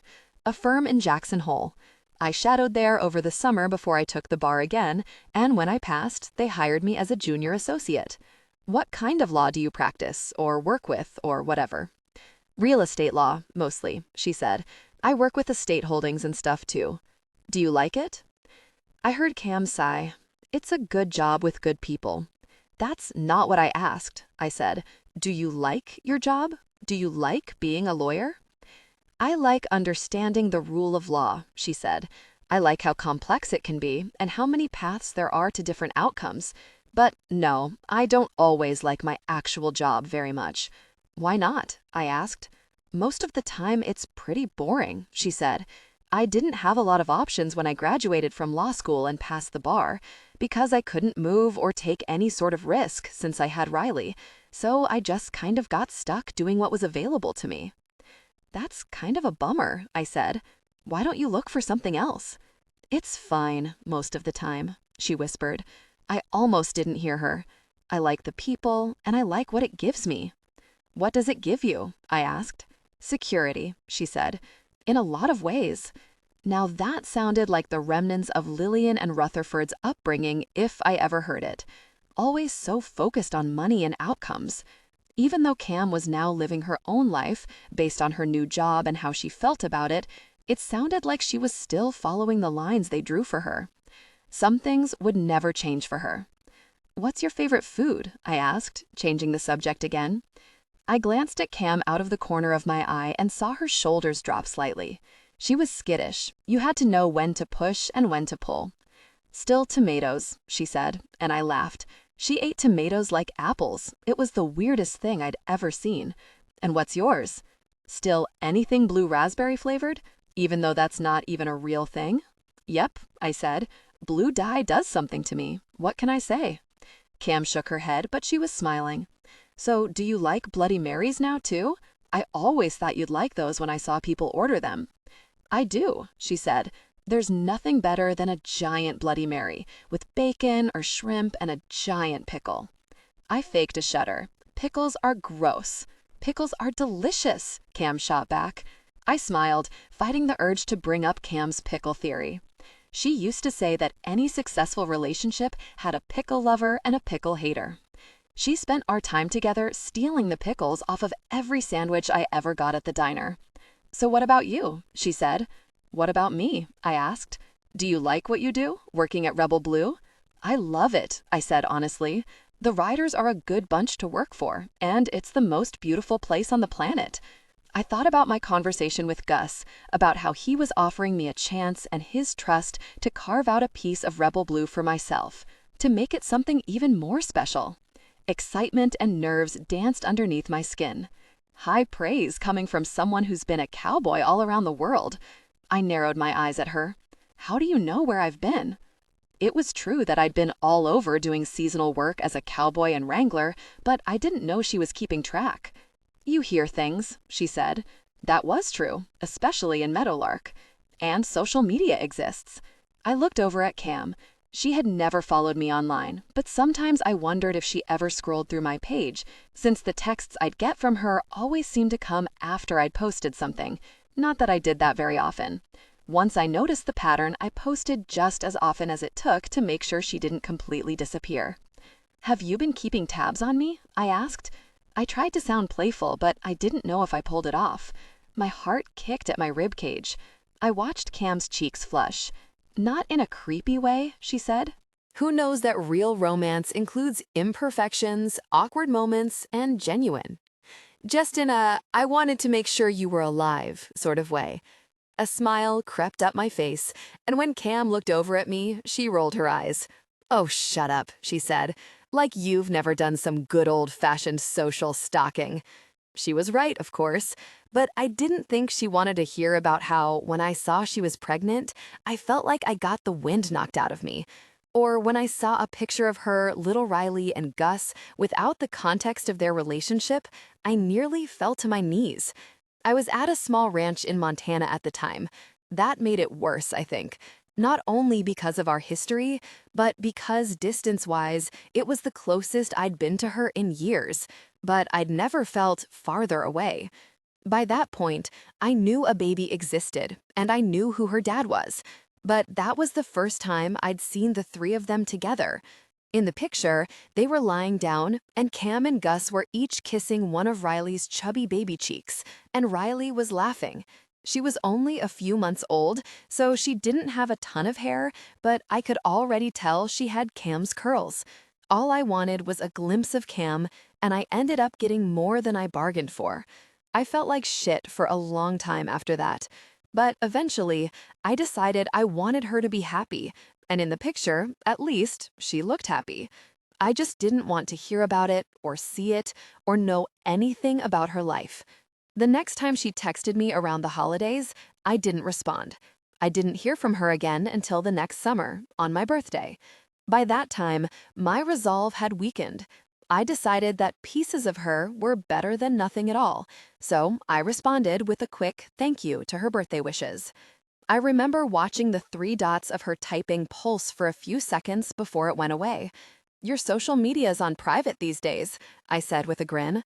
Cam laughed, and I basked in it. See, you did it too, she responded. How's Greer, by the way? She's good, I said. Lives in Alaska. She works for the Forest Service, lives in a tiny cabin, worries about the planet, sends us pictures of giant grizzly bears that freak my mom out. So, exactly where she should be then, Cam asked, and I nodded. I'm sure it was hard for your mom when both of you were gone. Yeah, I said, as I positioned a wooden dowel in part of the bed frame, which was almost ready for me to start putting the pieces together and securing them. She jokes that she drove us away, but I hope she knows we just inherited her love for the big wide world, you know? When I told her I was coming back, I continued, she was ecstatic. The first words out of her mouth were something about her baby boy finally coming home or whatever, but the second ones were, "You're not living in my house." Cam laughed again. "So, you ended up living in a little house on Anne's property. Why not stay at Rebel Blue in the staff housing?" I shrugged. I've lived in staff or seasonal worker housing for upwards of 10 years. I was more interested in living somewhere that finally felt like mine, where I could collect more belongings than what fit in a duffel bag or my Cara place. I wanted to come home to at the end of the day. Cam looked surprised before she glanced down at the clothes she was folding. I was surprised too when I found myself longing for home, for something more permanent. In some ways, I thought it meant that I'd finally healed enough to come back here. But when I looked at Cam, I still felt like the 19-year-old kid who got his heart obliterated, and I had to fight the urge to run from her. But how did you end up at Anne's of all places? I saw Anne at the grocery store when I was home once a few years ago. She was struggling to reach the loaf of bread she wanted, so I helped, I explained. And then I walked around the rest of the grocery store with her to make sure she could get everything. We talked the whole time. She told me how her property was getting hard to manage on her own, with her kids and her grandkids all gone from Meadowlark. And by the time we made it to checkout, she offered me the cabin. I agreed to do anything she needed done around her house or the property for the foreseeable future. I was leaving a few details out of that story, but they didn't really matter right now. "Sounds like a good deal," Cam said. "It is. And have you accumulated more belongings?" "A few. I bought my first mattress, some paperbacks, and a painting from Teddy a few months ago. I'm still working on it, being in one place. It took me 6 months to put my clothes in the dresser and closet." "Well, I don't even have a mattress or a dresser, so you're ahead of me there," Cam said with a shrug. "What?" I asked. "I ordered one of those boxed mattresses online, the ones that come shrink-wrapped in a box, but it hasn't got here yet," Cam said. I guess that meant that she left all of her furniture behind. Maybe it was her fiancé's, but luckily, I've got a few couches to choose from until it does. Cam was tall, probably around 5'10", so sleeping on a couch all night wouldn't be comfortable. "I'm sorry," I said, racking my brain trying to remember if I knew anyone with an extra mattress or bedroom furniture. "I could move my mattress here for her." "It's okay," she said. "I ordered it when I first got to Gus and Teddy's, so it should get here soon." "How was that?" I asked, staying with them. "Easy," she said, "at least for a short period of time." "How has it been? Adjusting to a new dynamic with them and Riley?" Gus and Teddy had gotten together earlier this year, shocked the hell out of everyone, except for me maybe, but I hadn't observed the legendary days of their hatred for each other. I was more shocked by Brooks and Emmy, honestly. "Also easy," Cam said. "Teddy loves Riley so much, and as a parent, it's really rewarding to watch your kid be showered with the type of love they deserve. Plus, Teddy is so different from Gus or me. She's creative and less, I don't know, restricted than both of us. I think it's good for Riley to have her around. Riley has a really good family," she continued, "the type of family I wish I could have had. When my mother heard about Gus's new relationship, or that man, which is how she likes to refer to him, she made this stupid comment about how Teddy was going to be competition for me in my daughter's life, like Riley only had room for one maternal figure. I spiraled a little bit for a while. I wondered if my daughter would love Teddy more than me, I guess. It didn't surprise me that her thoughts went there. "But she doesn't," I said. "Right," Cam said. "Maybe it's because Teddy has been around her entire life, but I don't think Riley ever had a Teddy is my shiny new toy moment, and even if she did, it would have been normal." "I don't know," Cam shook her head. "I feel like people expect it to be hard, adding someone else into the co-parent situation, and maybe it is sometimes, but it hasn't been for us, yet." "And with Greg?" I asked, hating even bringing him up, but I wanted to know, even if it hurt. "You mean Graham?" Cam asked. She was still smiling at me, so bringing him up didn't shut her down yet. "Whatever," I said. "That was different. We weren't—" She stumbled and paused. "We weren't what Gus and Teddy are." What did that mean? They were engaged. They were going to get married, legally bind themselves to each other. Cam must have seen the confusion on her face. "How's the bed going?" There was the subject change. Cam didn't like being pushed, and I wouldn't push her. I wanted her to keep talking to me for as long as possible. Good, I said, looking down at it. Come help me put it all together. How much labor does that require? She asked playfully. Lazy ass. All you have to do is hold the pieces together and I'll secure them. Fine. She walked over to me and put her hands on her hips when she stopped next to me. I wished she'd stepped just a little bit closer, but it would have to do for now. 5 minutes later, we had a finished bed. We lifted the mattress onto it, and Cam grabbed some sheets and a quilt. Who knows that real romance includes imperfections, awkward moments, and genuine? She started to spread out the fitted sheets, sage green with small flowers all over it, and I took a corner. Same with the top sheet and the quilt, which was a light pink with small embroidered flowers on it. Does Riley like flowers? I asked. Yeah, Cam nodded. She and Teddy did a wildflower hunt this summer, and she's been totally obsessed ever since. Personally, I love that her room always feels like summer now. Still your favorite season? In my head, I was checking off the boxes of everything I knew about her that still remained true. Still my favorite season, Cam said. Summer, check. Tomatoes, check. Pickles, check. When she looked at me, something flashed behind her brown eyes. Neither of us said anything. The only noise was the music from the speaker, Make Damn Sure by Taking Back Sunday. Another song from one of our mix CDs. Now that I thought about it, every song I heard was on one of our mix CDs. Without thinking, I put my hand out, asking her to dance. I watched her face fall and her walls go up. I'm sorry, I said quickly, regret flooding me. The song, I trailed off. I know, she whispered. I'm sorry, I said again, swallowing hard. That's not what I came over here for. I came over here to check on you. And then, if that went well, I was going to ask if you thought we could be friends. Cam's eyes flitted around the room, avoiding mine. Come on, Ash, I said. We were always friends before anything else. I watched the wheels turn in her head. She bit her bottom lip and fiddled with her fingers again. In real time, I watched her weigh the pros and the cons, and I fought the urge to beg. Say yes, please. We have always been friends, she said, and I exhaled. You're right. So? I asked, hopefully. Friends it is. Chapter 17. Cam, 15 years ago. Dusty. Hike with me this weekend? Check yes or no. Don't check no, please. Cam. What are you obsessed with hiking? You're insufferable. I don't even know if I like hiking. Dusty. Only one way to find out. I'll pick you up at 8. Cam. In the morning? Dusty. Yeah, sleepyhead. In the morning. Cam. Okay, but park down the street. Dusty. That's getting kind of weird, Ash. Cam. My parents aren't like yours. I'm protecting you, I promise. Dusty. Whatever you say. Wear good shoes. You all right back there? Dusty asked as we continued to trudge up the mountain. Well, I was trudging. Dusty was basically floating. The incline didn't seem to bother him at all. All good, I huffed. So, do you do this a lot, hiking? He asked. I nodded, but then realized he couldn't see me, so I called up to him. Yeah. A fair amount, he said. There's not always a lot to do around here, you know. And even when there are things to do, it's normally stuff that you've already done at least once. But if you do this a lot, isn't this just another one of those things? Yeah, but it's different every time you do it. I could hike up this trail every day and see or notice something new. I took a second to look at the scene around me. I couldn't see that much on the trail. Tall trees surrounded us, but we had to be pretty high up, considering we'd been walking for at least an hour. It was beautiful, but I wasn't really sold on the whole hiking thing yet. I had homework to do.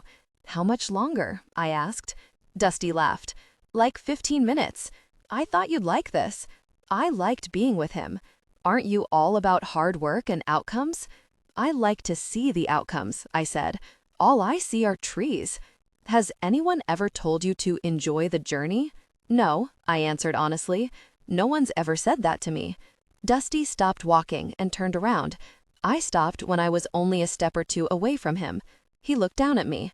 Well, Dusty said, as he brushed my cheek with the back of his knuckles, enjoy the journey. I rolled my eyes, and Dusty grinned when they came back around.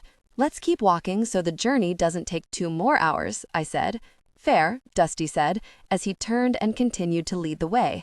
I also didn't know how long the person whose driveway we parked in would be okay with Dusty's Bronco in front of their house.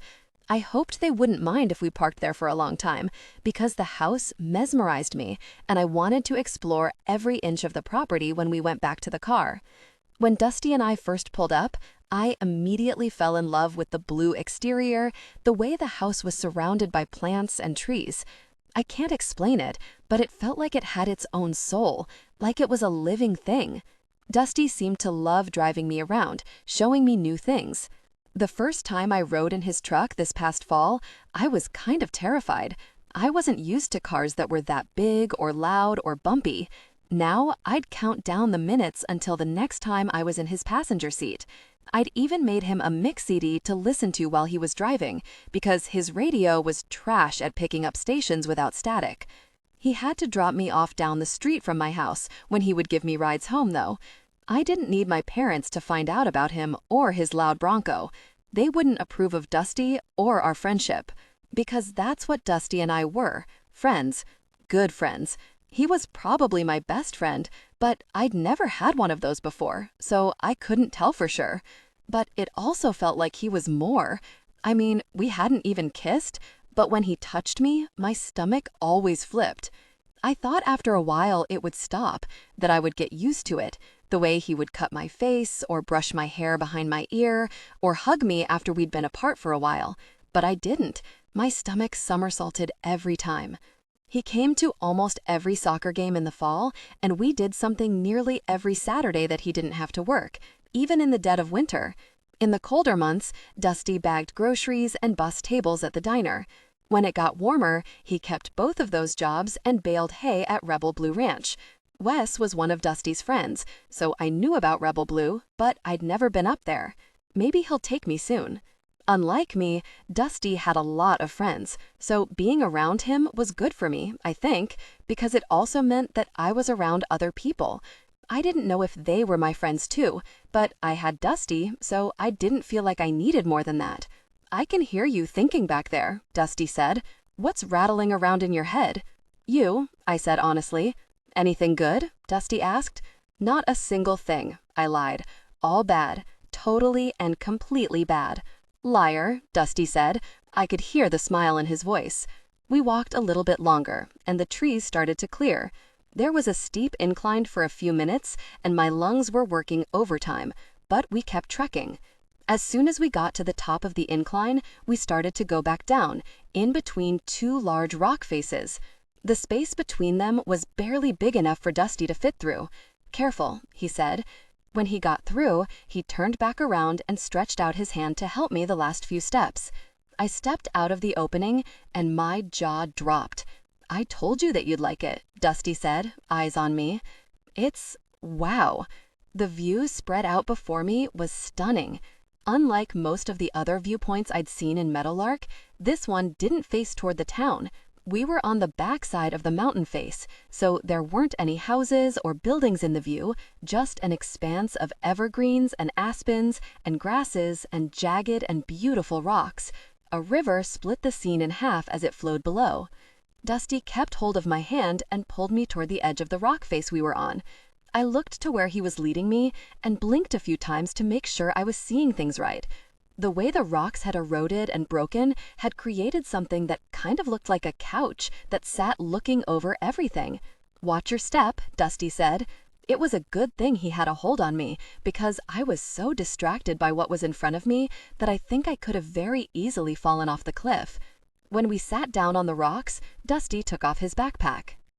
Who knows that real romance includes imperfections, awkward moments, and genuine? He handed me a water bottle, which I took eagerly. He also had apples, peanut butter sandwiches, goldfish crackers, and blue raspberry sour straws. I sat cross-legged and situated myself diagonally so I could see both of the views, the mountains and Dusty. "I think I get it now," I said, and then bit into an apple. I'd learned from Dusty's dad that he thought pink lady apples were the best, and now that I'd had them a few times, I agreed. "What?" Dusty asked. "Hiking," I said. "You didn't tell me we got views and snacks?" Dusty laughed. So you like it? I love it, I said. Good, he responded. So really, what were you thinking about way back there? He looked at me sideways as he ran his fingers through his mop of blonde hair. I took a deep breath. Dusty had gotten me out of the habit of censoring myself, at least around him. Maybe it was the notes or the fact that I felt closer to him than anyone else, but I didn't think there was anything he would judge me for. Why you haven't kissed me yet? Dusty froze, but his gray eyes gleamed. Do you want me to kiss you, Ash? There it was, the nickname. I had recently folded one of my English papers in a way that cut off the latter half of my last name so it would fit inside my notebook. Dusty saw it on my desk and started calling me Ash. He'd finally found his nickname for me, the one that made him feel special. I didn't tell him that he already was. Yeah, I said, in a tone that I hoped communicated that was a stupid question. When he was quiet for a second, I quickly said, but, only if you want to. Smooth. I want to, he said immediately. I've always wanted to. There it was, the stomach flip. Then why haven't you? My voice came out quieter than I expected. I watched Dusty swallow. Waiting for the right moment, I guess. I gestured to the scene around us. This feels like it could be the right moment, I said, and moved a little closer to him. He moved closer to me, too. The air grew thin, and I knew it wasn't just the altitude. Yeah? He asked. His voice was lower than I'd heard it. I nodded. When he leaned forward, I paused. I've never done this before, I blurted out. Oh, God, that was embarrassing. I don't know. Do I move? Dusty smiled, the lopsided one that made my heart squeeze and my breath catch. No, Angel, he said quietly, as he brought his hands up to each side of my face. I watched his eyes scan my face before they landed on my mouth. He leaned in further, and I closed my eyes. Half a second later, his lips were on mine. It was pretty much the best first kiss ever. I didn't want to stop kissing him. I just did it over and over again, continuing long after we had left the rock couch, on our way back down the mountain, and in the front seat of Dusty's truck. I barely noticed when he parked outside of my house, because when the car was stopped, that meant I could start kissing him again. So I did. I pushed myself across the bench seat so I was as close to him as I could get. His hands roamed from my shoulders to my back to my waist. When he used his mouth to open mine a little, I felt a little bolt of electricity from the top of my head to the tips of my toes. Why didn't we do this sooner? I wanted to spend every spare second I had with my mouth attached to his to make up for lost time. A bang on Dusty's passenger side window startled both of us, and when I looked back at it, oh shit, I saw my mother. Shit, shit, shit. Camille Ashwood, get out of this car, right now. She was yelling. My mother didn't yell. It was normally just cold disappointment. Dusty's arm was still wrapped around me, and when my mother spoke, it got tighter. Is that your mom? His voice sounded shocked, maybe even kind of scared. I nodded and looked back at him. Let's get out of here, I said. What? He asked. Take me somewhere.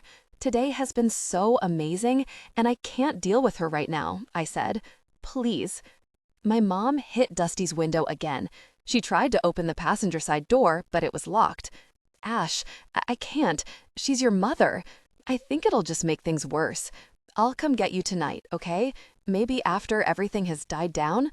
I felt my eyes well with tears, but I nodded. Dusty kissed me again. He didn't care that my mom was watching. I'll get you out of here someday, I promise. Chapter 18. Cam Riley and I were perusing the aisles at the craft supply store in town this morning. I could count the number of times I'd come in here on one hand.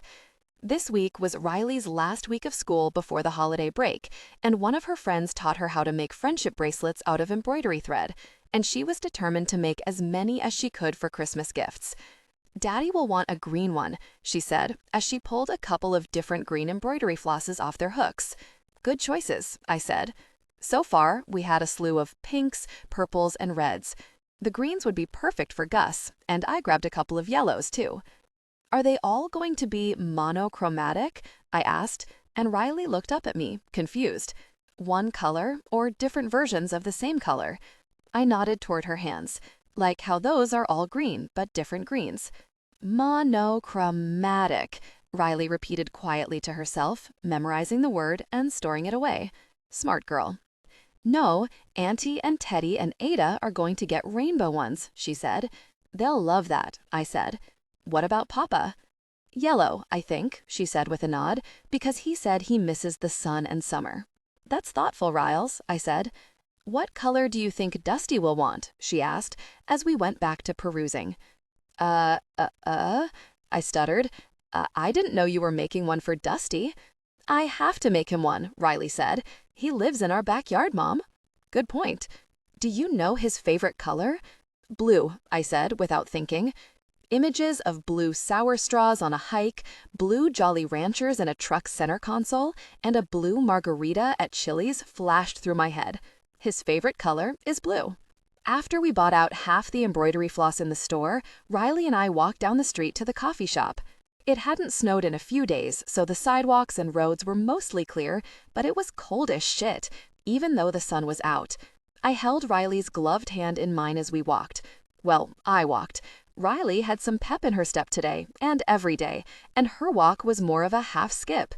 It was the little things like that, or the way she squealed when she ran, that made my heart swell up in my chest. To me, it meant that she felt safe and happy, loved. I never would have done any of that as a kid. When she talked constantly or danced in the kitchen without any sort of inhibition, I hoped that she never lost her joy.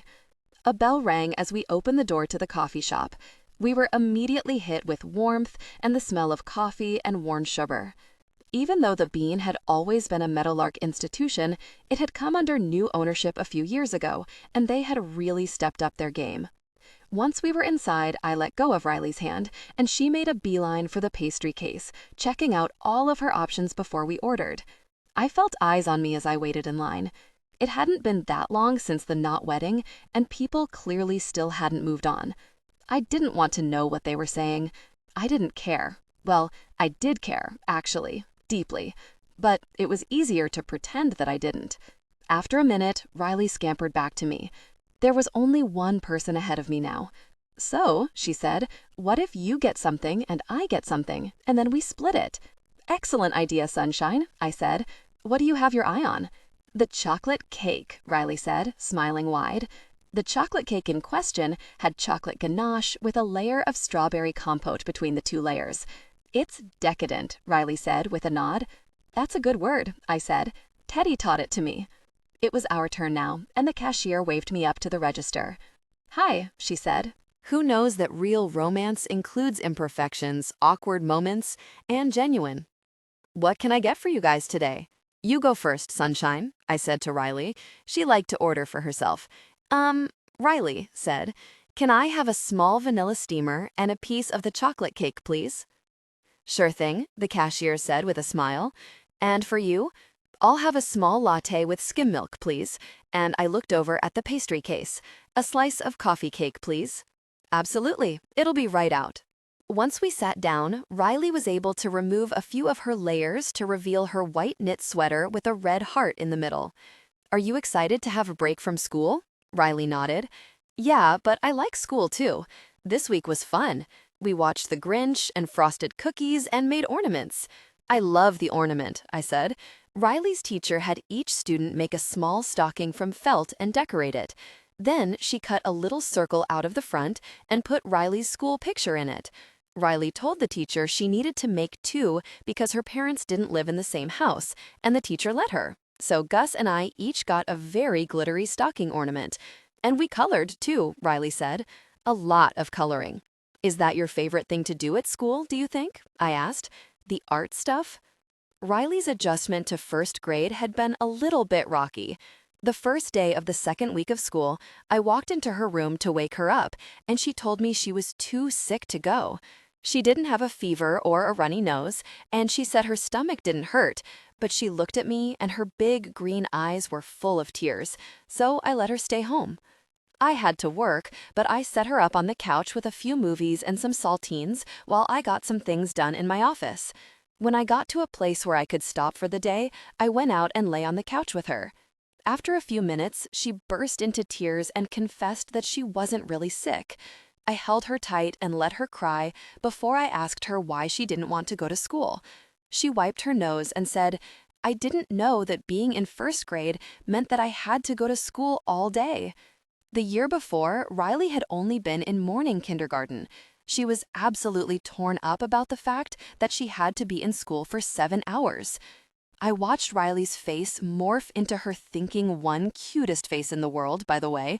"I like library time too," she said, "and my teacher says that I'm good at math." She didn't get that from me. I hated math. "Do you like math?" Riley shrugged. "I like that I can do other stuff when I finish it early." Ah, she had a strategy. Now that was like me. I loved that she was using the analytical part of her brain, except in her case, she was doing it to do things she loved, as opposed to when I was growing up, when all I used it for was to get other people to love me. I always thought maybe if I changed this or did that, got the highest grades, ran the fastest, and did the most, I would be the best. Then my parents would have to be proud of me if I was the best, right? You would think. Generally, I only really got a rise out of my parents when I was doing something wrong. So in adulthood, I think I just tried to keep them happy. That way, they'd leave me alone. I never wanted my daughter to feel that way. I wanted her to enjoy spending Saturday mornings with me at the craft store. I never wanted her to feel like we couldn't share a brownie and a coffee cake or sit at a table and enjoy each other's company. Personally, I can't say I ever enjoyed my parents' company, and I would guess they probably felt the same. Like any parent, I had expectations for my daughter. I expected her to be kind and curious and hardworking. I had hopes for her too. I hoped she would never feel unloved or disposable. I hoped she had dreams and that she was brave enough to go after them. But I never wanted the hopes and expectations I had for her to overshadow the hopes and expectations she had for herself. Because if I did my job right, she would have them, and they would be wonderful. I never really saw myself as a parent, but when I was younger, I wondered if I was capable of being a good one. Like Dusty's parents. They were the first example I had of parents who were there. My parents had always been more of a presence in my life versus being actually present. They inform every decision I make because they're on my mind almost constantly, even though I don't see or hear from them very often. I feel like I live my life like they're watching, in an ominous way. I'm sure they've been proud of me at some points, or found joy in something I achieved, but I don't think they knew how to communicate those things. I think they only knew how to communicate disappointment, which I understood now as kind of a double-edged sword for them and for me. On one hand, I hated it when they were disappointed or upset with me, but when they were displeased, I got the attention that I used to crave so badly. Sometimes I found myself wondering if I used Dusty as a weapon against my parents, especially after my mother found us kissing in his Bronco. Once he was no longer a secret, our relationship became the only way I had ever successfully worked against their wishes, to stand up for myself. But I think he saw himself as more of a shield, something that could protect me. I hoped my daughter never needed either of those things. "I love you, Sunshine," I said. "You know that, right?" Riley's forehead wrinkled. "Duh," she said, right as an employee dropped our drinks and pastries off at our table, in mismatched mugs and on mismatched plates. "I like plates like this," Riley said. "Plates like what?" "Plates that don't match. Can we get some for our new house?" "Have you seen our plates, Sunshine?" I laughed. I was definitely not a mismatched plates type of woman. "Yeah, they're all white and boring," Riley said. Her eyes were alight. "Ouch, kid," I said. "You think my plates are boring?" Riley nodded enthusiastically. "Really boring," she said. "We should get rainbow plates. What if we compromise and get some pastel plates or something with a pattern?" "Pastel is light colors, right?" Riley asked, and I nodded. "Okay, pastels are good." When she took a sip of her steamer, which was just steamed milk and vanilla syrup, my 7-year-old looked like she was 17. I swiped a bite of Riley's chocolate cake. "Oh, that's good," I said. "Hey," she exclaimed, "I haven't even had any yet." I shrugged, and Riley took the first bite of my coffee cake with a grin. As she chewed, she nodded and smiled. "Good?" I asked. Good, she said. Then each of us got a bite of our own cake on our forks. Cheers, I said, and we clinked our forks together. Chapter 19. Cam, 15 years ago. When I was in private school, I loved spring break. I didn't really have anything from school to miss back then, but now I did. I had friends, well, I had Chloe. We stayed pretty close after soccer season was over, and of course I had Dusty. I was counting down the days until school started so I could see him. You seem distracted, Camille, my mom said from the other side of the dining table. It was the last Saturday morning of the break. I'd go back to school on Monday, thank God. The two of us were eating breakfast together. It was the one day out of the entire year that we ever did so. My dad was working. Yep, on Saturday. He always seemed to find a reason to work on the weekends, yet he was always miraculously done when it was time for him and my mom to go to a fancy party with their fancy friends while I stayed home. Just tired, I responded while I speared a strawberry off my plate. We had the same breakfast every Saturday and Sunday. My mom had a lot of stupid rules about food, so fruit, 2 eggs, and wheat toast it was. During the week, it was yogurt. Who knows that real romance includes imperfections, awkward moments, and genuine? Why could you possibly be tired? She asked, but I knew she didn't need an answer to chastise me for something: going to bed too late, drinking too much caffeine, snoozing my alarm because she read somewhere that actually made you more tired. So I stayed quiet and kept picking at my breakfast. Your father got the phone bill a few days ago, Lillian said after a few beats.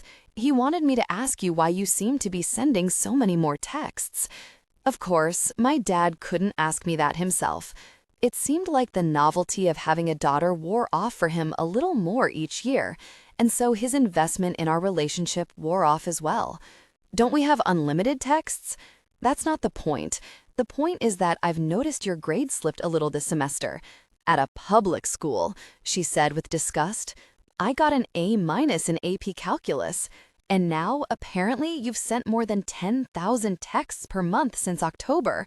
I'm seeing a pattern. I shrugged. I send a lot of texts for soccer. My mother pursed her lips, like she didn't believe me. I certainly hope you're not getting distracted, Camille, by anything or anyone. She raised her eyebrows, and the image of my mother banging on Dusty's window flashed through my mind. I'd never seen her like that before. After I got out of the car, she yanked me into the house by the top of my arm, and when the front door shut behind us, I expected her to yell. She didn't. She did something worse. She went deathly calm and said, "You are so disappointing." Later, I had to have a talk with both her and my father, where both of them were sure to tell me exactly how disappointing I was, and how they didn't know how I could be so reckless. They informed me I was to keep my distance, as if I could ever do that with Dusty, or else there'd be consequences, their threat vague enough to be darkly ominous. I almost wished for my mom to get angry again to show she cared or something, but she didn't. And my dad? Well, he looked bored and disgusted. I'd never felt so small. My mother's voice broke through the memory. You're a senior. You need to have an unwavering eye on your future. I do. I had an unwavering eye towards school being back in session. I hope so, because in order for us to continue supporting your decisions to live out this silly meadowlark fantasy, not to mention financing your life, we have standards that we expect you to meet. The closer I got to graduating, the more my parents liked to remind me of my trust fund. They dangled it in front of me like a carrot, like it was the only reason I would do anything. They didn't know I would do anything just to feel like they were proud of me. I wanted my dad to read the paper I wrote for AP English that I left on his desk. I wanted my mom to take me dress shopping to go to a school dance. I wanted to eat breakfast with both of them on a Saturday and have a pleasant conversation about our favorite parts of the week and make fun plans for the weekend. I understand, I said after a second. And I'm serious about that boy, Lillian said. You're better than him, Camille, even if you don't know how to act like it yet. My food turned to ash in my mouth. After breakfast, I spent most of the day in my room watching movies. I texted Dusty, but he was at work. I hoped someday I wouldn't have to spend so much time alone. Chapter 20. Dusty. This year, my mom and I were celebrating Christmas at the Riders. She'd been doing this since my dad died 6 years ago, but I'd always been gone over the holidays. This was the first year that I was home for them. I headed over there around 3. Amos always gave ranch hands the day off, so he, Gus, and Wes worked in the morning, doing everything they could with the skeleton crew. When I pulled in front of the big house, I noticed Gus, Wes, and Luke's trucks. I also saw my mom's old Toyota Highlander, but there was no sign of Cam's sleek SUV. I ignored the disappointment gnawing at my insides. I grabbed the small bag of gifts from my back seat and made my way down the shoveled path to the front door. I didn't bother knocking, just pushed open the door and let the warmth of the big house envelop me. It didn't matter who you were. When you walked into the big house, it felt like home, whether you'd never been here before or had crossed the threshold countless times.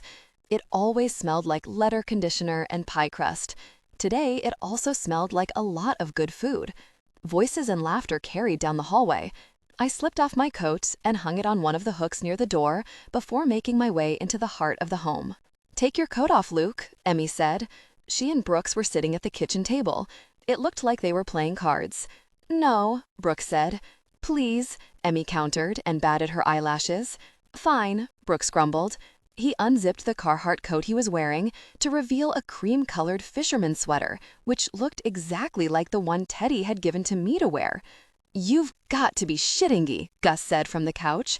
He was wearing the same goddamn sweater. Teddy, who was sitting on the floor in the living room doing a puzzle with Riley, and Emmy both burst into laughter. Ada joined in from where she was helping in the kitchen because Wes was wearing the same sweater too. "You all look so cute in your matching sweaters," Teddy said on a laugh. She wiped a tear from her eye. "Including you, Dusty," she waved at me. I should have known to be more suspicious of a gift from Teddy a few days before Christmas. "Oh, God, not you, too," Gus said when he looked at me. I couldn't help but laugh. "I'm changing," Brooks said, standing from the table.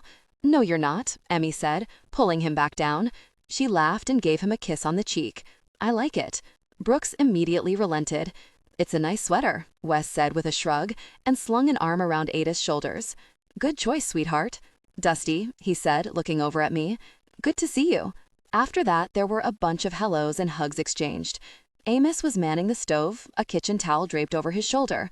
My mom and Hank were on the love seat opposite Gus. I walked into the living room and leaned down to give my mom a kiss on the cheek and give Han a handshake. "Hi, honey," she said. "Hey, Mom." I sat on the floor next to Teddy and Riley. "What's going on here?" I asked. "It's a puzzle," Riley said. "Yeah, dummy," Teddy said. "Can't you tell?" "Thanks for clearing that up," I said. "What's the puzzle a picture of?" "Rebel blue," Riley said. "My mom got it for Papa." "Amos, what soap is in the guest bathroom? It smells so good." Cam's voice came from behind me, and my spine went straight. "Oh my God, is that the same exact sweater?" Everyone laughed again. She was here. I turned around.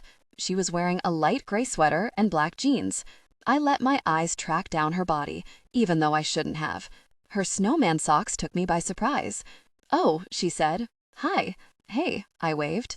Cam swallowed and gave me a sheepish wave. When she turned to go into the kitchen, Riley called after her. "Mom, you were doing the puzzle with us." I watched Cam take a deep breath, and when I turned back to Teddy, she was fighting a smile. I must have taken Cam's spot without knowing. After a few seconds of hesitation, she came and sat on the ground next to me. I hadn't realized that almost everyone had stopped talking until Cam sat down and the chatter started again. "How many pieces is this?" I asked her. 2,500, I think, she said.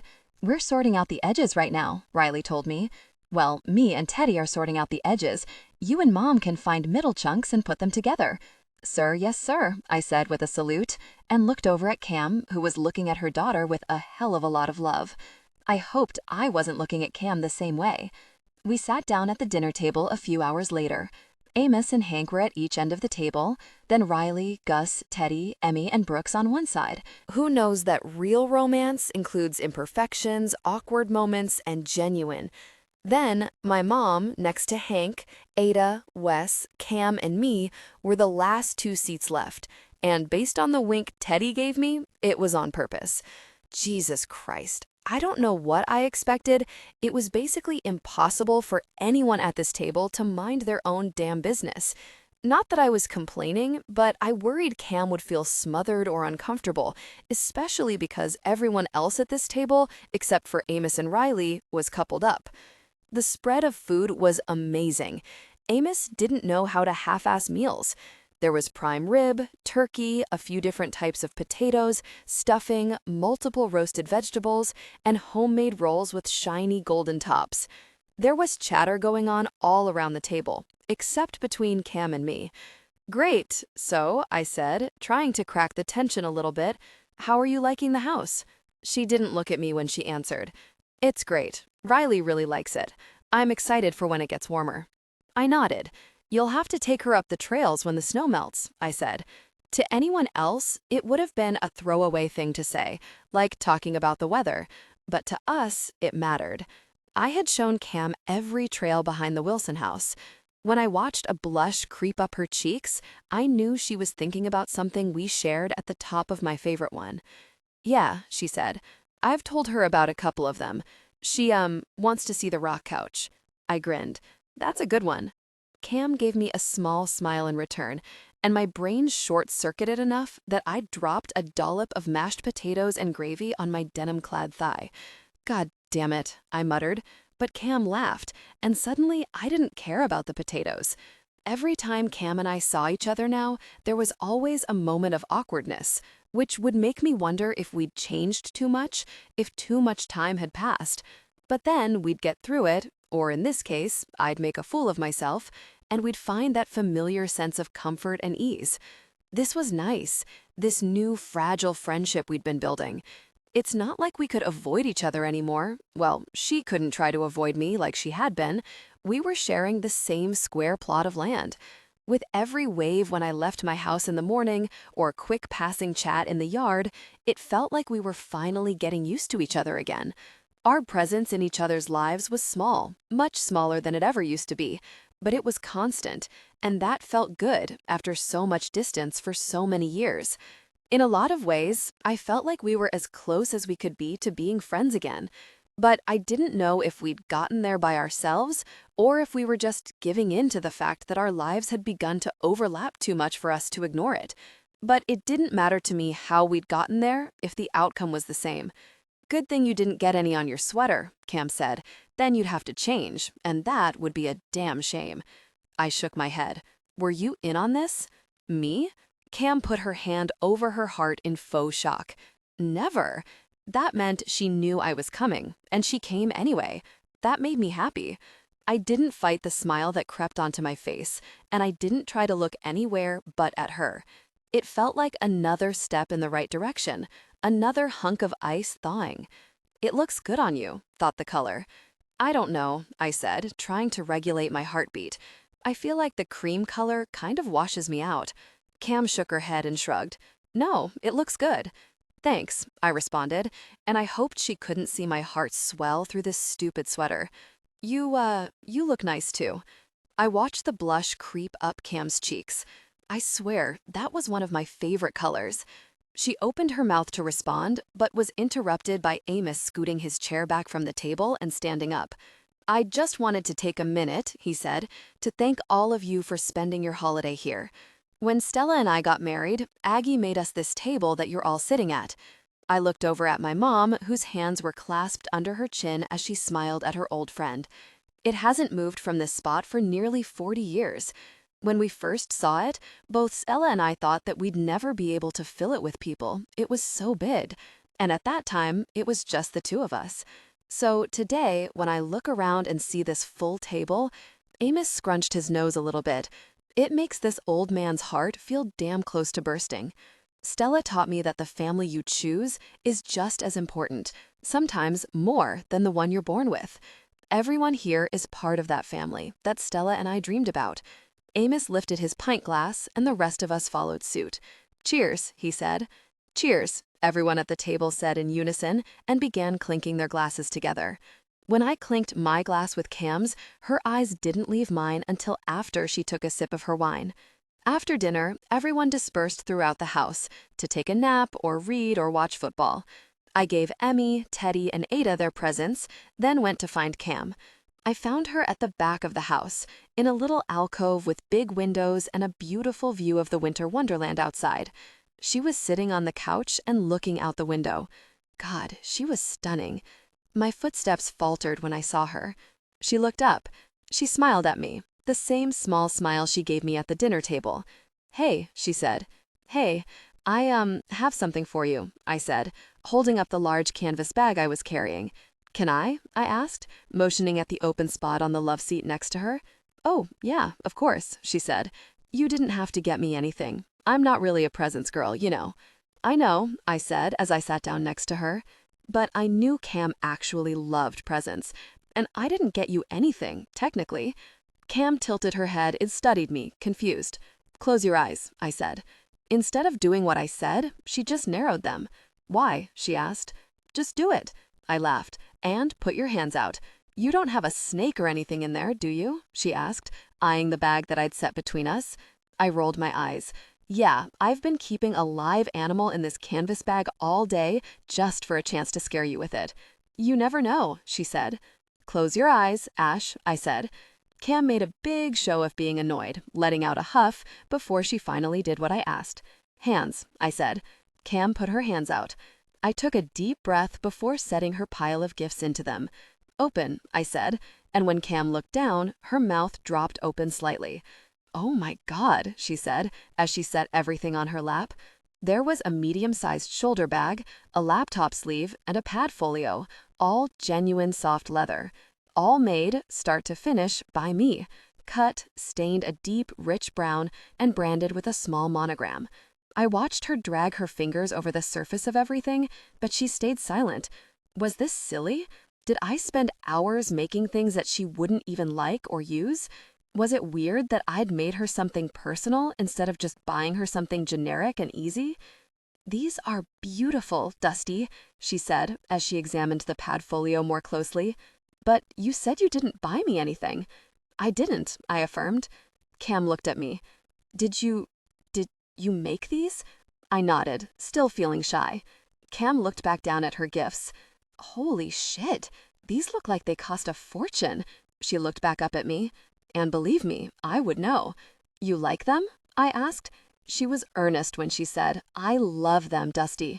Her hands were still rubbing the leather and tracking the stitches. When she made it to the snap on the pad folio, she unclasped it and opened the cover. Her smile widened. "College-ruled paper? You and I both know wide-ruled paper sucks ass." Cam laughed. "And this pen?" She pulled it out of its loop. "My mom made that," I said. It was a skinny wooden pen with a mountain scene carved into it. I put a .5 pen tip in there. Who knows that real romance includes imperfections, awkward moments, and genuine? I didn't know if that was still your preference, so I have some other ones, and we can change it, I said quickly. .5 is perfect, she said. Seriously, thank you. This is the most thoughtful gift. She leaned forward to hug me, I think, but then paused, like she wasn't quite sure. I leaned forward too. You started it, I said. Now it would just be weird if we didn't. Friends hugged, right? And friends got each other presents. After all, I made something for Emmy, Teddy, and Ada too. Cam rolled her eyes again, but it looked like she was trying not to smile. "Right," she said. So I took the opportunity to fold her into my arms. She smelled so good, earthy and expensive. When I felt her relax against me, I felt like I was holding the world. God, she turned me into a cliché motherfucker. "This is all amazing, Dusty. Thank you." "You're welcome," I murmured. I tried not to make it obvious that I was smelling her hair like a creep. "I'm sorry I didn't get you anything," she said. I didn't have the balls to tell her that this was enough. Cam wasn't moving away, so I rubbed my hands up and down her back. She held me tighter. "I didn't know you did this. Leather work?" I asked. "Yeah, I picked it up in Buenos Aires." I let my eyes flutter closed, memorizing this moment, thinking about how I had so many memories of her in my arms, but they were all from then. This was now, and it was everything. "You feel different," she whispered. "So do you," I said. "Good different or bad different?" "Good different, I think," she said. "More substantial." "Are you saying I was scrawny, Angel?" I felt her laugh against my chest. The vibrations made my entire body relax. I thought she hugged me tighter for a second, too. Right then, we heard little footsteps scurrying down the hall. "Mama!" Riley's voice carried to us, and Cam immediately pushed away from me. I thought her sudden absence would make me feel empty, but I just felt normal. Maybe empty was my normal. It wasn't the first time I'd wondered this. I think that's why I came home. When you're constantly on the move, it's hard to stay full. There's not enough time to let everything settle. I liked that when I was younger, gathering people, places, and experiences, enjoying them while I was there, and then moving on. I didn't really offer anything a sense of permanence. Over the past few years, though, it started to get to me. Everything, even the most wonderful things, felt kind of hollow. But until last year, I just kept moving. It was like inertia or whatever. I had been in motion, so I was going to stay in motion. But when Gus called, I finally saw an opportunity to stay still, to come home. I expected to start to feel restless at some point, to feel the desire to start moving again. And even though I felt it a few times, it was fleeting. Especially right now, when Cam was within reach, physically at least. "I can't find Dusty," Riley said, as she appeared in the entry to the alcove. When she saw me, she grinned. "Oh, never mind." "What's up, sunshine?" Cam asked, and Riley bounded toward us. When she jumped onto the couch, she situated herself right between Cam and me. Cam lovingly ran a hand over Riley's hair. "I want to give Dusty his present," she whispered to Cam, not very quietly, though. Cam smiled. "Good idea," she whispered back. Riley turned to me and held out a small balled fist. I held my hand out, and she dropped a small loop of fabric into it. "It's a friendship bracelet," Riley said. "I made it." I looked down at the bracelet. It was different shades of blue all wrapped around each other. "My mom said blue is your favorite color." "Your mom is right," I said, glancing at Cam, who looked embarrassed. "This is badass," I said. Riley blushed. "Thank you so much for making it for me. Will you put it on?" Riley nodded excitedly, like that was the best thing I could have possibly said. I gave the bracelet back to her and held out one of my hands. "You have pretty drawings," she said, as she looked down my arm and hand. "Thank you," I said. "I like them too." Riley looped the bracelet around my wrist, but when it was time to tie the knot, she started having a little trouble. She turned to Cam, who was watching the two of us intently. "Can you help me, Mom?" Cam nodded and took the two ends of the bracelet from Riley. Goosebumps rose on my skin when her fingers grazed it. I hoped she couldn't see. Cam tied the two ends of the bracelet into a tight, neat knot. "You know," I said to Riley, "you and I think alike," I said to Riley. "Why?" she asked, tilting her head, just like Cam had done earlier. "Because I made you a bracelet too." I pulled the small leather bracelet out. It was the same base color as Cam's gifts, but had lighter flowers carved into it to create a two-toned effect. Riley's eyes lit up, and her joy was contagious. She went to grab the bracelet out of my hand, but Cam stopped her with a "Riley" and a quintessential mom look. "What do you say?" Riley looked up at me. "Thank you," she said excitedly. I could have sworn she was almost vibrating. It was cute as hell. "You're welcome," I said. "Can I?" I gestured to her arm, and Riley held it out. The bracelet closure was a small ruby, Riley's and my birthstone, that went through a loop. "It's beautiful, Dusty," Cam said. When I looked up at her, she was looking at me the way I had been dreaming she would since I came home. So are you, I thought. Chapter 21. Cam. I grabbed another blanket and snuggled deeper into the couch in my living room. The house was quiet. Riley was at Gus's for New Year's Eve. They invited me, of course, but honestly, a nice, quiet evening at home felt like the perfect way to ring in the new year, especially after the year I'd had. I'd gotten a lot done today, cleaned the house, organized the library, and even finished a few case briefings that I sent to the junior partner at my firm. Now I was waiting for my dinner, a one-pan chicken and veggies recipe that I make at least once a week to finish up in the oven. The only downside was that the house was fucking cold, and that I still didn't have a bed frame, but I preferred to ignore that. I checked the thermostat, and it said 68 degrees, but it felt a hell of a lot colder than that. I was layered up, leggings, sweatpants, long-sleeved shirt, fleece pullover, and my new favorite big warm wool socks. I was under 3 blankets, and I was still freezing. My nose felt cold to the touch. I stared at the big black hole that was the wood-burning fireplace. It would definitely help. At the very least, it would warm the living room up. But the fireplace came with strings attached. Well, one string attached. A very handsome and kind and flirty string. Being with Dusty on Christmas was nice. He was so kind, and I liked getting to know the man who still had parts of the boy I used to love, maybe the most important parts. He still made me laugh and knew how to make me feel so comfortable, whether it was after my not wedding, building Riley's bed, or around a holiday dinner table. He made me feel at ease, and he didn't even have to try. But I was also reminded that there were years between us, years where he didn't stay put for longer than a season, where he went off to Buenos Aires and learned new skills, and God knows what else. And he was happy doing that. I didn't know how someone who seemingly loved to hop around as much as Dusty did could be happy in one place for very long. And that made me feel unsteady. But then there was the gift he made for me. Incredible. That handmade, genuine, quality leather set would have cost thousands in a store, but he made it just for me. I'd been using the pieces every day since. I'd probably use them for the rest of my life. And the day after Christmas, I found a bottle of leather conditioner and a cloth on my front porch with a note. I forgot to give this to you yesterday. Who knows that real romance includes imperfections, awkward moments, and genuine? Use this once a month or whenever your leather is starting to look a little worse for wear. I hope they last forever. Dusty. But there was a big difference between acknowledging a thoughtful gift and showing up on his doorstep on New Year's Eve and asking him to light my fire. My actual fire, not a metaphorical one. I flopped down on the couch and covered my head with my blankets.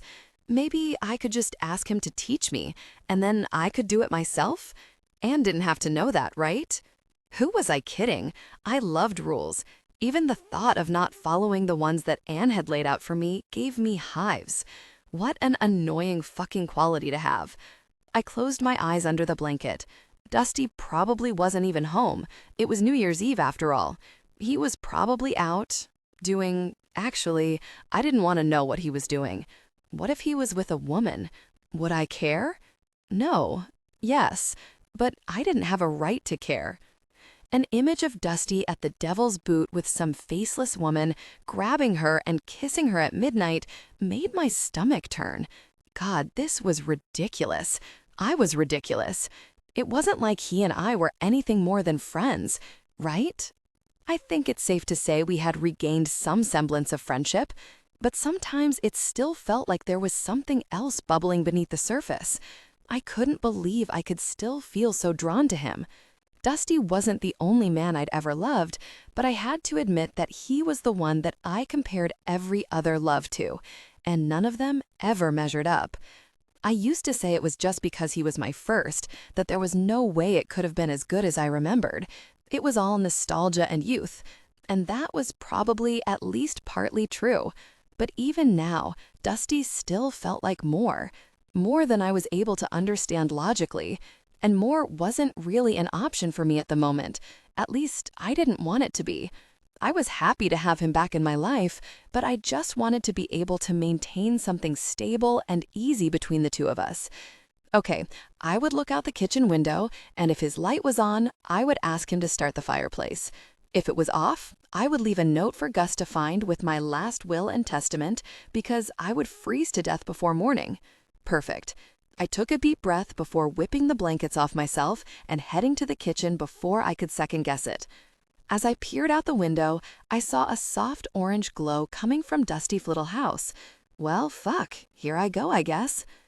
I slipped on a pair of snow boots that I kept by the back door, turned off the oven so I didn't burn the house down, since, that's exactly what I was trying to avoid by enlisting Dusty's help. It wasn't until I was halfway across the snowy yard that I remembered that I was wearing nothing, cute. Too late now. I'd obviously seen the small house before, but I'd never been this close to it. It was small, brown, and brick, and couldn't be bigger than a few hundred square feet. There was a pathway through a thicket of trees from my house to his. Dusty had shoveled it. When I got to his door, I hesitated, even though it was freezing, or below freezing rather. It was just a fire. This would be fine. I took a deep breath before raising my arm and tapping on his door 3 times. The sound made me think about when Dusty knocked on the bathroom door of the Devil's Boot on my wedding day. Was that really just a month ago? I wondered what that day would have looked like if Dusty hadn't rescued me, because that's exactly what he did, rescue me. Now, when I thought of that day, I didn't think about Graham or the fact that he didn't show up. I thought about Dusty and the fact that he did. He always showed up. The door opened a few seconds later, and I could feel the warmth coming out of his house. I guess he didn't have any heating problems. "Ash, hey," he said. "Everything okay?" "Yeah," I nodded. "I'm sorry to bother you, but your heater is on the fritz." He shook his head and stepped aside. "Come in, get warm for a minute." I hesitated for half a second, but my chattering teeth and numb nose made it impossible for me to say no or back out. I let the warmth of his house envelop me as Dusty shut his front door.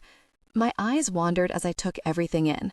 Right inside the door, there was a small kitchen to the right with a half sink and the smallest oven and stovetop that I'd ever seen. His bed was pressed against the back wall. There was a patchwork quilt covering it. At the foot of his bed was a 2-seat leather couch and a coffee table. There was a bookshelf in the other corner, as well as a small desk with a reading lamp. The place was pretty bare. Still, it felt homey. Maybe it was because of the size or the temperature. I noticed that he had a wood-burning fireplace too. It was a third the size of mine, on the wall to the right of his bed, and it was doing its job quite effectively. "How long has the heater been out?" he asked. "Oh, I don't really know," I said. "It was pretty cold when I woke up this morning, but started to get unbearable like an hour ago." "You've been in the cold all day?" I shrugged, and Dusty shook his head. "Why didn't you come get me earlier?" "It's New Year's Eve. I didn't want to bother you." Dusty sighed. "Sit by the fire for a bit." "Can I take my boots off? I don't want to track snow all over your house." "Yeah, of course. I'll make you some tea." I slipped off my boots, and when I looked down at my feet, I hoped he wouldn't notice I was wearing his socks. Again, they were just so warm. Dusty stepped into his kitchen as I walked toward the couch. When I sat down, I watched him pull out an electric kettle and fill it with water. I noticed that his hair was damp, like he'd just gotten out of the shower. "Earl Grey okay?" he called over his shoulder. "Yeah," I said. "Thank you." Dusty pulled a mug out of one of his cabinets. "I'm sorry about the heater," he said. "Sometimes, when it gets too cold, it starts to overwork itself and blows its own fuse." "When did you add HVAC to your extensive resume?" I asked. "Somewhere between Montana and Australia," Dusty said. "You learn to fix a lot of random things when you're not quite sure what your living situation is going to look like." I scanned the house again. This time, my eyes landed on the coffee table in front of me. There was a small wooden box on top of it, maybe the size of a shoebox. It was covered in stickers. I spotted a couple of bands, cities, and a Love Your Mother sticker featuring planet Earth. "Are these stickers from all the places you've been?" I asked, as I reached forward and picked up the box. A few things rattled around inside softly. "Yeah," Dusty said without looking at me. "I didn't take a lot from place to place, but I always had that box, so it kind of became my scrapbook." "Did your mom make it?" I asked. "I made that one, actually. The workmanship is shoddy, but it did its job." Dusty was walking toward me now, with one steaming mug in his hand. He set it on the coffee table in front of me. "What's in here?" I asked. Dusty sat on the other side of the couch. "Nothing," he said. I gave the box a light shake. "Doesn't sound like nothing." Dusty swallowed. He looked nervous. Only for a second, though. I watched him brush it off before saying, "Stop snooping, weirdo," and he reached to take the box from me. I pulled the box away, but one of Dusty's hands grazed the top, and it slid back a few inches. It was full enough that a few folded papers fell out. They fell right between Dusty and me. It felt like slow motion. One of them landed on the couch, and I saw "Ash" written on the outside fold. My heart stopped. I lowered the box slowly back into my lap and pushed the sliding lid off all the way. It was full of folded notes. Everything was folded in a triangle, the same way Dusty used to fold notes when he passed them to me in class. Some looked older than others, more worn, but every one that I could see had something in common. My name scrawled across the front. "What are these?" I asked. Who knows that real romance includes imperfections, awkward moments, and genuine? It was so quiet in his house, I felt like I could hear his heartbeat notes, he said after a few seconds. Why is my name on them? Why do you think? Dusty asked. Coming over here had been a mistake. Thinking I could be here without feeling anything was a mistake. I should go, I said, putting the box on the coffee table and standing up. Wait, Dusty said, and grabbed my hand softly. Don't go, please. I don't know what made me sit back down, maybe the pain in his voice, or maybe because I was still freezing. But Dusty's pain wasn't something I ever wanted to see or hear or contribute to again. My hand was still in his, and one of my knees was pressed against his on the couch. What are they? I whispered. Dusty let out a long, deep breath. Ash, even after everything went sideways, I didn't stop wanting to be with you. I didn't stop missing you. Adjusting to a world without you in it sucked, he said quietly. The fireplace crackled and snapped.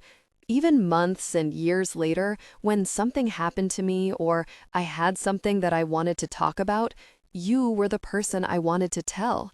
So I did. I wrote notes like I used to.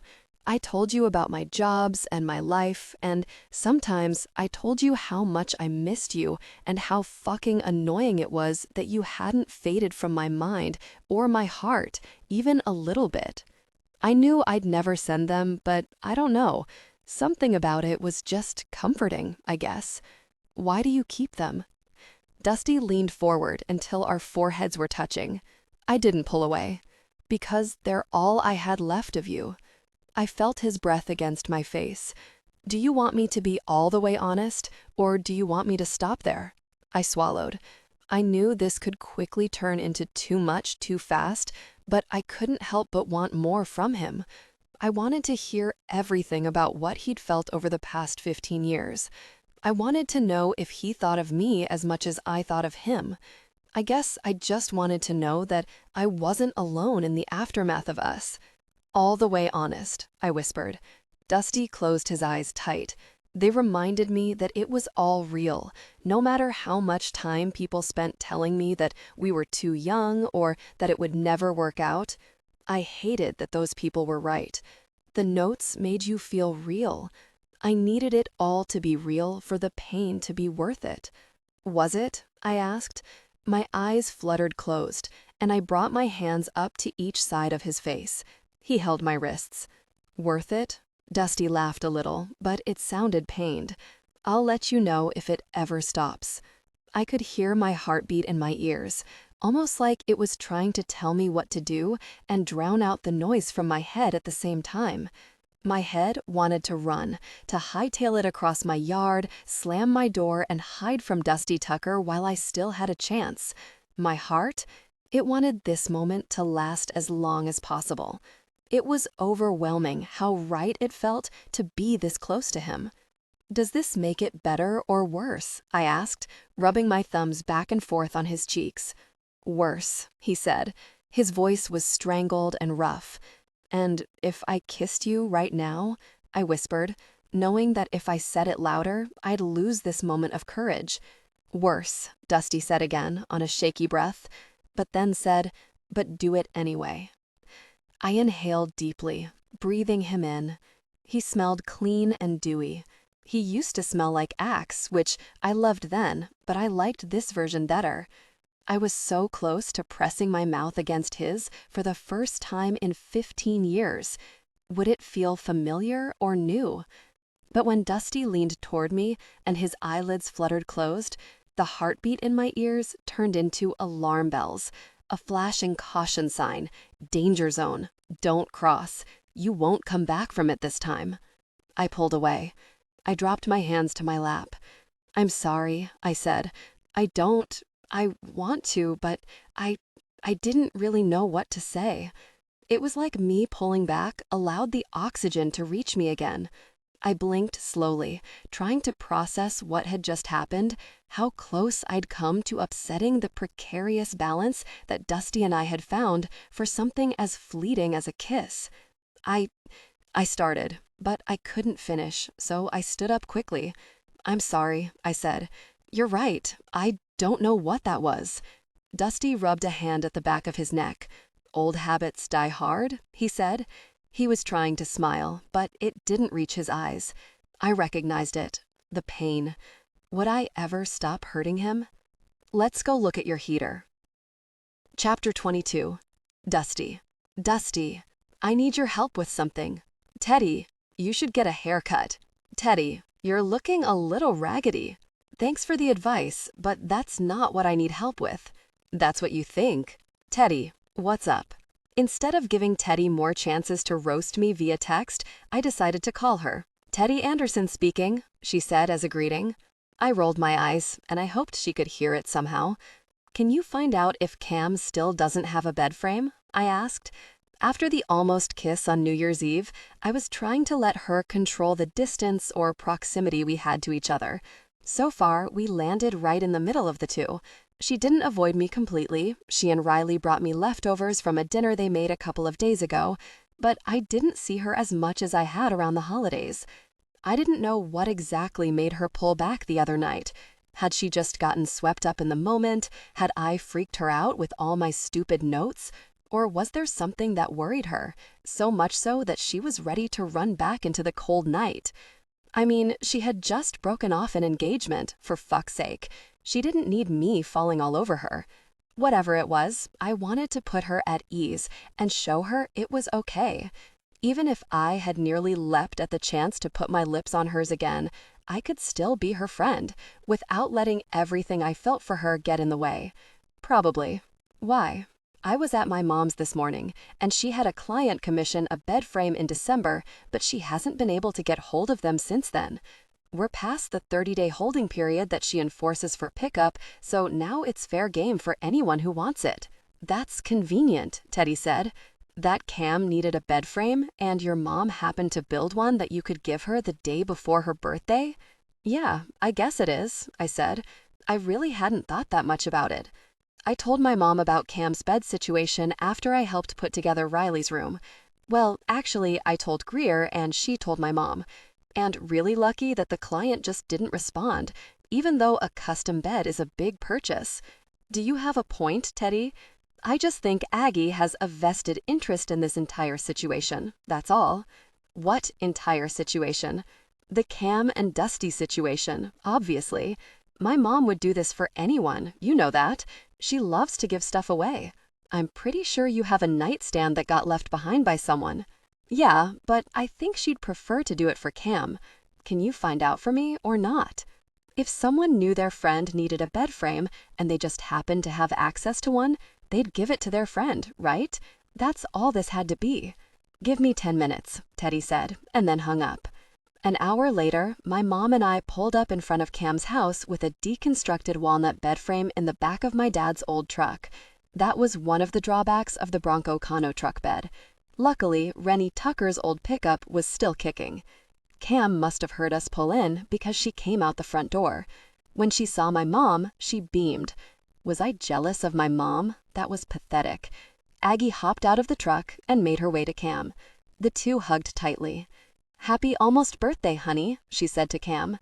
"Thank you," Cam responded. "And thank you for saving me. I am so sick of sleeping on a mattress on the floor, but I can't find anything I like." My mom gestured toward the truck.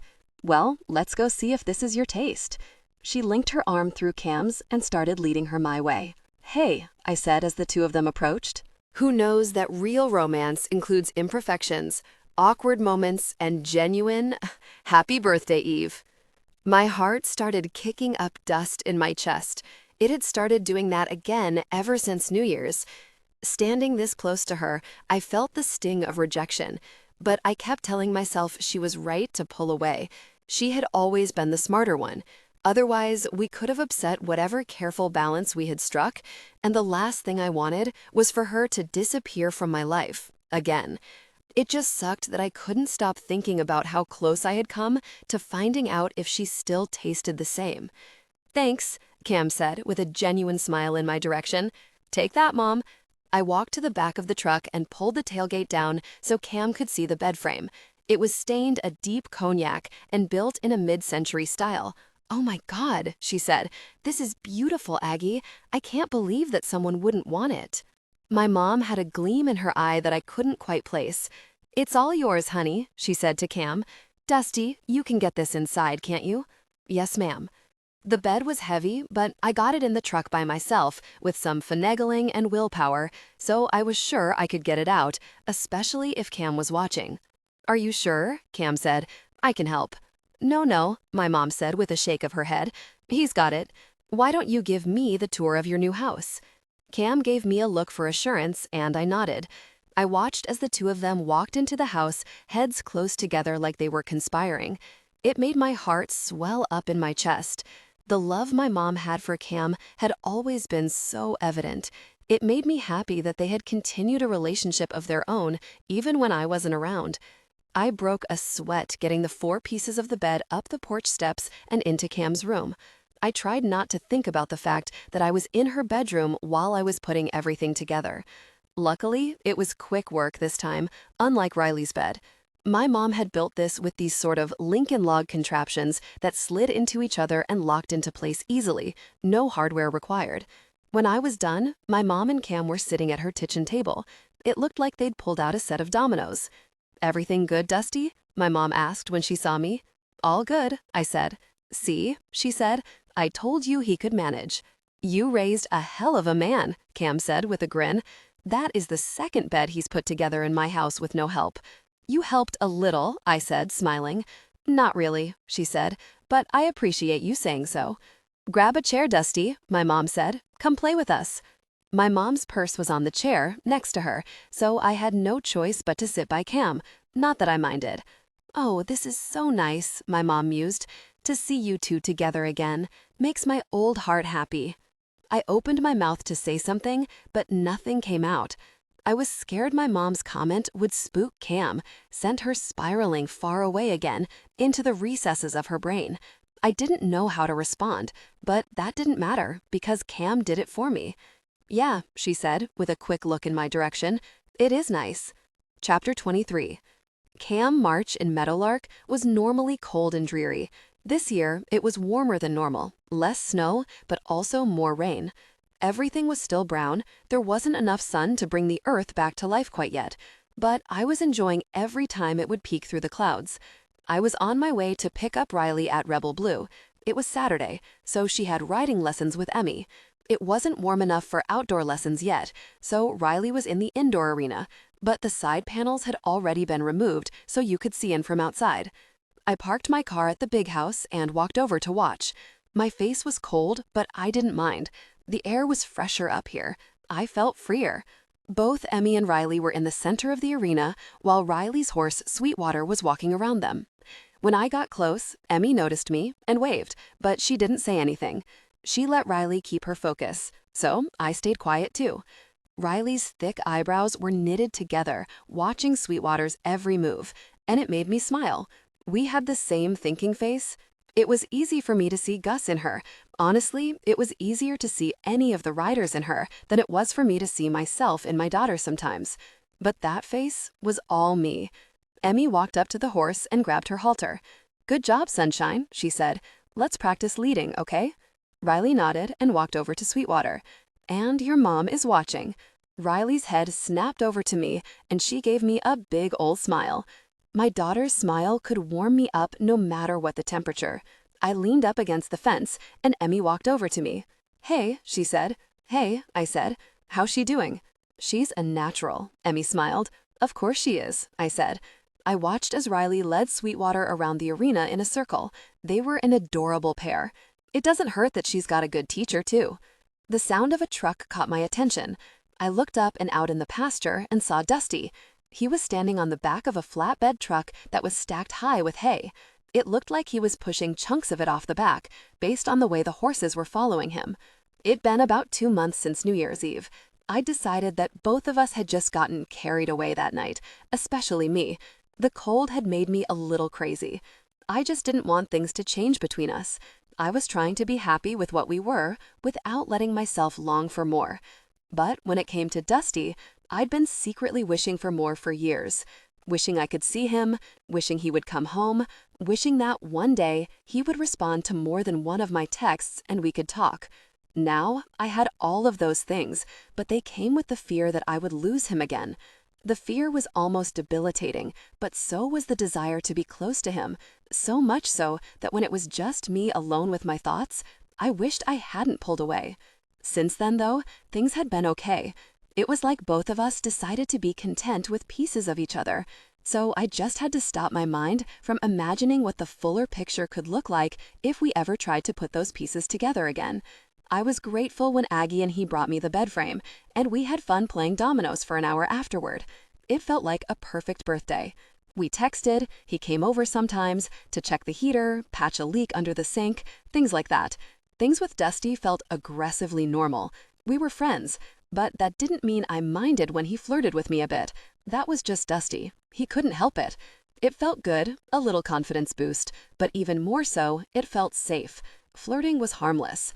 And I just pretended I didn't notice the way his eyes lingered on me or the disappointment in his face when it was time to leave. It was a foolproof system, if I do say so myself. The truck was going slowly, but when I tried to see who was driving, no one was there. "What's going on over there, Emmy?" I nodded toward Dusty. "Luke and Dusty's prized possession," Emmy said on a laugh. "They jimmy-rig the engine, so when whoever is on the back pulls on a string, it gives the truck gas, so they can do feeding with one person instead of two." I watched Dusty kick hay off the back of the truck, and then I saw it when the truck slowed. His arm moved, pulling on the string, and the truck went forward again.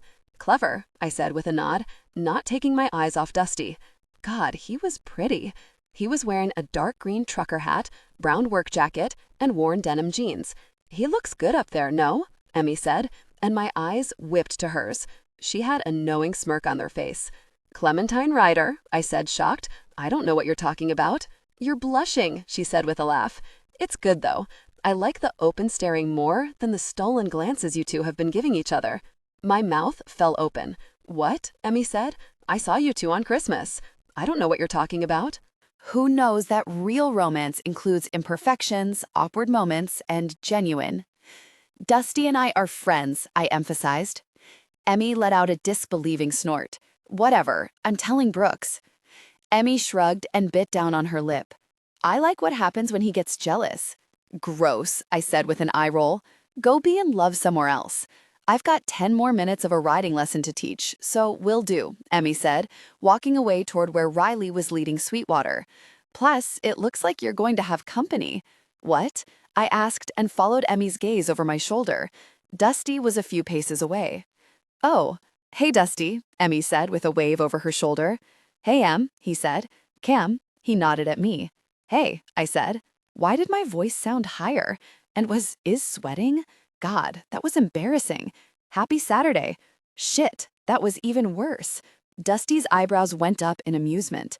Happy Saturday. What brings you up here? I nodded toward Riley. My weekend, I said. Ah, he responded. She's good. I saw her mount earlier on Maple. She's got a good seat. I laughed. I wish I knew what that meant, but I'll take your word for it. I don't even know what she's doing right now. I didn't know a thing about horses, but I loved to watch them. They were majestic as hell. Dusty looked over at Riley and Emmy. Groundwork, he said, helps build trust between a horse and its rider. Dusty shook his head. Emmy looks just like her mom out there. I tilted my head. Did you know Stella? I asked.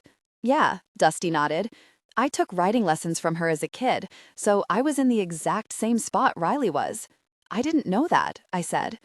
The image of a smaller Dusty flashed into my mind, leading a horse around the arena like Riley had done. Emmy told me about your, ingenuity, I said, gesturing toward the utility truck. Dusty smiled, and when he lifted up his old trucker hat to smooth his hair back before adjusting it on his head, I could only hope I wasn't visibly drooling, especially when his jacket moved up on his arm a little bit, showing that the blue friendship bracelet that Riley had made him for Christmas was still there. It's actually super fucking helpful, he said. How do you get off of it? I asked. Like if it just keeps moving? If you don't pull on the string for a while, she gets really slow. So you just hop off the back, run toward the driver's side, and throw her in park. I wish I would have seen that part, I said with a laugh. So you were watching me? Dusty said with a smirk. I rolled my eyes. You know, I said, someone standing on the back of a moving truck with no one in the driver's seat is a bit of a spectacle. All I care about is that it made you look, Dusty said, and I felt it in my spine. Shameless flirt, I said with a push on his shoulder. He caught my hand and held it there for a second before letting go. For a second, I wished he hadn't let go, and then immediately got frustrated with myself. Friend, Cam, I reminded myself. This is your friend. You're just having fun with your friend. You like it when I flirt with you, Dusty said with a smile. Shut up, was the only response I could come up with. Because he was right. He'd always seen me so clearly. Dusty laughed a little. I'm going easy on you, he said. Believe me, I'm aware, I responded. Dusty had 15 more years of flirting experience under his belt, and I was a little scared of what he might have learned. I also didn't want to think about who he learned it from or with. Let me know when you're ready for me to dial it up, he said with a wink. My only defense mechanism was another eye roll, and Dusty's response was to laugh again. My cheeks were hot, and I could only hope they weren't as red as they felt. If they were, I'd blame it on the cold. So I was wondering, Dusty started to say, but was interrupted by Riley climbing onto the other side of the fence and putting her arms around my neck for a hug. Did you see me leading Sweetwater, Mom? She asked excitedly. I did. I squeezed her back with one arm. I'm so proud of you. Did you see? Riley looked over at Dusty with a giant grin on her face. One side of Dusty's mouth tilted up as he nodded. You're a natural, he said. That's what Auntie says, Riley told him matter-of-factly. She also said I had to wait a minute before I came over here so you guys could talk. I waited like 5 whole minutes. In Riley time, that meant she waited approximately 30 seconds. We were working on the whole patience thing. I looked over at Emmy, who was close enough to hear. She had a small smile on her face. Meddling little shit. Look what I'm wearing. Riley held out her wrist to Dusty and pushed up the sleeve of her coat a little. The leather bracelet Dusty had made for her was on her wrist. She refused to take it off, which I secretly loved most of the time. It would get a little heated at bath time when I asked her to take it off, but when I told her that water might ruin it, she'd allow me to take it off her for 5 minutes. Dusty held out his wrist the same way, so she could see his blue bracelet. I'm wearing mine too, he said with a grin. I love it. My sassy and spunky daughter went bashful, and it made me smile. The Dusty Tucker effect seemed to take hold of her too, just like her mom. She detached from me and scooted her little feet along the fence, getting closer to Dusty. When she swung her leg over, Dusty put a hand on her back so she wouldn't fall as she brought over the other one. Instead of climbing down like she always did, she reached one arm back to Dusty, who grabbed her with care and set her softly on the ground.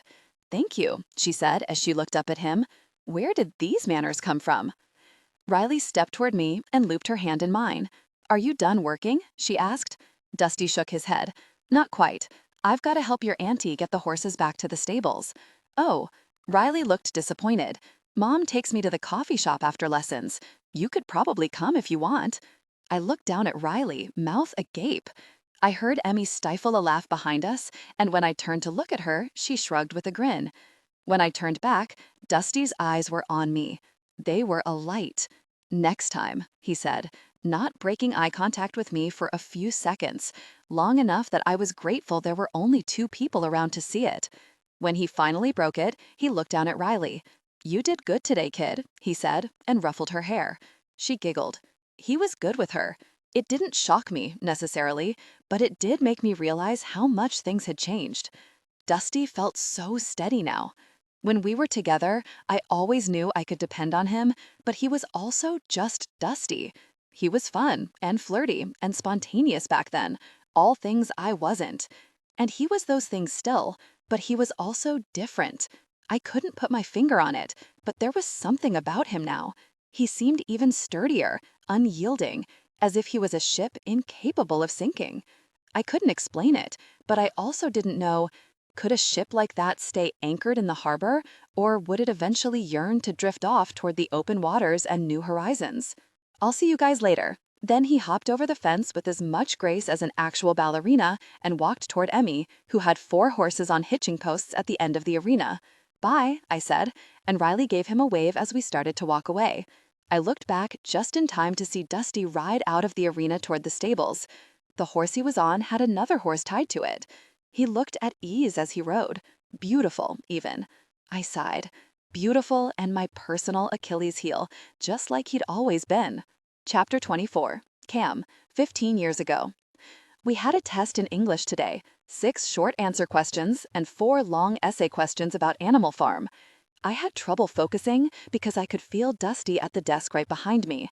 I wondered what he was thinking about, probably the test, which was also what I should have been thinking about, but I was mostly just thinking about him. I'd never really experienced something like this before. Something exciting and butterfly-inducing and totally consuming. I loved it. Who knows that real romance includes imperfections, awkward moments, and genuine? I might have loved him too, but I didn't know for sure. Did that exist at 17? Did it exist at all? I didn't know if I'd ever seen it, at least not between 2 people. My parents loved things, money, but I didn't think they loved each other, or me. I heard a chair scoot back, Dusty's chair, I was pretty sure. It was confirmed when I saw a familiar pair of worn-out Levi's and mop of blonde hair making their way toward Mr. Watson's desk. Dusty dropped his test in the box on the desk before turning around and coming back toward me, toward his desk, I mean. I tried not to look at him. When he walked past, he dropped a piece of paper that was folded into a triangle onto my desk, and my heart jumped a little bit. I eyed it for a second. Should I open it now? Wait until I finished my test? It couldn't hurt to just take a peek, right? I reached for the note, but before I could grab it, someone else did. When I looked up, I was met with a very annoyed Mr. Watson. "Shit, passing notes, Miss Ashwood?" No, well, kind of. It's nothing, sir."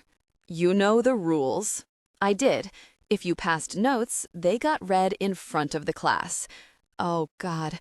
I wanted to wither and die right in the middle of the classroom. If he read that note out loud, I would. I didn't even know what it said, but at this point, I didn't want to know. Yes, I did. I stammered. It's from me, sir, Dusty said. I felt him stand behind me. I swore Mr. Watson rolled his eyes. "All right then, Mr. Tucker. Would you like to share with the class, or shall I?" Dusty was quiet for a second. Mr. Watson started to unfold the paper. "I haven't stopped thinking about kissing you," Dusty blurted out, and Mr. Watson's face blanched. It even took me a minute to catch up. "I hope you're talking about the contents of the note, Mr. Tucker." "Yes, sir," Dusty said. He took a step forward, I saw his shoe in my periphery, and then he kneeled right next to my desk. "I haven't stopped thinking about kissing you," Dusty said again. This time, his gray eyes were on mine. "I think about it all the time, actually. I think there's something wrong with me. I think about you when I wake up and when I go to sleep. During the day, you just stand at the front of my brain, and I can't shake it. When I'm with you, I don't want it to end, and when I'm not, I just want to see you again. Is it stupid for me to write this in a note that I'm going to give you in English class? Probably, but I like writing to you. I like that these are just ours. Well, not anymore, obviously," Dusty added, smiling a little. "I can't say for sure, but I think I'm in love with you." My breath caught in my throat. The smile on my face was big and reckless, and my cheeks burned with embarrassment and excitement. "I'm going to kiss you now," Dusty said, and I nodded eagerly. He rose and took my face in his hands before his mouth landed on mine. I forgot we were in class. I forgot people were watching us. I forgot where I was completely. Dusty just made me brave, I guess. Cheers erupted around us. Our classmates clapped and whooped.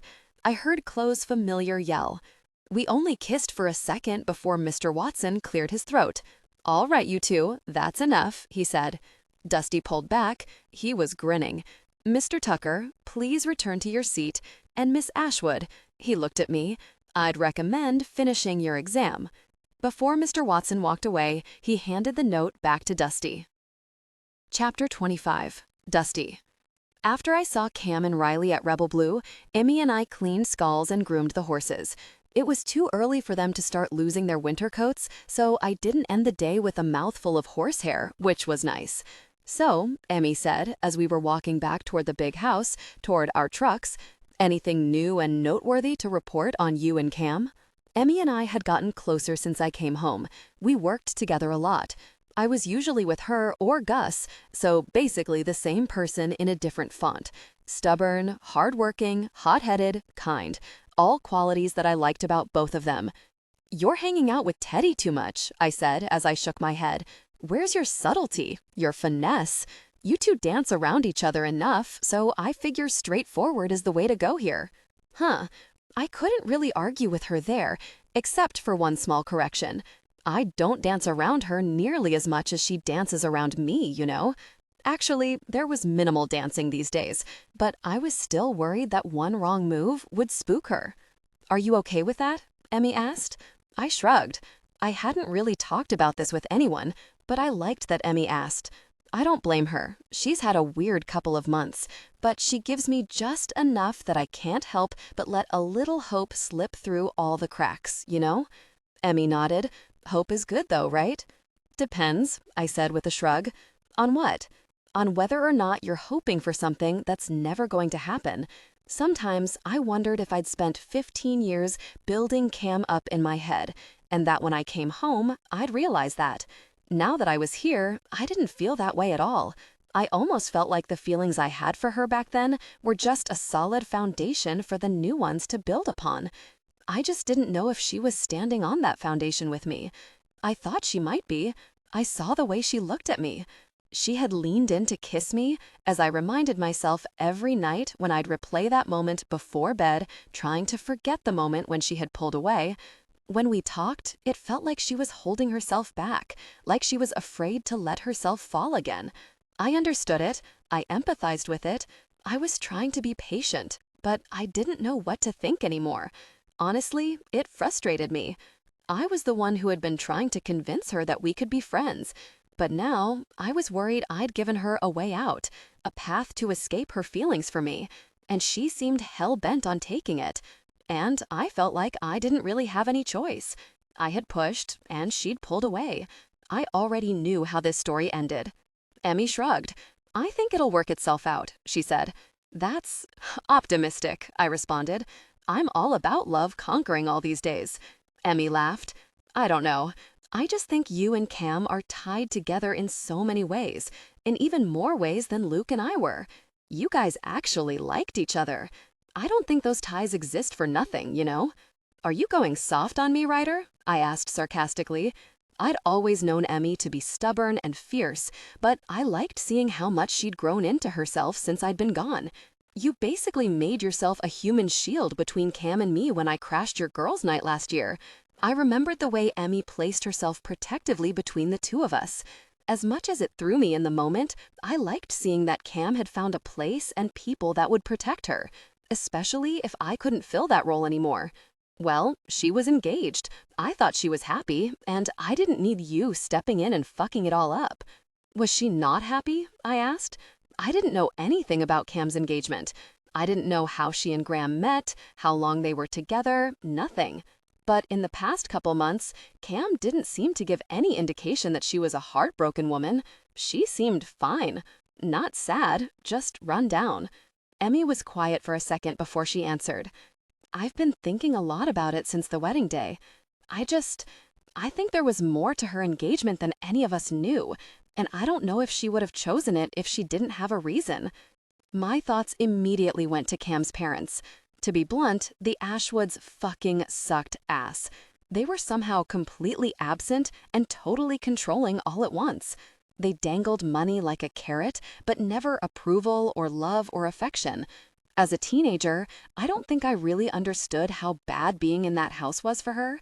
I knew she didn't like her parents, but I don't think I understood how detrimental it was to feel like love had to be earned. Who knows that real romance includes imperfections, awkward moments, and genuine? I think my parents saw it, though. I think that's why they always let Cam stay for dinner and put her report cards on the fridge. I think that's why my dad taught her to change a flat tire, and why my mom went to her soccer games. There were parts of Cam that I had to grow up to understand. I think I was finally starting to do just that. That bums me out, I said to Emmy with a sigh. Me too, Emmy agreed.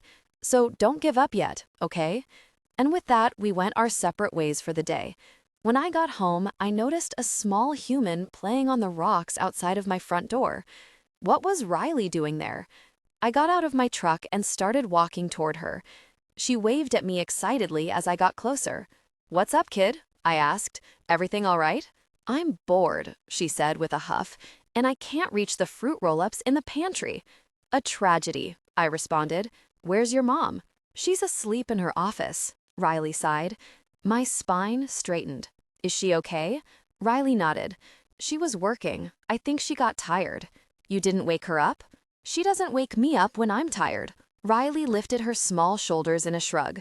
"Can you come get me a fruit roll-up?" "Yeah, kid," I said with a nod. "Let me change my clothes, and I'll meet you back there." "I'll wait," Riley said, and sat down on one of the rocks. I hurried into my house and took off my coat and whipped my long-sleeved thermal over my head before grabbing a pair of sweatpants and a hoodie. I smelled like horses, but I didn't want to shower. I wanted to get Riley her fruit roll-up and make sure Cam was okay. I swung the door back open less than 2 minutes later. Riley popped up from her seat on the rock, and before I knew it, she had slipped her small hand into mine and was walking me back toward her house. "How was the coffee shop?" I asked as she walked. "It was okay," Riley said. "I tried a hazelnut steamer today." "You didn't like it?" I asked based on her tone. She shook her head. "I don't like hazelnut either." "What flavor do you normally get?" "Vanilla," she said. "You can't go wrong with a classic." "I think so too," Riley said. "But my mom says I have to try something new once a week." "That's a good rule," I said, "because you wouldn't know if you didn't like it if you never tried it." "Sometimes I like the new stuff though, like olives. Do you like olives?" I wrinkled my nose. "No, not at all." "Teddy doesn't either, but my mom and dad do," Riley said.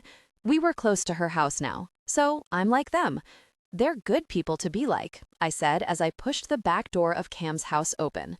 Music was playing from a speaker and it was nice and warm. Good, the heater hadn't gone out again. "All right, kid, show me where these fruit roll-ups are." Riley let go of my hand and scampered toward the pantry. I followed her as she pointed to a white box of fruit roll-ups on the top shelf. I reached for it and brought it down to her level. When Riley put her hand inside the box, she closed her eyes as she shuffled around, and a smile tugged at the corner of my mouth. An image of a 17-year-old Cam came to my mind, her eyes closed as she dug through a giant bag of saltwater taffy after one of our hikes. She didn't know what flavor she wanted, so I told her to let fate decide. I said the same thing to Riley now, and she looked up at me with big green eyes. "That's what my mom always says." I felt like someone had just kicked the back of my knees. Even when we weren't near each other, Cam appeared in so many parts of my life. I always got ice cream in a cup with a cone on top because Cam had taught me that you got all the benefits of a cone without all the mess. I always hit my dashboard when I went through a yellow light because we used to pretend it would supercharge us to make it through the intersection before it changed to red. It never occurred to me that I would show up in her life in the same way. Until now. "You can have one too," Riley said. "Thanks, kid." I grabbed a blue fruit roll-up out of the box before I put it back on the shelf. I watched Riley launch, literally, there was no other word for it, onto one of the couches in front of the TV. I wanted that kind of energy. "I'm going to check on your mom quick, okay?" Riley peeled open her fruit roll-up and nodded. I walked down the hallway at the end of the living room. The door to Cam's office was open, and a soft glow was coming from it, more than just the light in the room. When I peeked inside, I saw it was a happy light on her desk, which was piled high with papers and file folders. I scanned the room and saw her asleep in a chair by the window. Her hair was pulled up and she had her glasses on. An open file folder with papers spilling out was lying on her chest, and her mouth was slightly open. She wasn't snoring yet. I walked through the door as quietly as I could so I could take the files off her. I tried to keep everything in order as best I could as I set it on the floor next to her. I pulled a blanket out of the basket by her chair, I picked the soft one, and laid it over her. I thought for a second that maybe I should wake her, but I decided against it. She was obviously tired. I could hang out with Riley. It's not like I was doing anything tonight. I looked at her one last time before I walked back out to the living room. It was the most peaceful and calm I'd seen her since I came home. As I walked out, I turned off the lights and closed the door. Not all the way, but enough that maybe any noise wouldn't wake her up. Riley had the TV remote in her hand when I walked back out into the living room. "Can you help me with this?" she said. "I don't know how it works." I walked over and flopped onto the couch next to her. I held my hand out for the remote, and Riley slapped it onto my palm. "What should we watch?" I asked. Riley shrugged. "What do you like to watch?" "I don't know," I said honestly. "I haven't had a TV in like 10 years, kid." Riley giggled. "You're old. Are you as old as my dad?" "Not that old," I said. "Maybe you're just young." I turned on the TV and started going through the guide. "I'm going to be 8 soon," she said. "I'm already 7.5. "You're going to be 8 in July," I said. "That's like months from now. My birthday is then too. How old are you going to be?" 32, I said. "Old," Riley nodded. "Your mom is older than me, you know," I said. "Only by 6 months, but still." "My mom isn't old," Riley said. "Well, she's older than me, so I guess that means I'm not old either." Riley folded her arms and rolled her eyes, and I tried not to laugh. "How do you feel about Mythbusters?" I asked as I scrolled. "I don't know what that is." "Pawn Stars?" "I like stars." Riley shrugged. "Pawn Stars it is," I said, and pushed down on the enter button on the remote. After a few minutes, Riley asked, "What's a pawn shop?" "It's a place where people go to sell their stuff, but normally they don't get as much money as they want or need." "Why?" "Because the shops have to make a profit, and they're usually kind of shady." "What's a profit?" I said, "It's how people make money on stuff. Like your shirt probably costs a few dollars for someone to make, and then they sell it for 10. "Like the clothes Teddy makes?" Riley asked. "Yeah, so Teddy sells people clothes for more money than it cost her to make them."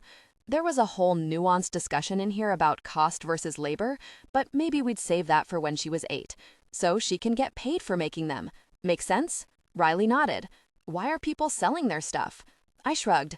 "Maybe they need some extra cash, or maybe they just don't need that thing anymore. Like a garage sale." I nodded. "Ada likes those. People in town have them sometimes." "They do," I nodded. "Do we have a pawn shop?" Riley looked up at me, her eyebrows had knitted together, and she had bitten down on her bottom lip. When I blinked, it was like my vision was flashing between seeing her and Cam. "We do," I said after I found my footing again, "but you can only get to it from the alley behind the diner. It doesn't have a front entrance." Who knows that real romance includes imperfections, awkward moments, and genuine? "I want to go there," she said. "I'll take you," I responded. Dahlia, the shop owner, would probably love a visit from Riley, especially if Wayne had been in with all of his scrap metal that day asking for a cool grand. They've got a good vinyl collection. My dad has vinyls. We could get him one. We could. What do you think he would like? I put my arm over the back of the couch. "Conway Twitty or Billy Idol," she said, and I grinned. This kid was getting raised right. That was for damn sure. Riley scooted closer to me until she could lay her head on my chest. When she did, I froze. I wasn't around a lot of kids. I didn't really know what to do, so I just let her stay there. We watched a few episodes in a row of Pawn Stars. Riley asked a lot of questions.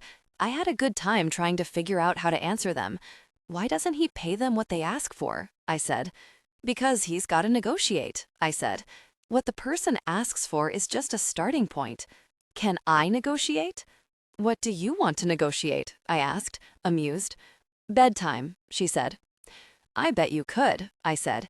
"You just gotta know what to ask for. Like if you want to stay up 30 minutes later, ask for an hour." "Why?" "Because then you can knock your parents down like this guy does to his customers." I could almost hear the wheels in Riley's head turning. We ate a couple more fruit roll-ups, and I made her a sandwich when she said she was hungry. Not long after that, she fell asleep curled into my side. Just when I was about to join her in Snoozeville, I heard panicked steps coming down the hallway.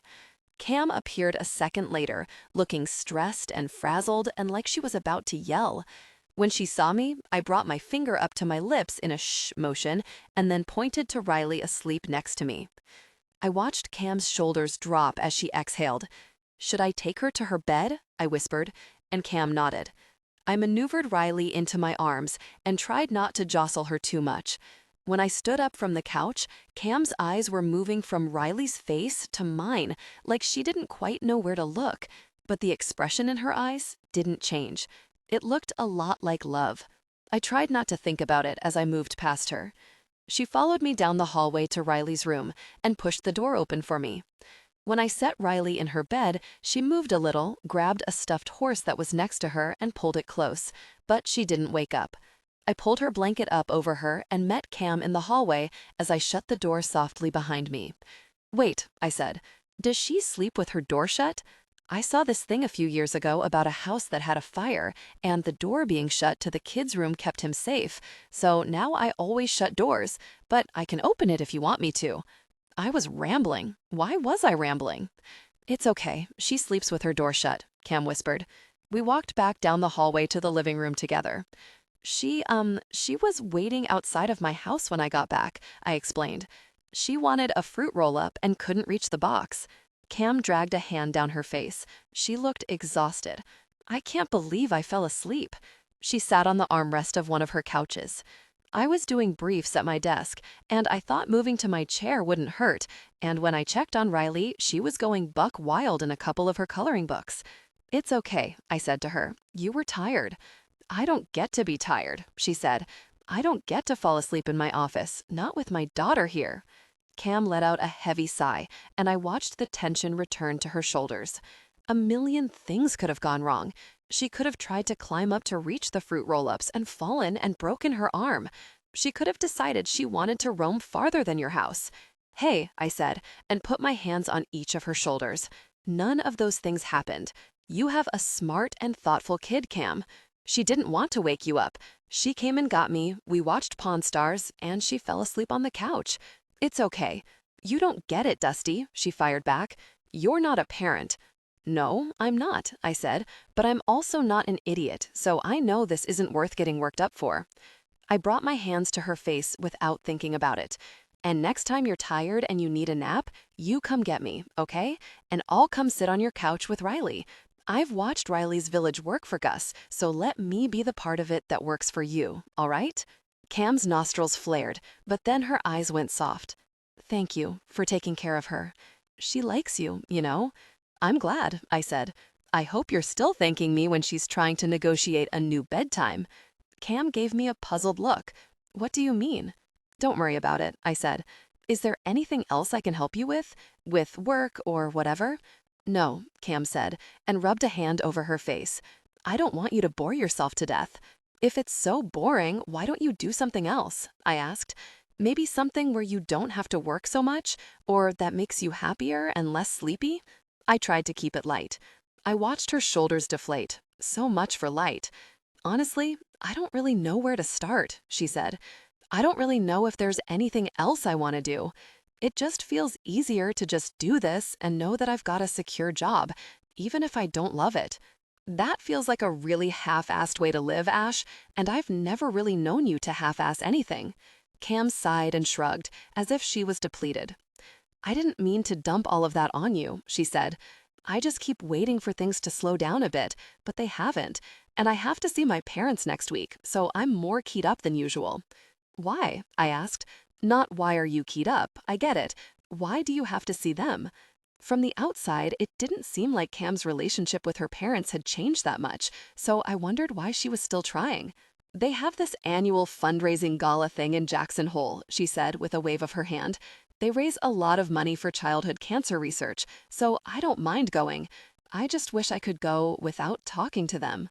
"Are they still—" I didn't finish my sentence before Cam said, "Yeah, they're mostly the same." "Anything I can do to help?" I asked. Cam started to shake her head, but then bit at the inside of her cheek. "Maybe," she trailed off for a second. "Do you, maybe, want to come with me?" I blinked a few times, shocked that she would ask. "Oh, Yeah, I said quickly. Yeah, I'll go. Really? She sounded as shocked as I felt. Really? You'd have to wear a tux, she said. Sounds like a nightmare, I responded in a chipper voice. But maybe we can make it less of one. Chapter 26. Cam, 15 years ago. Ash, I know we've already graduated, but I decided I'm going to keep sending you notes. I'm not exactly sure when I'm going to give you this one. Maybe when you come visit me at work today. The day is going to go by so slow waiting for you. I could just text you, and I probably will, but I don't know. I like the notes. I like that they feel special and that they feel like ours, you know? Anyway, this note has a point. My parents are going out of town for their anniversary this weekend, and Greer is staying with a friend. And for the first time, probably ever, I don't have to work on Saturday or Sunday. Think you can get away long enough to spend some time with me? Check yes or no, and bring this back to me before Friday, with snack requests. I'm also going to try to make you dinner. No promises it'll be any good, though. I hope you'll love me anyway. I love you, Dusty. When I pulled into Dusty's driveway, it was just after 6. My parents got me a car for graduation, a sporty BMW 3 Series that had more buttons than I knew what to do with. I liked the car. I was grateful for it. They said I'd need it when I went to Vanderbilt this fall, which was probably true, but it came with one giant stipulation. I wasn't allowed to see Dusty. To say my parents didn't approve of our relationship was the understatement of the century, but I didn't care. Who knows that real romance includes imperfections, awkward moments, and genuine? As far as they knew, Dusty and I broke up when we graduated. What they didn't know wouldn't hurt them. It wasn't my fault that my dad was out of town and my mom would get home from the country club late enough that she'd assume I was already in bed. Being with Dusty was worth everything, so risking my car to see him felt like the easiest thing in the world. What did a car matter compared to somebody I loved? Especially because we didn't have much longer together, at least in Meadowlark. I wanted to spend every second with him. He was leaving for guide school in Montana right after his birthday. God, I loved him so much. When I thought about both of us leaving, my heart sunk so low that I felt an echo in my chest when I breathed. I shook those thoughts out of my head and got out of my car. Dusty must have heard the car door shut because next thing I knew, he was walking out the front door, kissing me on the cheek and taking my duffel bag from me. I was going to stay for the whole weekend. "Hey, Angel," he said as he pulled me close. "I missed you." "I missed you too," I said. Now that school was out, I didn't see Dusty every day. He worked a lot, trying to save up money. I visited him when he worked at the diner. He would get me a chocolate shake or a blue raspberry rainbow, and I would read while he worked. But I didn't get to see him on the days that he worked at the grocery store or Rebel Blue. I took my time taking him in. He was wearing a pair of faded blue jeans and a worn white t-shirt. It had holes in it, a few peppered along the neckline. It looked perfect on him. When I was with Dusty, my head went quiet in the best way possible, like there was nothing I was dealing with that couldn't wait until tomorrow. I also felt the most like myself around him. I didn't have to be so clenched, I guess. It was freeing and wonderful, and I wanted to feel this way forever. When we got inside, Dusty dropped my bag to the floor and brought his lips down on mine. I wondered if I would like kissing as much as I did if I wasn't kissing Dusty. I didn't have any other experience to compare it to, but I didn't think I would. His tongue swept inside my mouth, and I gripped his shirt. Soon, my back was pressed against the wall right next to the front door. One of Dusty's hands was on my waist, and the other was on the back of my neck, both holding me to him. My hands ran up and down his chest, getting lower every time I brought them back down. When I reached the top of his jeans, I slid each of my pointer fingers inside of the waistband of his briefs. "Whoa there, Angel," he said against my mouth. "Slow down. We've been going slow," I said. So slow. Not to be dramatic, but I felt like I'd been trying to get into Dusty's pants for a while. He made me feel safe and respected and loved. I wanted this with him. We'd done other stuff, and so far, it had all been amazing. But every time we got close to sliding home, Dusty stopped us, like he was doing now. When he stepped back, his eyes looked wild, and I'd sufficiently mussed his hair. His expression was kind of pained.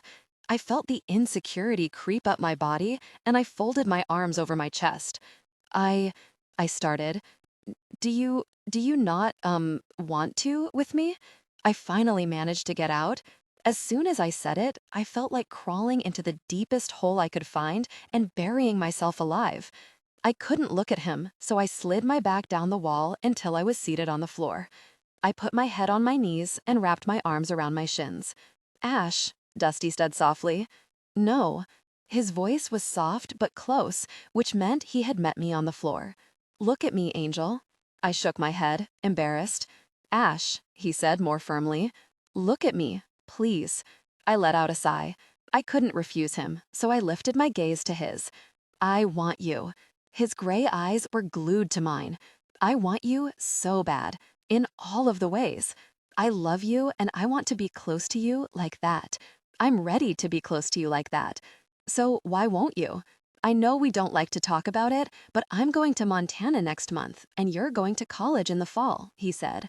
I don't want to have sex with you and then leave a few weeks later. But you're not leaving me, I said.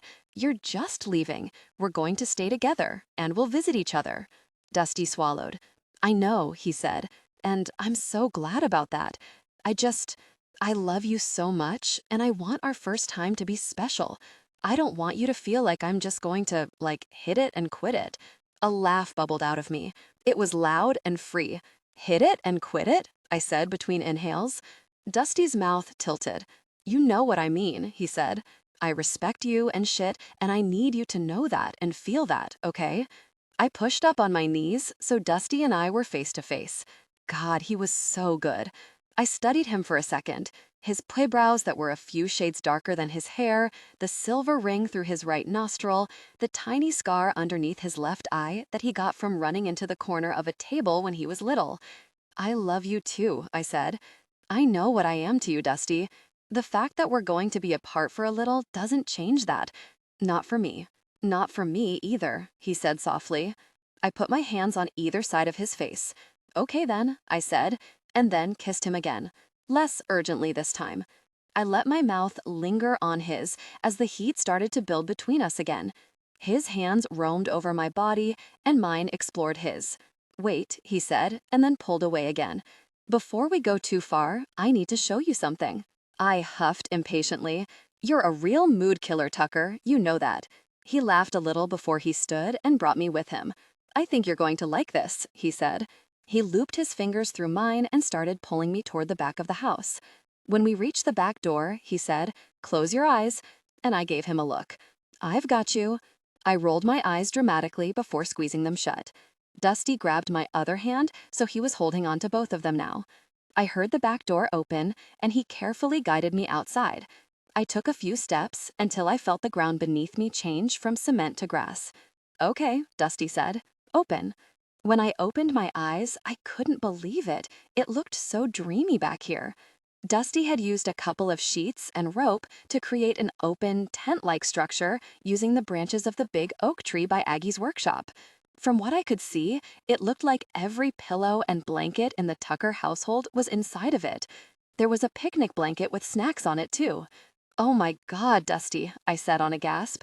This is beautiful. When I looked over at him, he was grinning wide. Look that way, he said, nodding toward the back of the house. When I did, I noticed another white sheet hanging on the back of the house, with a small projector a few feet behind it. I couldn't believe he did all of this. It was perfect. I started pulling him toward the blankets inside the tent, and the two of us flopped down onto them as soon as they were within reach. Then we were kissing again. I had my hands on his face and my leg hitched up around his hips, using everything I had to pull him closer to me. One of his hands slid into the back pocket of my jeans and brought the middle of our bodies together. I gasped. I started kissing his neck. I had left Dusty with a visible hickey more than once, but I didn't care. Are you sure? He asked. His voice was breathy and strained. Yes, I said, with a small bite where I'd been kissing him. He groaned and I felt powerful. Are you? Yes, yes, yes, he said quickly. I've never done this before. I know, I said. Neither have I. I liked that I was going to be his first and he was going to be mine. My last, too. I knew it. Then he rolled himself on top of me. When his gray eyes landed on mine, I felt like we were the only two people in the world. The affection in his gaze made it hard to swallow. If you change your mind, you have to tell me. Who knows that real romance includes imperfections, awkward moments, and genuine? We have to talk to each other, okay? I don't want to hurt you. Okay, I said. My voice was choked up with emotion. I didn't know where it came from. He kissed me again, slower this time. I put my hands under his shirt and slid it up his back. He broke away from our kiss to pull it all the way off. God, he was beautiful, and he was all mine. We went slowly, and when our bodies were joined, Dusty put a hand on my cheek and looked straight into my soul. I'll love you until we're dust, Camille Ashwood. Chapter 27, Cam. With the number of butterflies in my stomach, you would have thought I was about to jump out of a plane or off a cliff. Not that I was about to attend a fancy-ass gala with my high school boyfriend and current friend. "That dress is amazing on you, Ada," said through my phone screen. We were on FaceTime. Riley was on her lap. Ada and Wes were taking Riley for the night. It was technically my weekend, and I'd asked Gus for a lot since the not wedding and the move. I hated the mom guilt that I felt for spending half of the time that I got with my daughter away from her. Knowing my parents, they probably planned this timing of the gala on purpose. What do you think, sunshine? I pulled this dress out of the back of my closet. I'd never worn it before. I bought it when I thought I'd be married and attending this gala with my husband. It was a stunner satin, cobalt blue, one shoulder, and clung to my body until mid-thigh. "You're a knockout," Riley said, and I laughed. "Where did you hear that?" I asked. "She absorbs every little thing. Dad says it to Teddy," she shrugged. "And it works here too," Ada said. "How are you feeling?" "Good," I responded, and held two different earring options, one in each hand up to the screen. One with a teardrop diamond, and the other with two small diamonds and a sapphire in the middle. Both Ada and Riley pointed to the sapphires, so I put them in. Ada arched a dark brow at me. She wasn't a fan of my one-word answers. "Are you and Dusty going on a date, Mom?" Riley asked out of the blue. My eyes widened. I stammered. "No, sunshine, we're not going on a date. Dusty and I have been friends for a long time," I said. Ada rolled her eyes and looked like she was fighting a smile. "Oh," said. I couldn't tell for sure, but it looked like she'd deflated a little bit. "I like Dusty." "Me too," Ada said, and I gave her a look. My doorbell rang, saved by the bell. "I've got to go, sunshine. Have fun tonight, okay?" "I will. Uncle Wes said we're making s'mores and that Loretta could sit by us." Loretta was Wes' bottle calf from last year. Riley was obsessed with her. "I love you, sunshine. I'll see you in the morning." I hung up the phone. I shot off a quick text to Dusty, telling him to come in and that I'd be out there in a second. I slipped on a pair of nude slingbacks and checked my hair and makeup for the 1,000th time. I loved getting ready, doing my own makeup and hair, spending time on myself. For my hair, I'd gone with a full blowout and then did my best attempt at some soft old Hollywood waves. I pulled my hair back on one side, the same side that my shoulder was exposed on, and I loved the way it looked. I took one last look in the mirror, but before I walked out of my bedroom, I realized that I hadn't put my necklace on. I quickly grabbed it off my dresser, I'd put it on in the car, and grabbed my clutch. Dusty had his back to me when I walked toward the entryway. He was looking out the window. There was still a decent amount of snow, but the sun was breaking through more and more every day. Half of his blonde hair was pulled back into a bun at the back of his head. His broad shoulders filled out his suit perfectly, and when he turned, I lost my breath. A lock of hair that was too short to be pulled back fell down the side of his angular face. Without his hair down, his eyes were even more striking than usual. I watched them drink me in. He brought a hand to his chest, the one with the rose tattooed on it, and his mouth dropped open a little bit. He swallowed, and I tracked the movement of his Adam's apple. "God, you look stunning, Ash." Dusty's voice was almost awestruck, and it made me want to run and hide, but also bask in it. "Thank you," I said, running my eyes up and down his form. On further inspection, he wasn't wearing just a suit. It was a tux. I didn't think he'd actually wear one. He wasn't a tux sort of guy. Where'd you get a tux? Dusty flashed me a grin. I'm full of surprises. He saw the necklace in my hand and nodded toward it. Do you want me to put that on? I don't think it goes with your outfit, I said. Dusty reached out and I tried to dodge him, but he softly flicked my nose. Smartass, he said. Give it here, he said with a palm out. I dropped the necklace into his palm and he used the other hand to motion for me to turn around. I did. After a moment, I felt Dusty's fingers on my shoulder, moving my hair to one side. I remembered him unzipping my wedding dress a few months ago. He always seemed to show up right when I needed him. Goosebumps rose on my skin as his fingers dragged across it, and I had to fight the shiver vibrating through my spine. I closed my eyes and basked in his feather-light touch. I felt the necklace at my throat, pulled taut as Dusty fiddled with the clasp.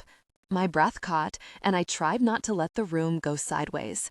Once he'd gotten the clasp fastened, he dropped the necklace, and it found the proper place on my neck. I didn't move for a moment, and neither did he.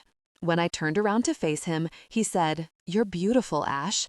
And I rolled my eyes, trying to regain the playful mood. Suddenly, Dusty gripped my chin firmly. "Don't do that," he said. "Don't hide from me. I want to see you." I should have tried to pull away, but I didn't. Instead, I let my eyes grab hold of his, just like his hand held my chin and refused to let go. His eyes moved over my face like he was memorizing me, and this moment, then they'd come back to mine every few seconds. I was helpless when his hands were on me, so we stood in my entryway, and I let him see me. "You're beautiful," Dusty said again. "So fucking beautiful." He leaned forward, and I waited for my brain to go into fight or flight like it had the last time we were this close. But it didn't. It welcomed him into my space. It wanted him there. We should get going," I stammered out. One of the corners of Dusty's mouth lifted. "We should," Dusty said. "Where are your keys?" We were taking my car, better gas mileage, and probably more reliable. But don't tell Dusty I said that about his Bronco. I fumbled with my clutch and somehow was able to get my keys out, and Dusty gently took them from me. "Oh," I said, "I can drive." Dusty looked at me like that was ridiculous. "I don't think so," he said.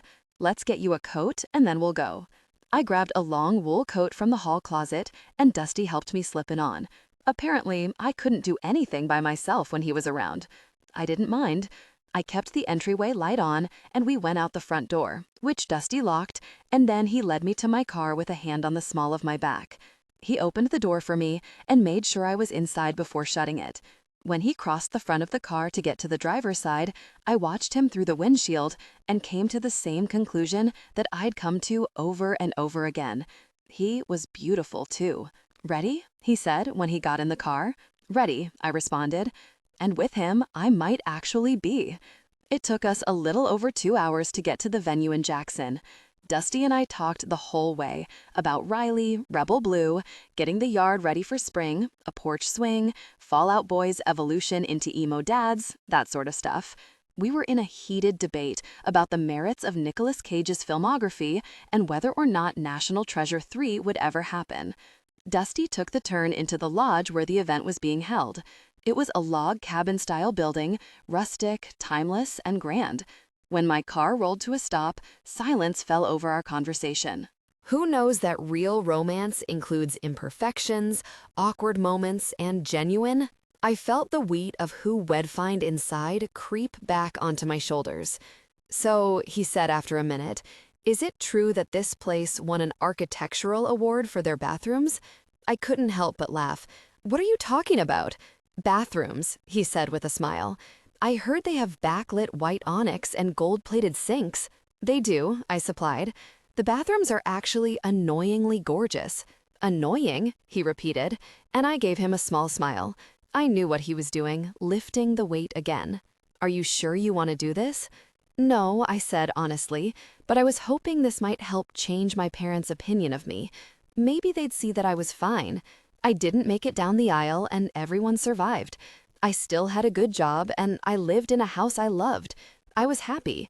Maybe they'd see that was more important than their expectations of me. even though I wasn't quite happy. Not yet. But I thought that I could be. You don't have to do this, Dusty said. We can go hit up a middle-class chain restaurant instead. I shook my head. I have to, I said. And when I looked over at Dusty, I thought I saw him physically bite his tongue. I knew how he felt about my parents. I didn't need to hear it right now. They would probably think I brought him to piss them off on purpose, but I didn't. I brought him because even though I could do this alone, I could do everything alone, I liked that I didn't have to. Okay then, Dusty said. Let's go check out these bathrooms. Chapter 28. Cam. The inside of the lodge was beautiful. It was gorgeous on a normal day, but tonight it was sparkling. White and red rose flower arrangements, frosted glasses, and bubbly champagne. The Ashwoods spared no expense. They never did. Dusty checked my coat for me and then returned to my side. "Do you want a drink?" he asked, and I nodded. He grabbed 2 flutes of champagne off a tray as a waiter passed by. I watched the waiter give Dusty a double take. The tattoos on his neck and hands were the only ones visible at the moment, but that was enough for him to stand out, plus the long hair and the nose ring. Dusty didn't seem to notice, though. His eyes were just on me. "What do you think your parents will think when they see me here?" He took a sip of champagne and placed his hand on the middle of my back. "They'll live," I said, taking a shaggy breath, as if trying to convince myself. Dusty was what got me here, so for that, they should at least be kind of grateful. "I love to see that spine, Asha, and feel it," Dusty said. His hand dipped a little lower just as I took a sip of champagne, which was not great timing because it caught in my throat and I started to cough. "Easy there, killer," Dusty laughed. He took the champagne flute out of my hand and set both of our glasses on a table. "Dance with me." This time, when he stretched out his hand, I took it and let him lead me to the dance floor. The song was a simple waltz, but I didn't expect Dusty to know that, so I just put my arms over his shoulders so we could step and sway to the music. But Dusty took one of my hands in his and placed the other on my waist before he started leading us. "You know how to waltz?" I asked. "Full of surprises," he grinned, and I let out a shocked laugh. He was a little fumbly, but mostly he was good, more than passable. "I used to watch YouTube videos when we were in high school," he said. "I remembered you saying that you had to dance whenever your parents had or went to an event, and I wanted to be prepared, just in case I ever got to go with you." "You mean in case I ever forced you to come with me?" Dusty shook his head. "No, you're a privilege, Cam. Being in your presence is a goddamn honor." I looked over his shoulder instead of at him. What the hell was I supposed to say to that? "I can't believe you did that when you were so young, for someone who wasn't even a sure thing," I said. I felt his shoulder shrug under my hand. "You've always been a sure thing to me," he said softly. "Dusty," I trailed off. "You can't talk like that." "Like what?" he asked. "Like we're more than what we are," I said. "I think you're going to have to enlighten me then," he responded. "What are we?" "Friends." I sighed. "We're friends, aren't we?" "Ash," I tried. "Friends, I really did. But friends don't feel the way I do about you," he said, as he pulled me even closer to him. Our bodies were touching now. "Or the way you feel about me." I could feel his breath on my face. "I've waited half a lifetime for you, Cam." Dusty breathed me in. "And I would wait a whole one if I thought I had to. But here we are, together. No distance, no timing, no ring, nothing is keeping us apart." Our dancing had slowed and the song had changed, but we were still out on the dance floor. Dusty used his finger to lift my chin, gently this time. "Except you," he whispered. I refused to meet his eyes. "Except me. So I need you to look at me, Ash." It was like my eyes couldn't help but give in to him. "And I need you to tell me why. Because I'm not the girl you fell in love with. Because I don't even know who I am. Because loving you is the bravest thing I've ever done, and I'm not brave anymore. Because I can't take the pain of losing you again." Well, isn't this a surprise? My mother's voice cleared our bubble, and I instinctively pulled away from Dusty, putting more distance between us than just physical. I tried to pretend I didn't see his face fall, but he quickly steeled his expression. I tried to do the same. "Hi, Mom," I said, as I leaned in to give my mother a kiss on each cheek. "You look beautiful." and she did. Lillian Ashwood was dripping in understated beauty. She was wearing a floor-length silver gown that was impeccably tailored to her slender frame, and a diamond choker that my father gave her for one of their earlier anniversaries, and matching earrings. "You look," she surveyed my appearance. I was used to this perusal and instinctively tried to brace myself for whatever was coming. "Comfortable," was what she settled on. "Camille," my father said next to her. "Dad," I said, as I looked over at him. I looked most like him with my dark hair and features and my height. He ignored me. His eyes were shooting daggers at the man I was with. "Mr. and Mrs. Ashwood." Dusty nodded. "No pleasantries or good to see yous. Not between these three. Interesting to see you here, Mr. Tucker. I don't think you were on the invite list," my father said. "You don't quite fit in." "And thank God for that," Dusty said. "I'm Cam's +1. With that, my parents started to strategically shepherd us to the outer space of the room, off the dance floor and into the shadows, where they'd always preferred to keep me. As we walked, Dusty's hand found its way to the small of my back again. I focused on that feeling, channeled everything I had into his touch on my spine. "You didn't tell us you were bringing anyone, dear," my mother said. Her voice and face were tight. "There are a few lovely bachelors here tonight that I think you should meet." I felt my shoulders sag. My dad didn't say anything. He was still sizing up Dusty. "Please, not right now," I said, as firmly as I could, but it was meek at best. "Not ever, actually," Dusty said. "This is none of your concern," my father responded. "Cam is my concern," Dusty said. "She always has been." Right then, a waiter, who either didn't notice the tense posture of our quad or didn't care, held a tray up for us. I reached out to take something off it. I didn't even know what it was. I just needed something to do with my hands. "That's fried, Camille," my mother chimed in. Best to wait for something else to come around. My hand stopped midair, and I brought it back to my side. "You are a piece of work, Lillian," Dusty said, and I went all the way still. "You beg your pardon?" my mother said, as she brought her hand up to her chest. Aghast was the word I'd use. "I can't believe I ever thought that it would just be better, easier for Cam to try to ignore your bullshit. I guess I was young, stupid, but I'm not anymore." Who knows that real romance includes imperfections, awkward moments, and genuine? I've changed, but you haven't, and I'm tired of seeing the way you tear this woman down and saying nothing about it. "You have no right to talk to us this way," my father said. I could practically see the steam coming out of his ears. "No, Rutherford, that's where you're wrong. It's you that doesn't have a right to talk to me or Cam or any other person that way," Dusty said. The arm around my waist pulled me closer to him. "Now you listen." My father put his pudgy finger in Dusty's face, but Dusty cut him off. "No, I think I'm done listening. I know Cam is. You have an incredible daughter, and both of us have better things to do than listen to the two of you any longer." Dusty grabbed my hand and started walking away. "Camille," my mother said. I could tell she wanted to yell, but she didn't want to attract attention. "Camille Montgomery Ashwood, you do not walk away from us." Dusty looked at me. His eyes danced. "Say something," they pleaded. With him, maybe I could be brave again. "Tonight, I do," I said back. I heard my mom stomp her foot, but I didn't care. All I cared about was Dusty's laugh as it drifted back to my ears. I didn't know where we were going, but I let him lead me. We rounded a few corners, went down a flight of stairs, and down a hallway. "Where are we going?" I asked. With the amount of adrenaline coursing through my veins, you would think that I had just jumped out of an airplane, not said something mildly defiant to my parents. "To check out some award-winning architecture," he responded.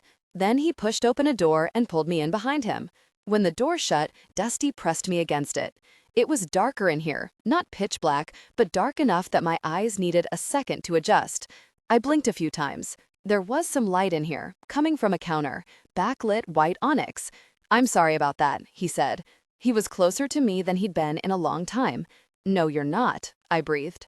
Dusty grinned. "No, I'm not," he said, and then he kissed me, like really kissed me. His hands were in my hair, pulling my head back to give him all the leverage he needed to dominate my mouth. I held onto his wrists and tried to keep up. "I told you I'd get you out of there, like I always do," he said.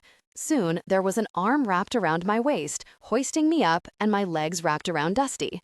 I pulled my mouth away from his and started kissing his jaw and then his neck. When I reached the base of his throat, Dusty whimpered.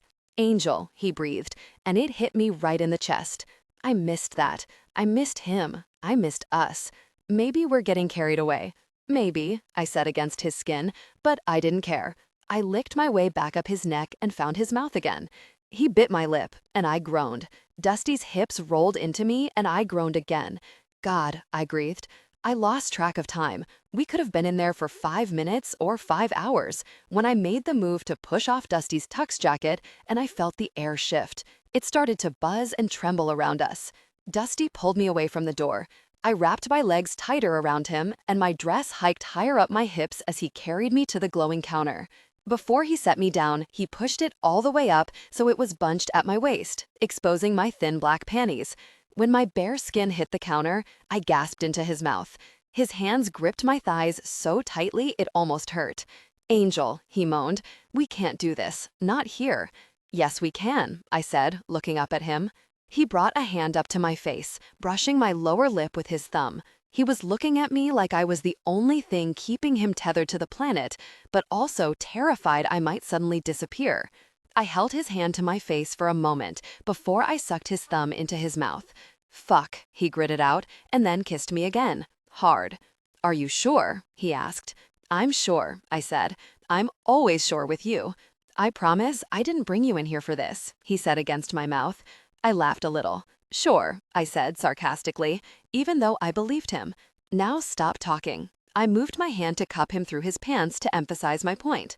"Point taken," he groaned, and kissed me again. One of his fingers skated up the inside of my thigh, and I knew I was wet for him. When he reached my underwear, I gasped. "Should I take these off or just move them out of the way?" Dusty asked. His voice was low. "Decisions, decisions. Better make one fast," I breathed. Dusty stopped what he was doing and put a hand on my neck, his thumb pressed into the bottom of my chin. "I've been waiting for this for over a decade, Angel," he said. His other hand pushed my underwear to the side. "I don't want to do anything fast with you." He dragged a knuckle up my center and I inhaled sharply. His grip on my neck tightened at the same time he pushed a finger inside of me. "Ah," I gasped. "Beautiful," Dusty murmured as he looked down at me. "Fucking beautiful." And then his mouth was on mine again. His tongue worked inside my mouth while his finger worked inside of me. My breath got faster, and my body started to move of its own accord. When he slid a second finger inside of me, my head fell back on a moan. "That's right, Angel," he said, as he licked and sucked at my neck. "Let me hear you. Don't be shy. You never were before with me." His thumb pressed on my clit, and I didn't recognize the sound that came out of my body. "Dusty," I panted, and he bit down on my neck. "Again," he growled against his skin. "Say it again." I clutched at his back, trying to grab onto his shirt to steady myself. "Dusty," I said again. "More." I wanted more. I spread my legs wider. I felt it when Dusty's mouth left my skin, but I didn't have time to wonder where it went, because when I brought my head back up, I saw him drop to his knees, pull me to the edge of the counter, and then his mouth was back on me. I was lost to the sensation of it all, of the ways he felt familiar and new all at once. It was like my body remembered him and reacted accordingly. He used one of his hands to keep my underwear out of the way as he licked up my slit. I watched with rapt attention as he devoured me with his mouth and fucked me with his fingers. The sight of him, with my legs over his shoulders and his eyes closed in pleasure, made my hips buck. "Oh my God," I panted, as his fingers went in and out of me. Their rapid but steady pace felt so different from the languidness of his tongue, and I couldn't get enough. I didn't even register the sounds I was making or the way my body was writhing. I was just focused on him. I stared at Dusty between my legs until pressure started to travel down my spine. "Dusty," I moaned again, and my eyes rolled back. I couldn't tell if I was shaking or if it was the world around me, but something was definitely falling apart. Dusty put pressure on my clit using the pad of his tongue before he sucked my clit into his mouth, and I broke apart. I wasn't used to this. The way my body fell apart under Dusty's touch felt foreign and wonderful. Not that it hadn't been incredible before, but there was something to be said for being older and wiser and more experienced. And he kept going. He didn't let up, forcing me to ride the wave of my orgasm. He made it last, wringing every ounce out of me. When I finally came down, Dusty's mouth was still on me, and it felt like too much. I needed something different, something more. I wanted him inside of me. Dusty, I panted. I can't. I stumbled. No more, please, I gasped. Dusty lifted his head from between my legs slowly and grinned up at me. Sorry, he said, even though he didn't sound sorry at all. I've missed doing that. Noted, I breathed. As he rose from his knees, he wiped his mouth with the back of his hand, and if I wasn't already seated, I probably would have collapsed. You're, God, why couldn't I make my voice sound normal? You're still very good at it. That felt like a stupid thing to say. I mean, Dusty kissed me then, stopping my idiot blabbering. It was soft and tender and made me feel like I was a puddle on the floor of this very beautiful bathroom. Who knows that real romance includes imperfections, awkward moments, and genuine? I've been waiting a long time to get my mouth on you again, he whispered darkly, and I'm nowhere close to done. I wrapped one arm around his neck and pulled him closer, and used my other hand to try to unbutton his pants. A knock at the door startled both of us out of the kiss. "Anyone in here?" a man's voice called. I slapped my hands over my mouth and started to giggle. "Occupied," Dusty called back. When his eyes met mine, he shook his head and started to laugh too.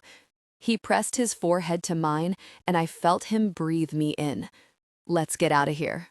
Chapter 29, Cam. 15 years ago. Before I met Dusty, I never would have entered any sort of tattoo shop. But now, here I was, sitting next to him while he added more ink to his arm. This one was a creepy-looking moth with skulls on it near his shoulder. I already loved it. I loved everything about him. The hand attached to the arm that wasn't getting tattooed was resting on my thigh. I thought he would tense up or something, but he didn't. He was relaxed. Sometimes his eyes were closed, and sometimes they were on me. Both of us were trying not to think about the fact that he was leaving in a week. The artist working on him was an older guy named Shannon, who was covered in tattoos. He even had the words, "Old School," tattooed around the back of his head. "What if I got one for you?" Dusty said out of nowhere. I looked at him questioningly. "A tattoo?" "Yeah," he nodded. "That's permanent," Shannon finished for me. "Yeah," I said, nodding at the tattoo artist. "Permanent." Dusty shrugged with one of his shoulders. "So are we." Even though he was leaving, I couldn't argue with that. We felt permanent. I thought that would scare me, but it didn't. It made me feel like I could take on anything as long as I had Dusty. "I'll get one too," I said, almost without thinking. I thought once the words were out of my mouth, I'd want to take them back, but I didn't. "Seriously?" Dusty said after a few seconds. "Seriously," I said. "We're permanent." "Oh, Lord," Shannon said under his breath. "What do you think?" Dusty said. "I think it's stupid," Shannon said as he worked. I felt my shoulders fall a little. Maybe it was, but sometimes the stupid things push us forward, so if you want 'em, I'll do 'em. My heart started to pick up speed. Was I really going to do this? When I looked at Dusty, he was grinning, and that's when I knew the answer. Yeah, I was. I grinned back at him. "Any ideas, Shan?" Dusty asked, but his eyes were still on me. "No full names," he said. "I still haven't figured out how to cover up or change Betty's name on my arm." "Betty from the diner?" I asked, shocked. Shannon nodded, and Dusty and I both burst into laughter. "Hold still, kid," he said to Dusty. "I'm almost done." "Sorry," Dusty said, still laughing, and then he turned to me. "What if I got an A for Ash?" "Feels a little scarlet letter, don't you think?" I said. "But it works because we started passing notes in English, and we read the scarlet letter." He smiled earnestly, his eyes sparkling. How lucky was I to find a man like him, a love like this, so early? And how was I supposed to be thousands of miles apart from him? How was I supposed to say goodbye? "Where will you get it?" I asked. Dusty brought his right hand up to the side of his neck and tapped at it with his pointer finger. "Right where you like to kiss me." Less than an hour later, Dusty had 2 new tattoos, and I had my first one, the letter T, on my hip, for Tuck or Tucker or Dusty's full name. It didn't hurt as bad as I was expecting. Plus, the pain didn't matter. Now I had a symbol of the mark Dusty left on me, forever. I was changed now, and I knew I never wanted to go back. When I looked at it in the mirror after we were done and before Shannon covered it to heal, I'd never felt more beautiful or more powerful or more me. "Dusty," I said as we walked toward his car, hand in hand. "What's up, Angel?" he asked, and I pulled him to me, careful to avoid the cling wrap and gauze on his neck. When I looked up at him, I felt resolute. "I want to go with you," I said. "Where? Are you hungry? Do you want to go get something to eat?" "No, Dusty. I want to go with you to Montana. Next week. Take me with you." Chapter 30, Cam. When Dusty and I grabbed our coats and ran out the gala doors, we were met with a wall of falling snow. The flakes were huge, and I could barely see in front of me. There were at least 6 inches piled up in the parking lot. Dusty pulled me closer to him and used the arm around my waist to lift me into a fireman's carry. "Those shoes you're wearing won't make it through the snow," he said. I let my head fall back with a laugh, and my feet kicked involuntarily. I tried to look forward, but the snow got in my face, so I looked up at Dusty instead. I looked at his sharp jawline, and his Adam's apple moved as he swallowed. I wanted to memorize how he looked right now, this close to me. I used one of my hands to push down the white collar of his tux so I could see the entirety of his A tattoo. I pulled myself closer to him so I could kiss it again. "Ash," Dusty breathed when I did. "I forgot how much I loved this," I said as I kissed it again. Dusty groaned, and I watched his jaw flex. "I didn't," he said. He managed to keep hold of me as he reached into his pocket and grabbed the keys to my car. I heard it unlock. I reached out to open the door, and when I did, Dusty set me carefully inside. "You have 4-wheel drive, right?" Dusty asked. One of his hands was on my hip, and the other was on the side of my neck. "Obviously," I responded. "We live in Wyoming." "Smart ass," he said, and then kissed me quickly, like he would do it a million more times. It felt so natural, but the effect it had on me was anything but. I brought my hands up to his suit jacket and held him to me for a second. He let me. He didn't ask me why, just stood in the snow while I sat in the car and let me breathe him in, let me imprint this moment in my brain. When I let him go, he flashed me a smile. "Put your seatbelt on, Angel." Whatever bubble we were in right now, I didn't want it to pop. Then he pulled back and shut my door softly. I did what he said. When he got in the car and started it, he reached over and turned my seat warmer on for me before grabbing the snow brush out of the back seat and getting back out to clear the car off. I watched him through the windows. I didn't know if anyone else had ever cleared my car off for me. I had gotten used to doing it myself, just like everything else. For a second, it scared me how easy it would be to get used to this, to have someone turn my seat warmer on and clear off my car, who could drive when I didn't want to. Did I want that? I always thought that if I could take care of myself and my daughter, if I never had to depend on anyone, then I'd never run the risk of disappointing anyone either. I was sick of feeling like such a disappointment, at least in the eyes of my parents. But I had to admit, it made me feel extremely lonely sometimes. What if there was a different way? A way that allowed me to share the load, to give up full control every once in a while? When Dusty got back in the car, he shook the snow out of his hair and rubbed his hands together before grabbing one of mine. The 2 silver rings on his hand were ice cold, and I loved the way they felt against my skin. "Ready?" he asked, and I nodded, grateful again that he was here. I hated driving in the snow. I should probably be used to it after all this time, but it still scared the shit out of me. But when I looked at Dusty, he was calm and in control of the car. "Can you check the weather alerts for the highway?" he asked. "Honestly, I would be shocked if the canyon isn't closed."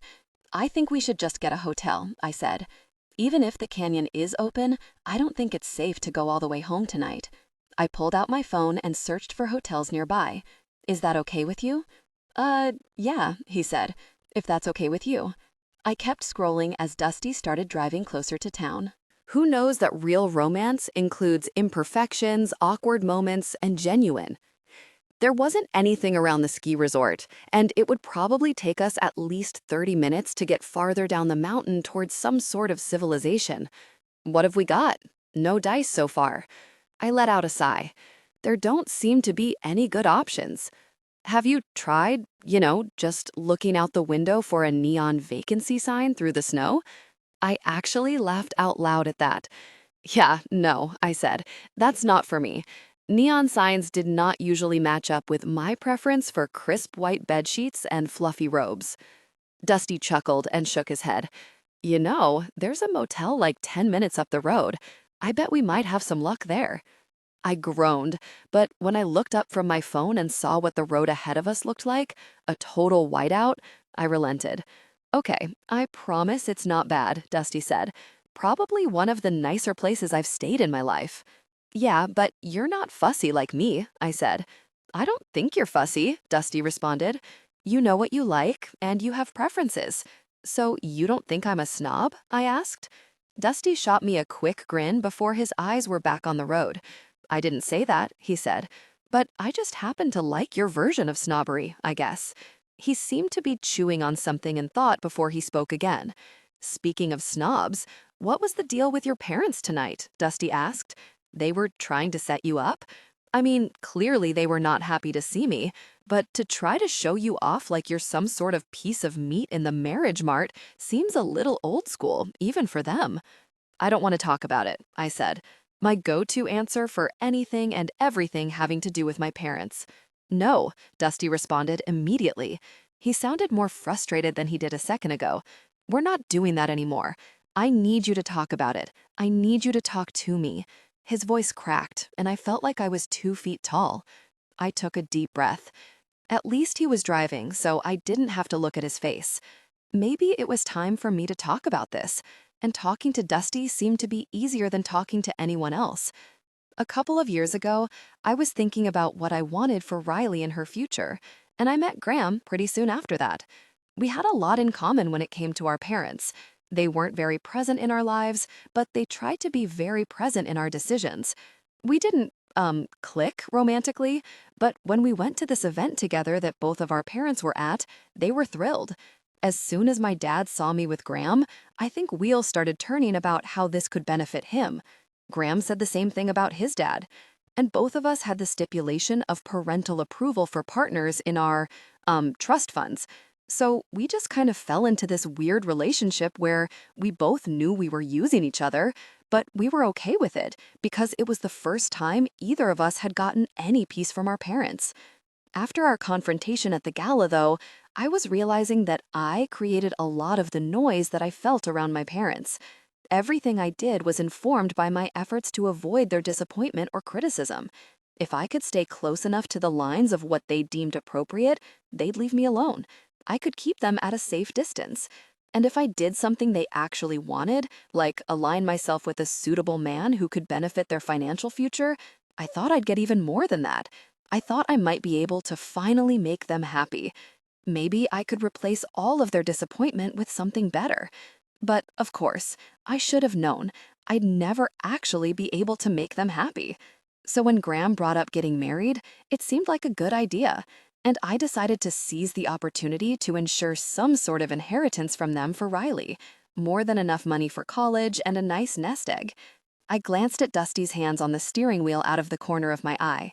They clenched the wheel harder. So we got engaged. Things were fine. Both of us felt okay.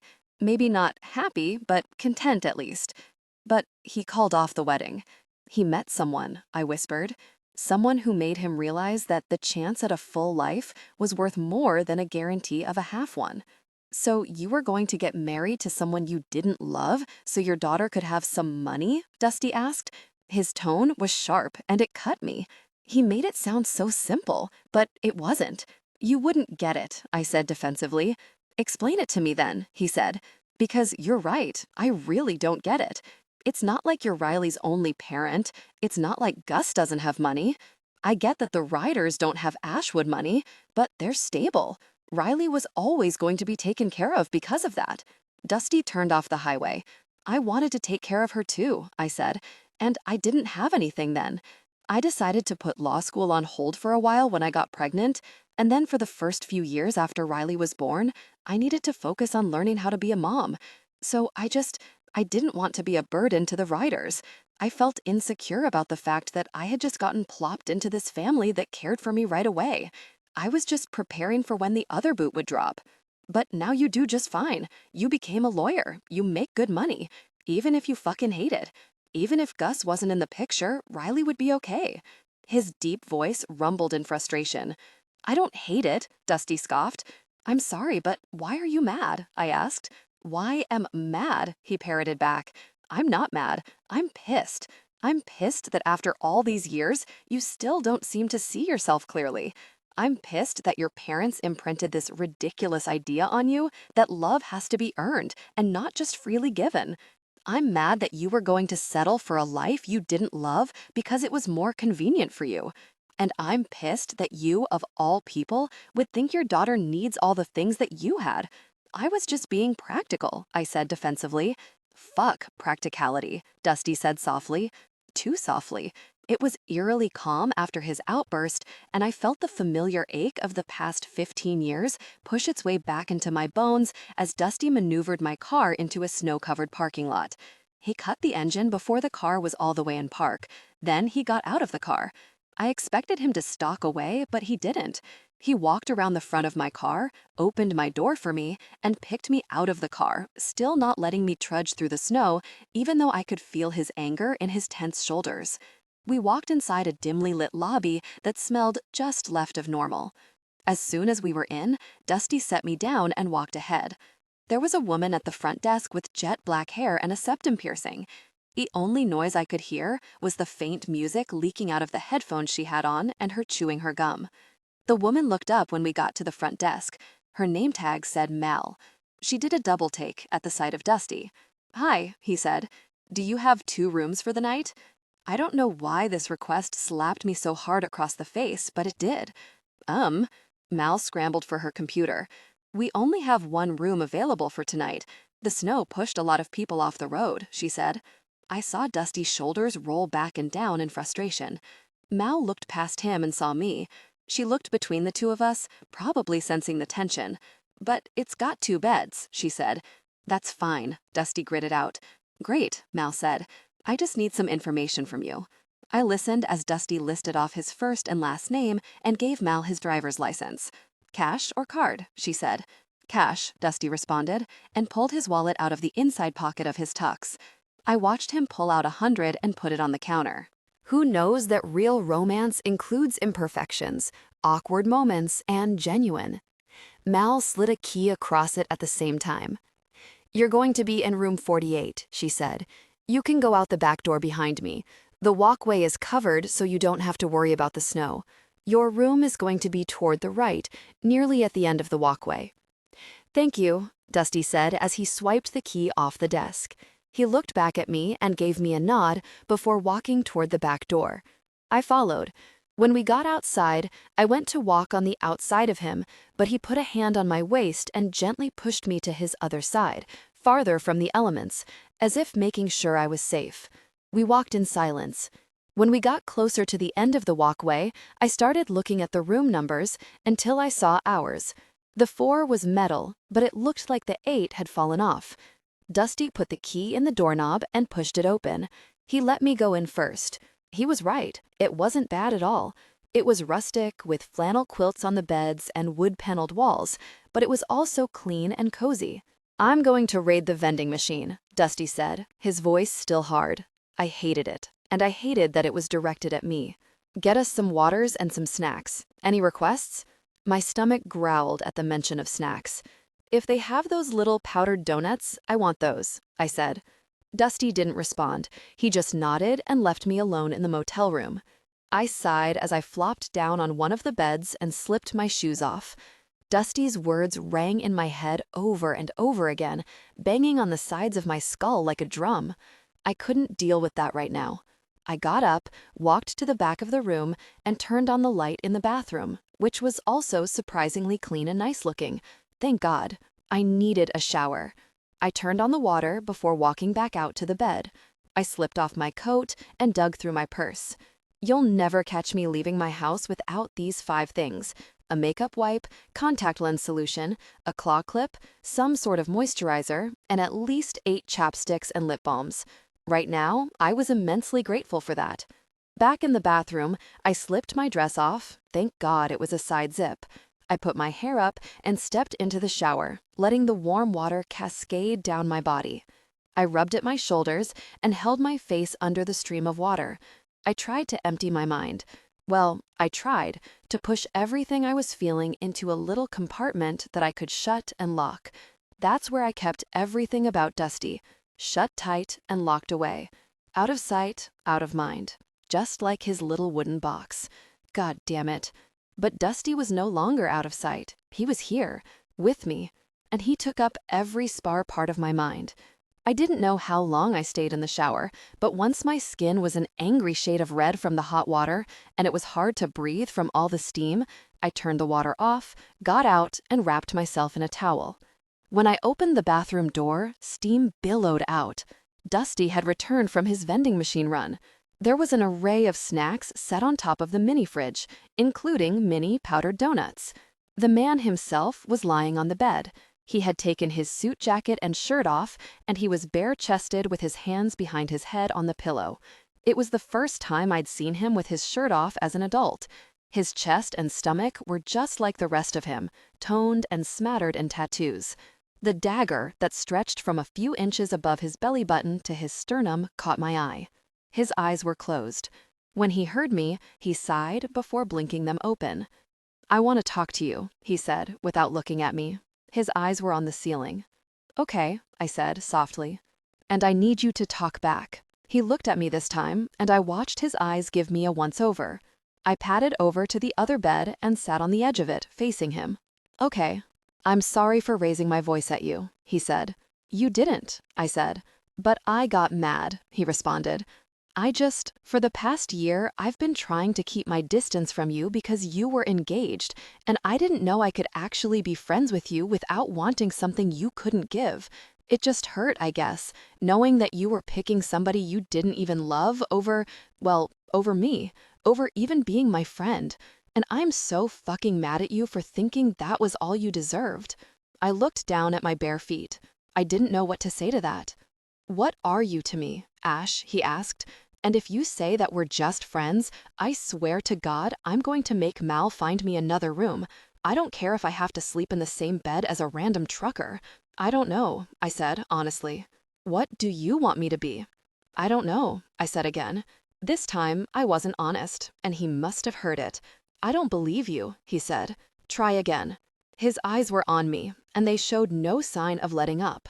This was the first time he'd pushed me, really pushed me, since we started being in each other's lives again.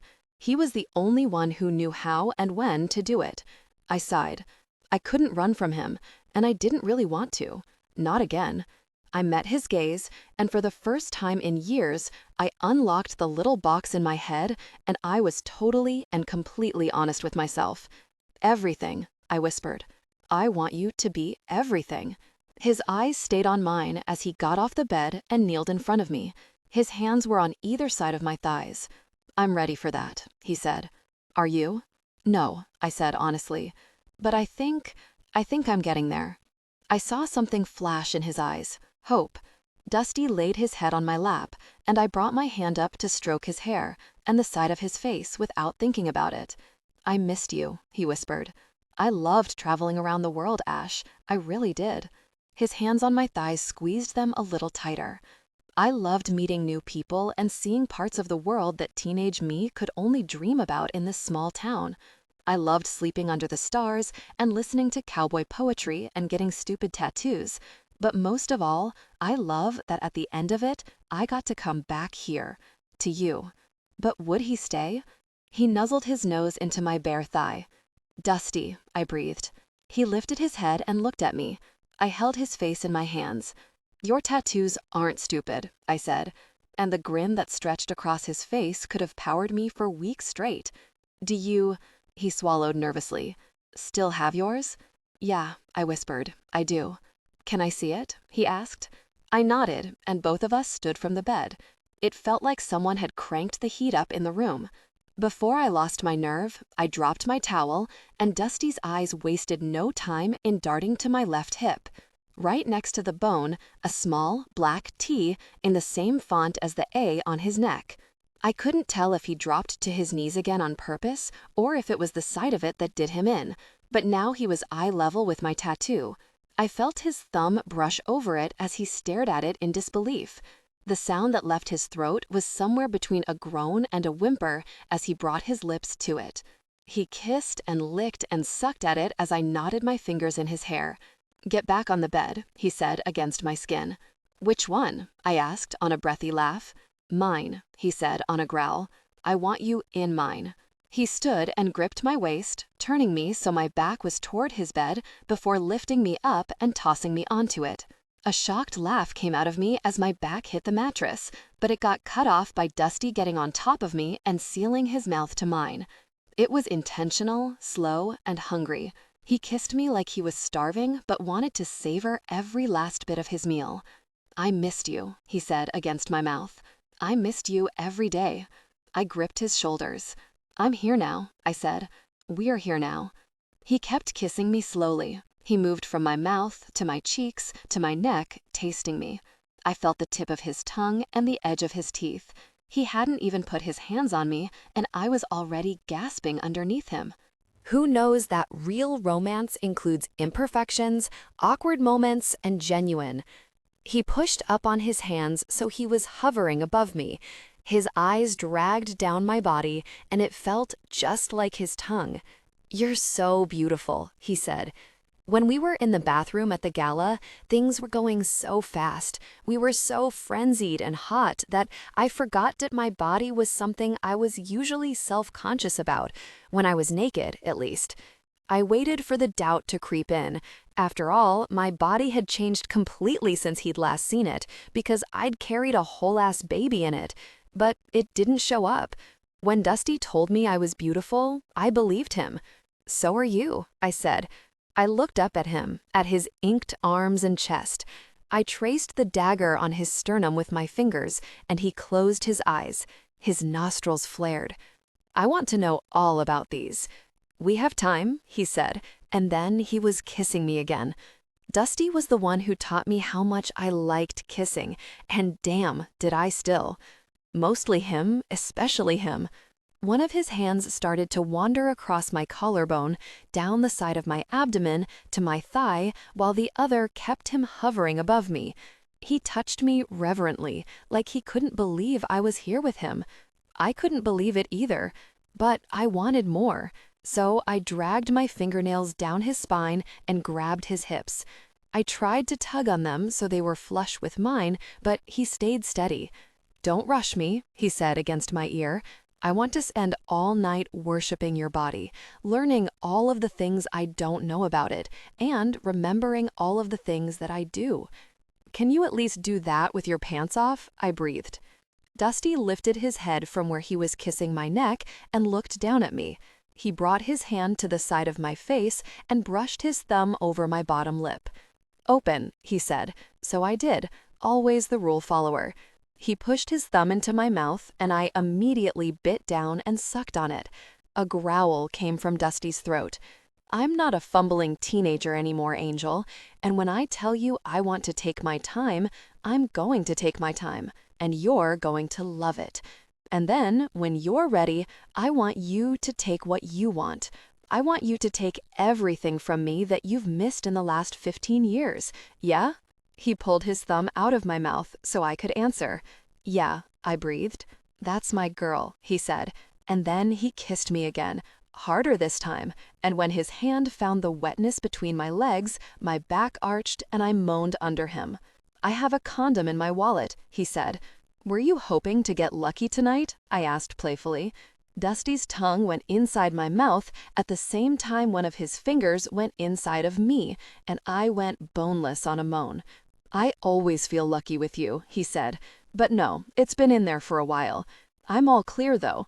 I have an IUD, I said. But I trailed off, suddenly nervous and shy. Dusty caught on immediately. He rolled on his side and pulled me with him, so we were facing each other. I instinctively hitched my leg up around his thigh. But what? I felt a blush creeping up my cheeks. I'd never said this to anyone before. I wasn't usually vocal at any point in the bedroom, at least not since Dusty. I don't want you to come inside of me," I whispered. I don't want any more babies." Dusty paused for a second and looked at me thoughtfully. "You got it, Angel," he said, and kissed me again. "Thank you for telling me that. I want you to tell me stuff like that always, okay? Can you do that for me?" I nodded, but Dusty said, "Words, Angel." "Yes," I said, "I'll tell you." "Thank you," he said with his mouth on mine. He kissed me for a while, exploring my mouth with his tongue and my body with his fingers.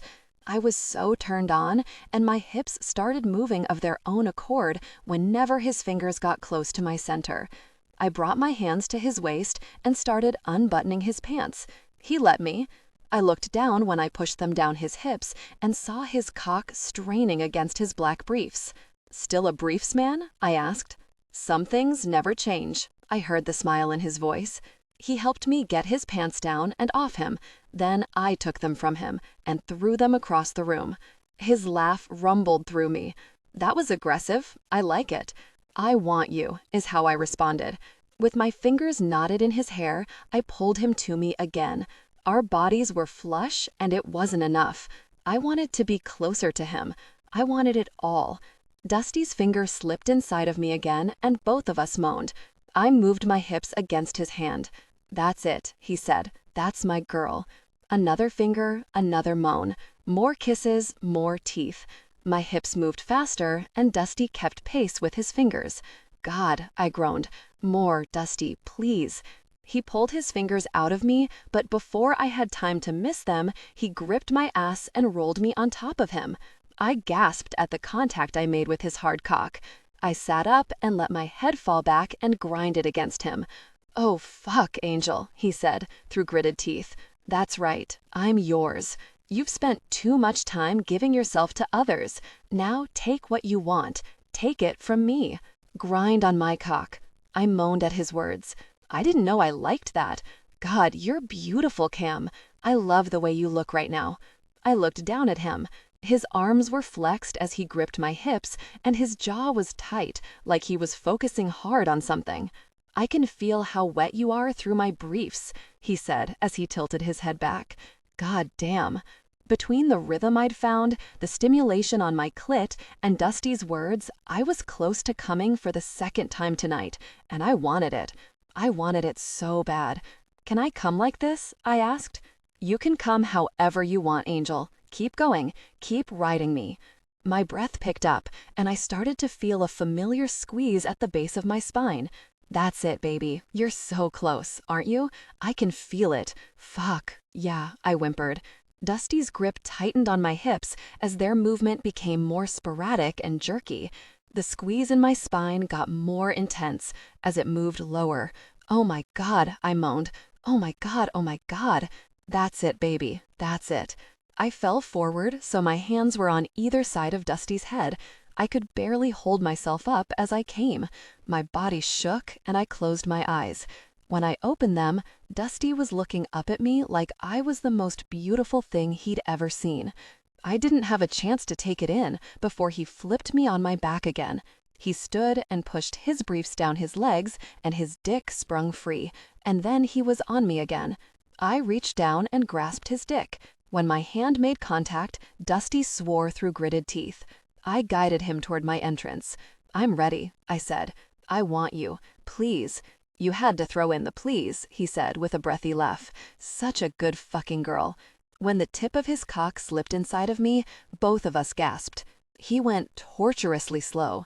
I tried to lift my hips, but he held them down, taking his sweet time. "You feel so fucking good," he said, and my back arched on a moan. "That's it, Angel. I can't wait for you to take every inch of me." "I want to," I said. "Please, Dusty. Faster." Instead of doing what I wanted, Dusty pulled all the way out of me, and I let out a frustrated huff. What did I say about rushing me? Not, I huffed. That's right, he said, as he started pushing inside of me again. God, it was too much. Look at me, Cam. I want to see you. I met his eyes, and the affection in them would have melted me into a puddle on the bed if I wasn't already liquid. I felt so many things at once. Turned on, frustrated, adored. I almost couldn't handle it.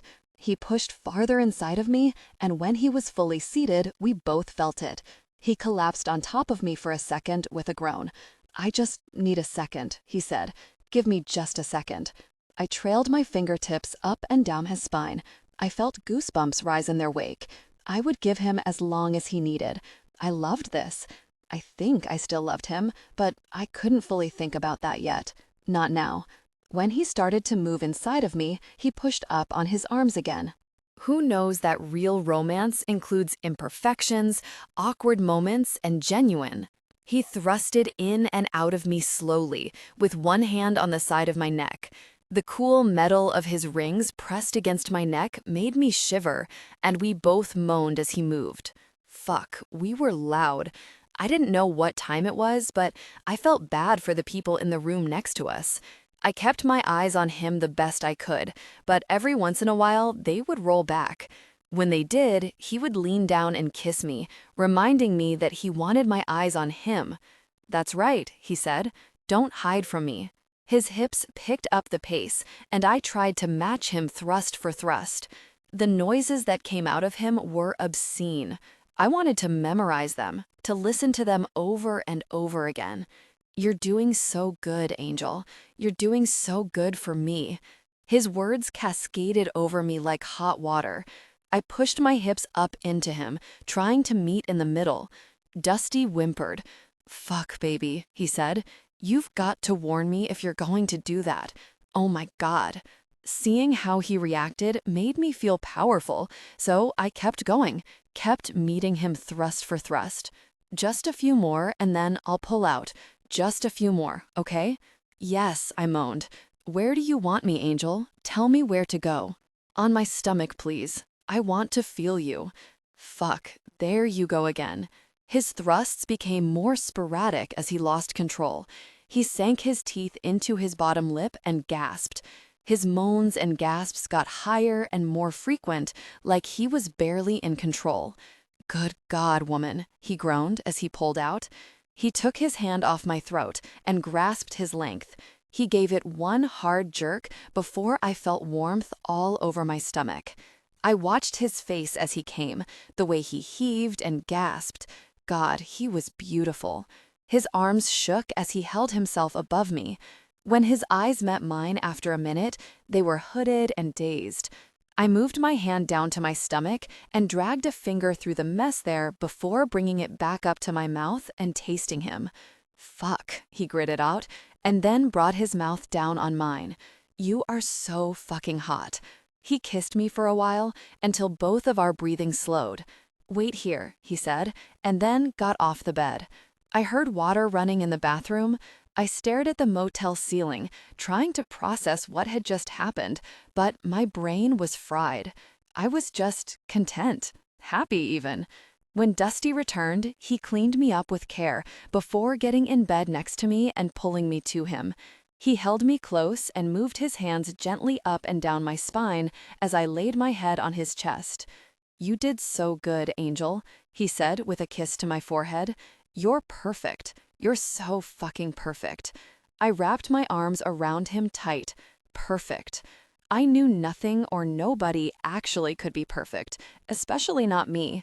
But with Dusty, I felt pretty close to it. "I missed you," I whispered, finally getting brave enough to say it in the dead of night.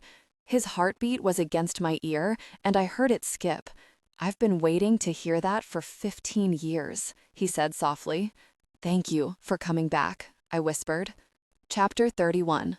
Cam. 14 years ago. Ash. "It's a long one today. I probably won't be home until you're asleep. I miss you. I love you. Dusty."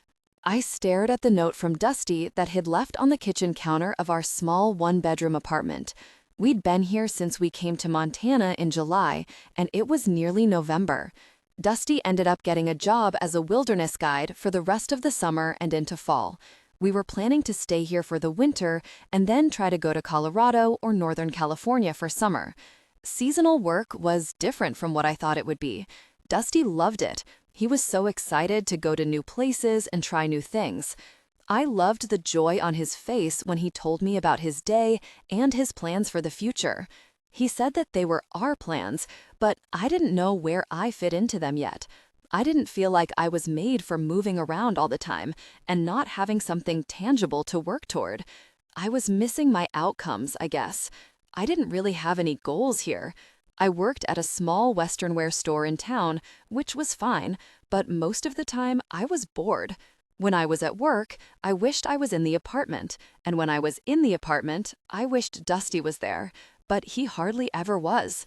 He left early and often got home late. I knew it would get better when the season was over in a few weeks, but right now, it sucked. And when I was alone, the only company I had was my thoughts. Did I make a mistake? Did I ruin my own life by following Dusty?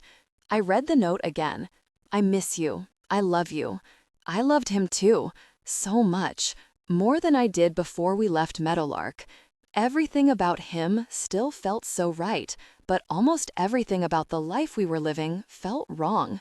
I lashed out at Dusty all the time, when he left a cabinet open, or left his dishes in the sink, or left his work boots by the door. In the moment, I knew I was overreacting or taking my feelings and frustrations out on the wrong person, but I couldn't help it. Dusty was patient with me, but I was filled with shame. I felt like I was trying to sabotage myself and our relationship. For the first time in a while, I also thought about my parents. They knew where I was, but I hadn't spoken to them since a few weeks after I left. And even then, they didn't act like they were worried about me or wanted me to come home. My mom just reminded me that my decision meant I was not fulfilling the requirements of my trust fund. After that, they shut off my phone and froze my bank account, which made sense. It was their money. I didn't know why I thought they would care more. They never had before. A long sigh escaped my lips. One of those sighs where you felt your entire body deflate, and you didn't know if you could even hold yourself up anymore. I made my way to the bathroom and turned on the shower, cranking the handle so that the water was as hot as it could be. When I pushed back the curtain and stepped inside, I sank to the shower floor. I let the hot water rain down on me until it started to turn cold. The mattress dipped as Dusty climbed into bed with me later that night. He wrapped his arm around my waist and pulled me to his chest. I felt his lips on the back of my neck. I didn't know what time it was, late probably, but I hadn't been able to fall asleep yet. I wound my fingers through his. "You still awake, Angel?" he whispered in my ear. "Couldn't sleep," I choked out. "What's wrong?" he asked immediately, pulling me tighter. I took a deep breath. "Are you happy, Dusty?" He stilled behind me. The world had never been more deafeningly silent than it was then. I could almost feel the fissures forming in my heart as I waited for him to respond. "I love you, Cam," he whispered. "I love you so much." "That's not what I asked. Are you happy?" "I don't—" A tear slid its way out of the corner of my eye and onto my pillow. "I don't think I am, Dusty." Suddenly, being close to him, being held by him, felt like too much. I sat up, breaking his hold on me, and got out of the bed. "What can I do?" he asked. I didn't look back at him. "I want to go home," I said. "I want to go back to Meadowlark." I didn't know that's what I wanted, but now that I'd said it, I felt like I had a fishing hook in my sternum, and it was pulling me back. I didn't want to be here. I wanted to be with Dusty, but I didn't want to be here. In Meadowlark, I could at least take University of Wyoming satellite classes. I could at least start working toward something. "Okay," Dusty said quietly. "I can take you back this weekend, and we can figure out the distance thing, all right?" My brows knitted together as I finally turned toward him. "No," I said, confused. "I want us to go back to Meadowlark." Dusty ran his hands through his blonde hair. I couldn't really see his face in the dark, only what was lit by the moonlight coming in our bedroom window. "Cam, I have a job." "I know. We can go home when the season is over next week." I heard Dusty sigh. I don't want to go home, Cam. This was my plan. Who knows that real romance includes imperfections, awkward moments, and genuine? I've been waiting for this my whole life, a chance to explore. It felt like someone had kicked me in the back of my knees. Okay, I said, frustration bubbling under my skin. But my plan was to go to college, and I changed it for you, for us. I never asked you to do that, Dusty snapped. He'd never snapped at me like that before. Whenever we fought, he stayed even-keeled. I was the one with the temper. But I did, I snapped back, and I regret it every single day. We talked about this before we came here, Cam. I told you that I was worried about you not going to school, that I was worried about us taking on too much too soon. And you brushed it off. Well, I folded my arms across my chest. I thought it would be different. Whose fault is that? I didn't ask you to come here with me. I didn't ask you to give up on school. I was ready to do the long-distance thing. I was ready for us to move forward that way. Okay, well, I'm sorry for loving you, I guess, I said, hating the way it sounded coming out of my mouth. Oh my God, Dusty said, standing up from the bed now. Are you kidding me? That is such a bullshit thing to say, and you know it. It was a bullshit thing to say, but I didn't care. Dusty had just told me he was choosing this shitty apartment in Montana over our relationship. I can't do this anymore. I don't want to be here, and I don't think you want me here. Of course I want you here, Cam, but I don't want you here if you don't want to be here. I worry about you all day, every day. I hate that you're here by yourself, but you don't do anything to change that. I can't be responsible for both of us. I'm barely learning how to be responsible for me. Okay, I shrugged, trying to play off how hurt and confused I felt. Then I'm done. In the dark, I could see Dusty go ramrod straight before he sighed. I don't think we should keep doing this right now, he said. It's the middle of the night. I'm tired. You're tired. We're both feeling a lot of things. I scoffed, like that mattered. Can we please talk about this tomorrow when I get home? Dusty pleaded. Sure, whatever.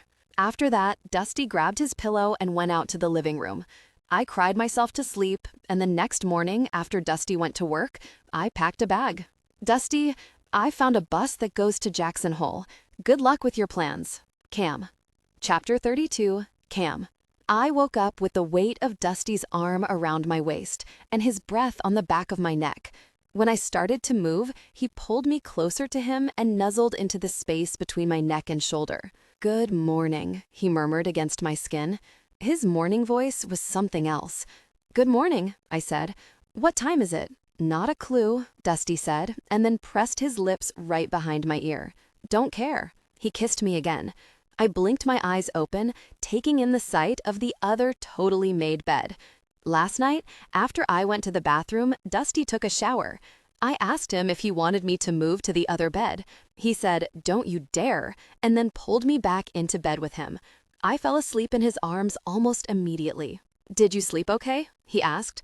I said, and then reached for my phone on the nightstand. Please don't make me get out of this bed, Dusty muttered. It feels early. 6, I said, which I think is sleeping in for you. Not when I went to bed like 4 hours ago, and I'm sharing a bed with you, Ash. Shut up, flirt, I said, and turned toward him. Half of his face was hidden in a pillow, and his hair was a disaster. He was perfect. His eyes were closed, and a smile tugged at the half of his mouth I could see. Make me, he said, and pulled me closer. I brought my hands up and covered my mouth. I need to brush my teeth, I said. What are you talking about? Give me some of that morning breath, Dusty said, with a squeeze to my waist, and I jerked. Gross, I laughed. Dusty brought a hand up to my face and smoothed my hair back. I did the same to him. I loved the way he looked in the morning glow. I wanted to remember the way he looked right now forever, tucked safely into the Dusty box. I watched his eyes scan my face. What? I asked softly. He looked like he wanted to say something. I wanted to talk. He hesitated. About something you said last night? Okay, I trailed off, waiting for him to continue. About the no more babies thing, he said. And suddenly, I was wide awake. Is that a deal breaker for you? Dusty shook his head immediately. No, of course not, he said. I feel the same way about kids that I did when we talked about them when we probably had no business doing so. I could see my life with or without them. The same thing you said. I did say that back then, and it was still true. Now, I just saw my life with one instead of zero or multiple. When I heard you were pregnant, I wondered if you'd changed your mind. I shrugged. Kind of, I said.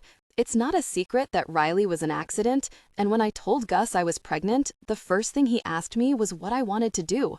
No judgment. He just said that we would do whatever I wanted because it was my body, and neither of us knew how to be a parent. We barely even knew each other at the time. And I don't know, he just cared for me so easily. Again, a woman he barely knew, and I just thought that a kid deserved to have him as a dad. Then I met his dad and knew I was right. So we made the choice to do it together, and I've never once regretted it. But I knew as soon as we agreed that I was only going to do it one time. I hated being pregnant, really hated it. I know some women love it, but I wasn't one of them. I hated how my body didn't feel like my own, like it was stuck in a Space Invaders arcade game. Giving birth was the scariest thing I've ever done, and I ended up in therapy after. I had nightmares about it, even though Riley's was relatively easy from what I've read and heard about since then. It was still traumatic for me. Dusty rubbed his hand up and down my arm. And it was all worth it to have Riley at the end of it, truly. But now that I know what it entails, I don't want to do it again. That makes perfect sense to me, Dusty said softly. I've always wanted to know more about Riley's beginning, I guess. I rubbed my thumb over his cheek. I couldn't keep my hands off him. I didn't want to. I'm sorry if it hurt you, I whispered, finding out I was pregnant. Dusty brought his hand over mine so he could move it to kiss my palm. Don't ever apologize to me for that, he said. If we hadn't ended, you wouldn't have her, and that would be a damn shame. Plus, we were apart for so long at that point. It did kind of suck when I thought you and Gus were together. Dusty smiled. Right, I said. I forgot that he was your hero growing up. Okay, that's a little much, Dusty said. I thought he and Brooks were cool, that's all. Sure, I said, with a light laugh. That's all. So you're okay with the no more babies thing? Yes, he said, without any hesitation. Like I said, I've always been able to see my life with or without them. But even though I've tried, I've never been able to see my life without you. Dusty, he was being so direct again, just like when we were dancing last night. I loved it, but at the same time, it overwhelmed me. I know, he said. I'm not supposed to say things like that, but Ash, you're fucking insane if you think I'm ever going to let you go again. Chapter 33, Cam. Riley and Ada weren't at the big house when I went to pick her up after Dusty and I got home that morning, but Amos was sitting at the kitchen table with the paper and a smoothie. Howdy, he said as I walked in. Hi, I said back with a smile. I shrugged my jacket off and took the seat next to him. How's your Saturday? Good, he said. How was your Friday night? There was a light in his green eyes. They looked just like my daughter's. Who wants to know? I asked. An old man, he said, who lives in a quiet house, all by himself, Amos trailed off, and I rolled my eyes. A big, quiet house that he built himself on the most beautiful piece of land in the state. Woe is you, I said, and Amos chuckled. Who knows that real romance includes imperfections, awkward moments, and genuine? What do you want to know? I heard Dusty went with you, he said. I looked at the dark brown wood of the table. You heard right, I said quietly. And it was nice. A ringing endorsement coming from you. When I looked up, Amos was giving me a pointed look. I've been hearing a lot about you and Dusty lately. That's because this family loves to talk, I said with a laugh. Exactly, Amos said. And as much as you all love to talk, I love to listen. So Amos clapped his hands together. Talk. I looked at Amos, this father figure whom I loved and respected so dearly. He was looking at me like I wished my dad would, with care and hope and interest. He really wanted to know. So I talked. Dusty and I have got this convoluted history. I guess sometimes it feels like the sun, and other times feels like a storm cloud. Amos nodded as if he completely understood. And where does the gala fit into that? Well, I knew I was going to have to see my parents, and he makes me feel brave. He's always been my friend before anything else, and that's what we've been trying to be again, friends. So, last night felt like the sun? I took a deep breath. Actually, I said, it felt bigger than both of those things. Ah, Amos said with a knowing smile. I wasn't sure what he knew, though, because I felt like I didn't know a damn thing. What does that mean? I asked. History is just one part of that analogy, Cam. Sure, you've got the sun and the storm clouds, but what about the dirt under your feet, the rain on your skin, fresh air in your lungs? The fresh air in my lungs? So if everything about you and Dusty is starting to feel bigger, maybe that's because it is. It's not just about your history anymore, because you've started to build on and around it. Your history is still part of this picture, but it's less important than where you are now. There's a reason that rearview mirrors are small and windshields are big. I dropped my head onto my forearms and sighed. You're very wise, I mumbled into the table. I felt one of Amos's weathered hands rub at my shoulder. That's what they tell me, he said, and then he tapped on my head a few times. I lifted it so I could look him in the eye. The gleam in his eye was gone. Now he looked almost somber. And I know it's different, but if I had a second chance to be with the person who felt like the sun and rain and air and everything, I would take it without another thought. I put my hand over the one that was on my shoulder. It is different, I said quietly. But it all comes down to the same thing, Amos said. A mark on your heart and soul that refuses to fade, no matter how much time passes or how much you think you've changed. I thought of my T tattoo, Dusty's physical mark on me. But Amos was right. This mark went a lot deeper. Amos continued, people, and our feelings for them, stick with us for a reason, Cam. And what if it goes wrong? Amos let out a half laugh. And what if it doesn't? Touché, I said. I just don't quite know how to reconcile our past with a possible future, I guess. I haven't really dealt with that. There's always the possibility of things. Serious? I said, my voice full of doubt. I'm serious, he nodded, and I can tell you from experience that the most precious thing we have is time. There's never going to be enough of it. Are you going to tell me to carpe diem or some shit? Yes, Amos said, I am. You have time, Kim. Don't waste it. Stop letting your past hold you back. I understood what Amos was saying. I really did. But Dusty and I had history that informed who we were now, even if we didn't want it to. I had pushed it so far down, so I wouldn't have to remember it or how so much of what went wrong was my fault. I had never talked about it with anyone. But with everything that had happened in the past 24 hours, in the past weeks and months, if I was being honest, I could feel it rising to the surface, churning the soil and threatening to burst through to the light. Amos, I said, but the door opened and I heard Riley's feet running across the hardwood floors, and within a few seconds, I felt her arms around one of mine. Hi, sunshine, I said, and pressed a kiss to the side of her head. She gave my arm another squeeze before jumping into Amos's lap. Next to her grandpa, I was chopped liver, and I didn't mind at all. Hey, Ada said as she walked into the kitchen.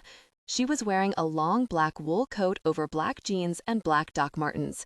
She always looked so cool. Hey, I said, thanks for watching her last night. No problem, Ada said. Can't wait to hear all about it. She raised one of her dark brows suggestively at me, and I rolled my eyes, but I was trying not to smile. I'd never really had this, someone to talk to the morning after, to debrief and giggle. Mom, look at my shoes, Riley said. I turned back to her on Amos's lap and looked at her feet, which had little Doc Martens on them. Oh my God, I said, looking back at Ada. I love them. Ada grinned. Aren't they perfect? I've decided I'm going to have to get her a pair every time her feet grow. Did you say thank you, sunshine? Riley nodded. A lot of times, she said matter-of-factly. What are y'all up to today? Amos asked. Well, Ada said, Riley thinks that Cam's plates are boring, and I've got nothing to do, so I was thinking we could hit the antique store. She looked over at me. First of all, I said, lifting a finger, my plates are not boring. Second of all, what do you think, Sunshine? Does that sound fun? Riley nodded eagerly. All right, let's do it. The antique store in Meadowlark was surprisingly well stocked for a small town, probably because it was the only one in the county. The next closest one was nearly 2 hours away in Sweetwater Peak. Being in the glassware section did make me a little nervous. Riley was tornado-esque, so I kept a close eye on her as we perused and made sure that she didn't pick things up without help from Ada or me. So how did things go last night? Ada asked as she pushed a small cart next to me. Good, I said, trying to play it cool. How good? There is a child present, Ada Hart. Ada giggled. That good, huh? I blew out a puff of air. Yeah, that good. I knew it, Ada murmured. You don't have a neck tattoo and a nose piercing and not be good. And don't even get me started on his little cropped t-shirts. Oh my God, I said. You and Emmy need a spray bottle. You're both feral cats. Because we have eyes, Ada said. He's a beautiful man. Not as beautiful as Wes, obviously, but beautiful. That's just a fact. His face is like perfectly proportioned and almost too symmetrical. I'm an interior designer. I notice those things. He does have a nice face, I said, among other things. Oh, fuck yeah, Ada said quietly, making sure Riley didn't hear, probably. Riley and the F word had a complicated history, thanks to Gus. We were working on it. That's what I'm talking about. A laugh escaped me. You're ridiculous, I said as I picked up a pair of chicken-shaped salt and pepper shakers, trying to will the blush off my cheeks. Last night was good, I said with a shrug. It was universes beyond good, but it felt too vast to even put into words. Okay, so what happens now? Ada asked. I really don't know. I sighed as I set the salt and pepper shakers down. It was true, but I saw Ada clock the hesitation in my answer. Cam. Ada nodded. Who knows that real romance includes imperfections, awkward moments, and genuine? If you don't start talking about you and Dusty soon, everything about the two of you that you keep just below the surface is going to bubble over. Damn. Ada was perceptive, and she had me pegged, but I tried to play it off. Oh yeah? What exactly do you think I'm keeping below the surface? I asked. You tell me, she said. I'll make it easier by starting with what I already know. I nodded for her to keep going, and then looked around for Riley. She was occupied with a bunch of throw pillows. You and Dusty dated in high school, Ada said. No one can give me a straight answer on when or how or where it ended, which is odd, considering everyone knows everything about everyone in this town.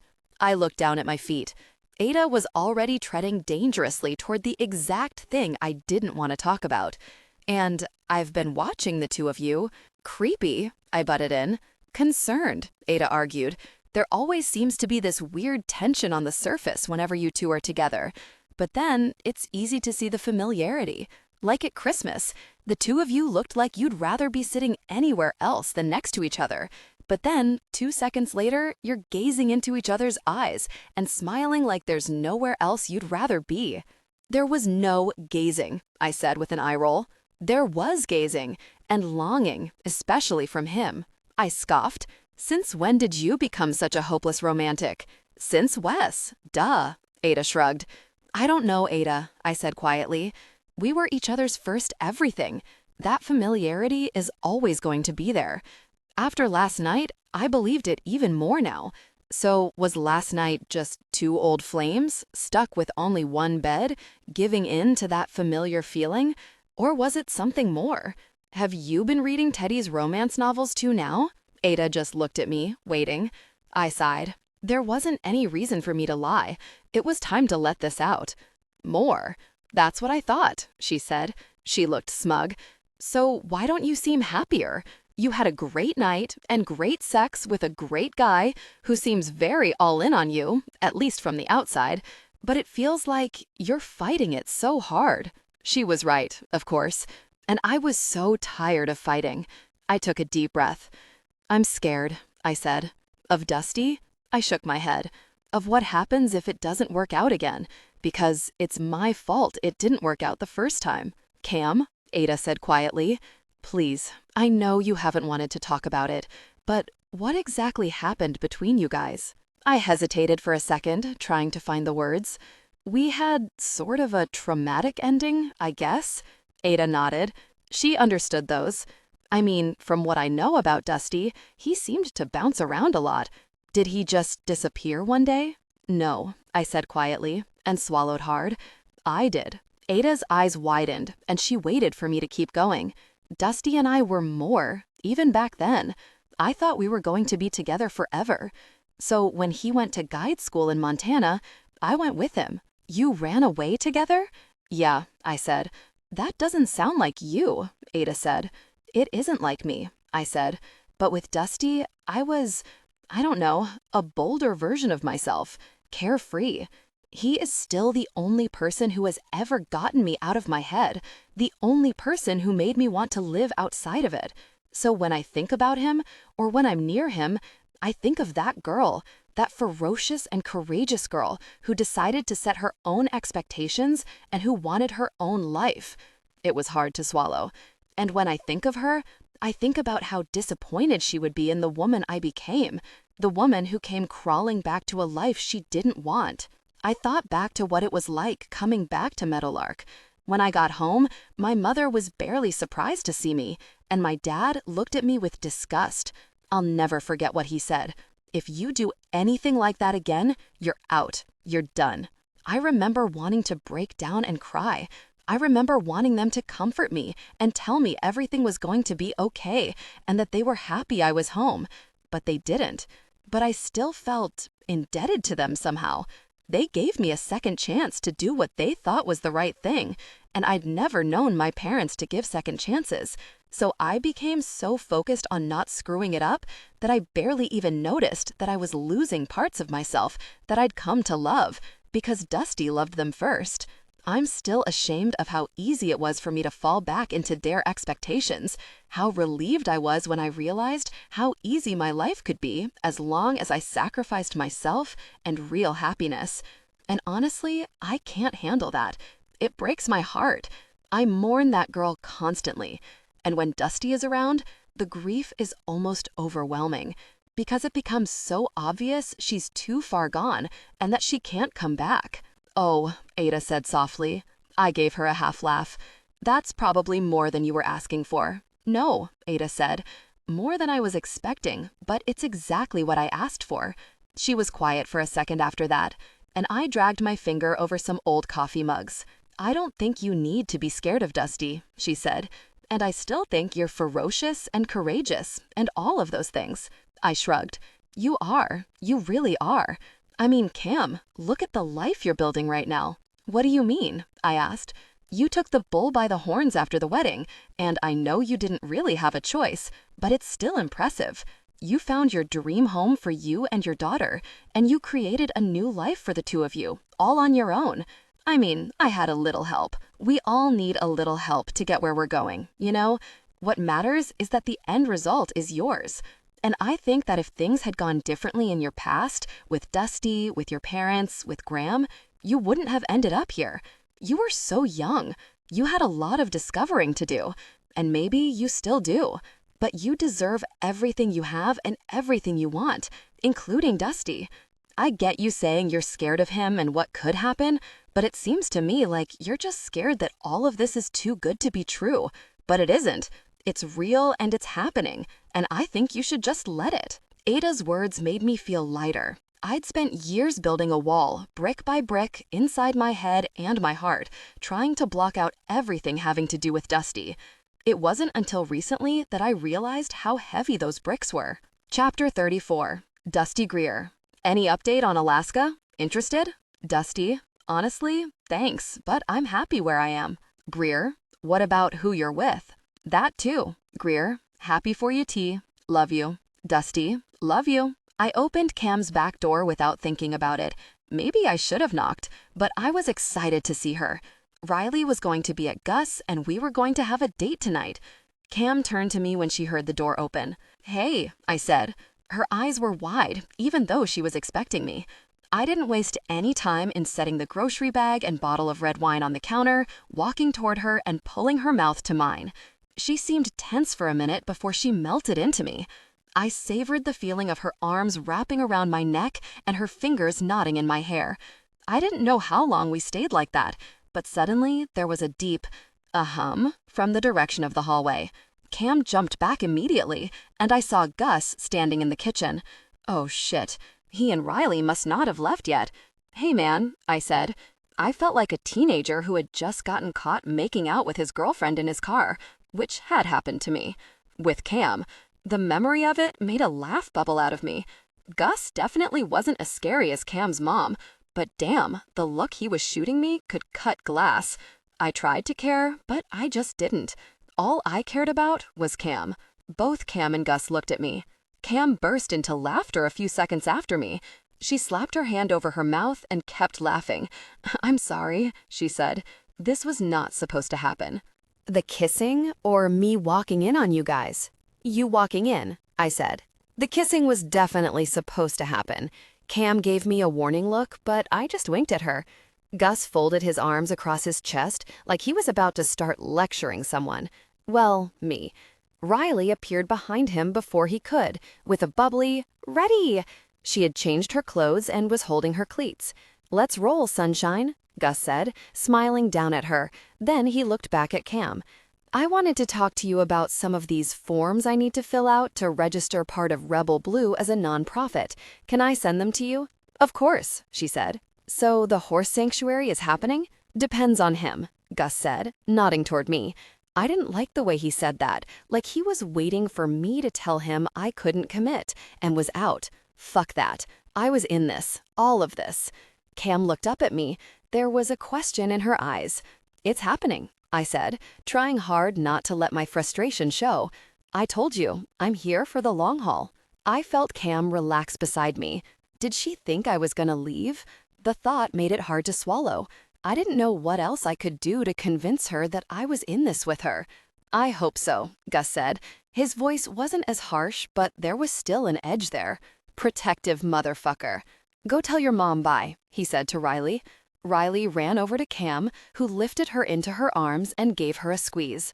"I love you, sunshine. I'll see you tomorrow morning." "Love you," Riley said, and then kissed her palm and pressed it to Cam's cheek. When she set her down, instead of going back to Gus, she threw her little arms around my waist. I looked at Cam, the shock probably evident in my face. I didn't know what to do, so I gave her back a pet. "Are you coming to my soccer game on Saturday?" Riley asked hopefully. "Oh, I stammered and looked over at Cam again. "Could I go? I'd like to. Would that be okay?" Cam nodded. I always wondered what it would be like for me to know Riley, and now I did. She was amazing, just like her mom. Riley beamed up at me before running back to her dad and heading out the front door. "You don't have to come if you don't want to," Cam said when the door closed. She was giving me a way out now that Riley was gone, but I didn't want it. I wrapped both of my arms around her waist and looked down at her. "I want to," I said, as earnestly as I could. "There's nowhere else I'd rather be." Cam laid her head on my chest, and I took the chance to breathe her in. Chapter 35. Cam. "Thank you for dinner," I said a little while later.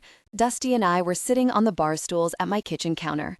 He smiled at me. "I've been waiting for us to have something like this for a long time." "Falafel?" I asked, confused. "No, weirdo." Dusty reached over and flicked my nose.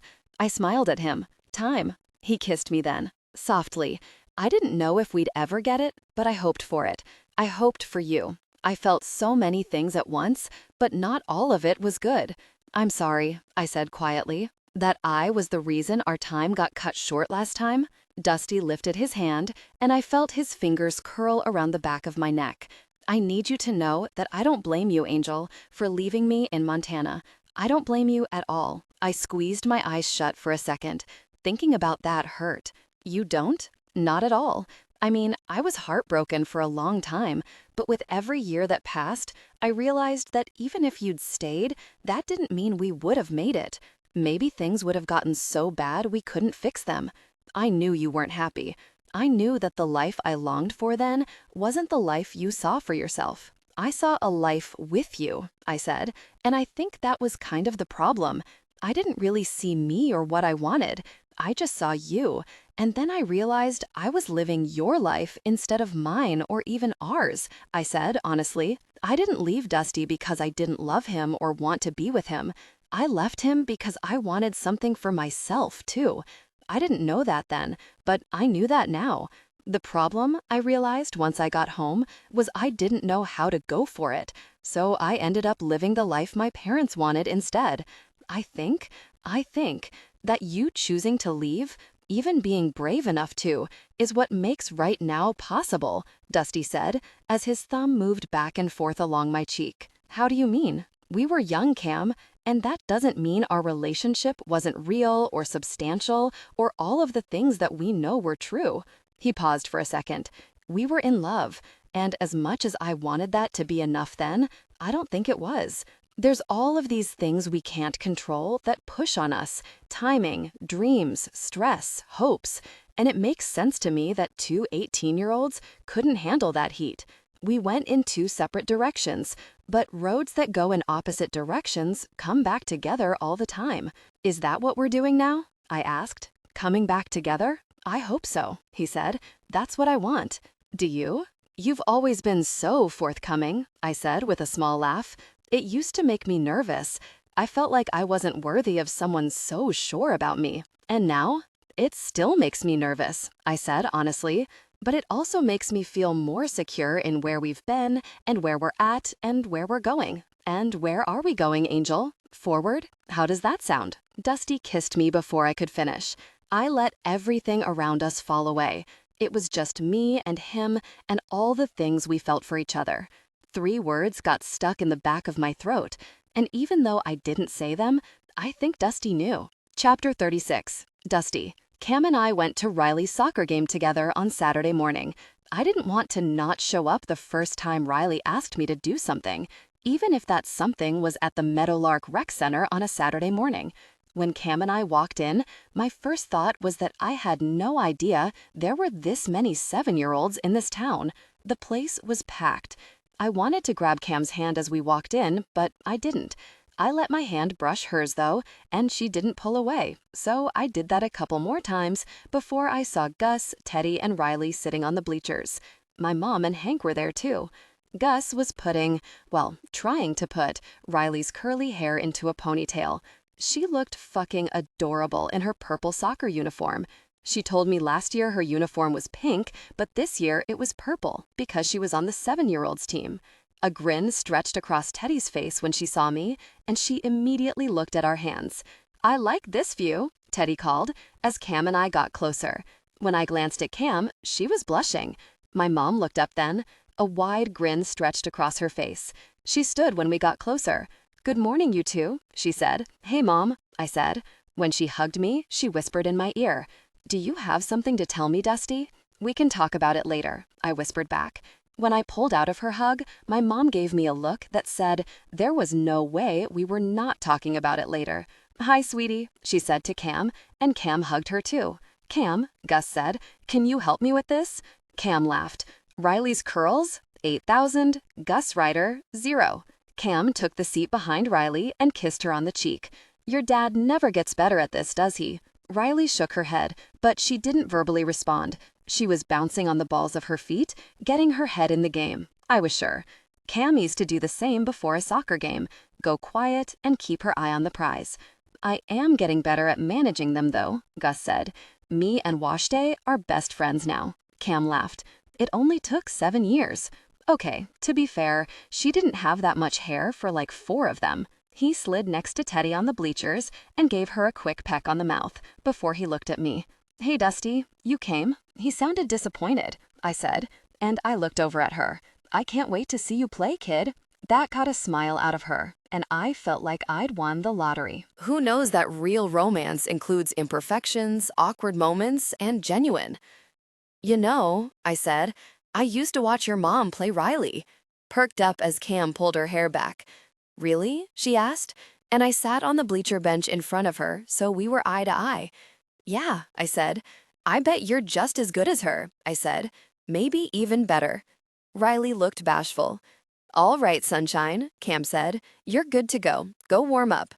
Riley stood up and gave each of us a high five before she ran out onto the court with the other purple jerseys. "So," Teddy said, looking between Cam and me as I sat down beside her, "anything new and noteworthy to report, you two?" "Theodora," Gus said in warning. "What?" she asked. "I'd also like to know," my mom chimed in, and I gave her a look. Cam was stiff next to me, not ready to take on Teddy's teasing. "I got bucked off a horse this week," I said. "Little asshole got spooked, and I went flying." "It's true," Gus said. "I saw it." Teddy pouted. "You guys are no fun." But when I looked at Cam, she mouthed, "Thank you," just as somebody blew a whistle. "Looks like the game is starting," Gus said. I don't know if you've ever seen 7-year-olds play soccer, but it's equal parts adorable, confusing, and frustrating as hell. There are like 2 kids who kind of know what they're doing, and then the rest of them are just there for the vibes. Riley actually had possession of the ball a decent amount. At one point, she got fouled, so she got to throw it in. Truly, I didn't know anything about soccer. Cam tried to educate me when she used to play, but every time she started talking about it and trying to explain the rules, we just started making out. But at least I knew when to cheer. While the game was going on, all of us chatted. Well, Teddy chatted, mostly. She tried, and failed, to convince me to get a cat she saw on the animal shelter's website. "You know I'm allergic to cats, Ted," I said. She rolled her eyes. "I don't know why you can't just grow up and pop a Benadryl like an adult." "I can't take care of a cat if I'm unconscious," I said. Benadryl took me out. I heard Cam giggle next to me, and she pressed the side of her leg against mine for a second. "How are you liking the house, Cam? Settling in okay?" my mom asked. "Yeah," she said. "I can't think about the fact that I might have to leave it in a year. It feels like mine." "And Riley? Does she like it?" "Loves it," Cam said. "I'm going to have to keep an eye on her when it gets warmer. She's itching to start climbing trees, and I don't want any broken bones on my hands." Riley's age group played a shortened version of a game, with each half only being 15 minutes. At halftime, Riley congregated with her team around a cooler with juice boxes and clementines. When she looked over at all of us, we waved. I didn't miss all the glances that came our way from the rest of the town. I didn't care. I loved being here with Cam and being here for Riley. Near the end of the game, Riley got her feet, on the ball, and I stood so I could see. She dribbled it between her feet like a pro. She was able to break away from the little amoeba that was following the ball and started heading toward the goal. "Oh shit, she's going," I said, louder than I intended. Gus, who was next to me, stood too. "That's my girl," Gus yelled. "Go, Sunshine, go!" There was one player who was gaining some ground on her, but Riley was gearing up to try for the goal. I watched her take a big step and swing her right leg back before letting it rip. The ball went straight into the goal. "Let's fucking go!" I yelled, and heard Gus's victory cry next to me. Without thinking, we grabbed each other's hands and did one of those sports bro hugs. I don't know what came over me. I heard Cam and Teddy laugh. "Are they okay, do we think?" Teddy asked, but Cam never got a chance to answer because I pulled her close to me and kissed her temple. I heard my mom squeal behind me. "Terrence Tucker," she yelled, "have you been keeping this from me?" I went still when I heard my full name and looked down at Cam, ready to apologize for not thinking, but she was smiling. She laced her fingers through the hand of the arm that was hanging over her shoulder, keeping me there. When our eyes met, she shrugged. "Wait a second," Teddy chimed in. "Your real name is Terrence? Oh my fucking God!" Cam burst into laughter next to me, and my mom joined in, hugging both of us over and over again. I didn't have a chance to bask in the moment because Riley came tearing toward us. She went directly to Gus, and then to Cam. Her parents were both beaming. Cam shrugged out of my arms to hug her, and my mom took another chance to hug me. "Don't screw this up, Dusty," she said in my ear. "Not everyone gets a second chance at their first love." I was about to tell her that I didn't have any intention of that, but then Riley called my name. She was blushing under everyone's attention. Teddy gave her a squeeze, and when it was my turn, Riley threw her arms around my neck. She held out her wrist to show me that she was wearing her bracelet. I didn't notice it when we got here. "Do you think it's good luck?" she asked me. I grinned. Yeah, kid, I do. Chapter 37. Cam, 8 years ago. Ash. Every time I write one of these notes, I feel so stupid. What's the point of writing to you when you're never going to read it? I don't know, but I think it helps. I don't think it makes me miss you less, and I don't know if it makes me feel closer to you, but for some reason, it does make me feel closer to home. And today, I just wish I could be home. My dad died. He went peacefully in his sleep. My mom is heartbroken. I'm heartbroken. I feel guilty. I haven't seen him in over a year. I canceled my last visit. I told my parents I would fly them and Greer out to the next place I landed, but I never got around to it. I wish we were in a different place, where I could call you on the phone and you'd answer. I wish I could talk to you about him, about me, about all of it. My dad loved you, you know. He'd keep me updated on you. He told me you grocery shopped on Thursdays, so every Thursday he made sure the Pink Lady apples were stocked.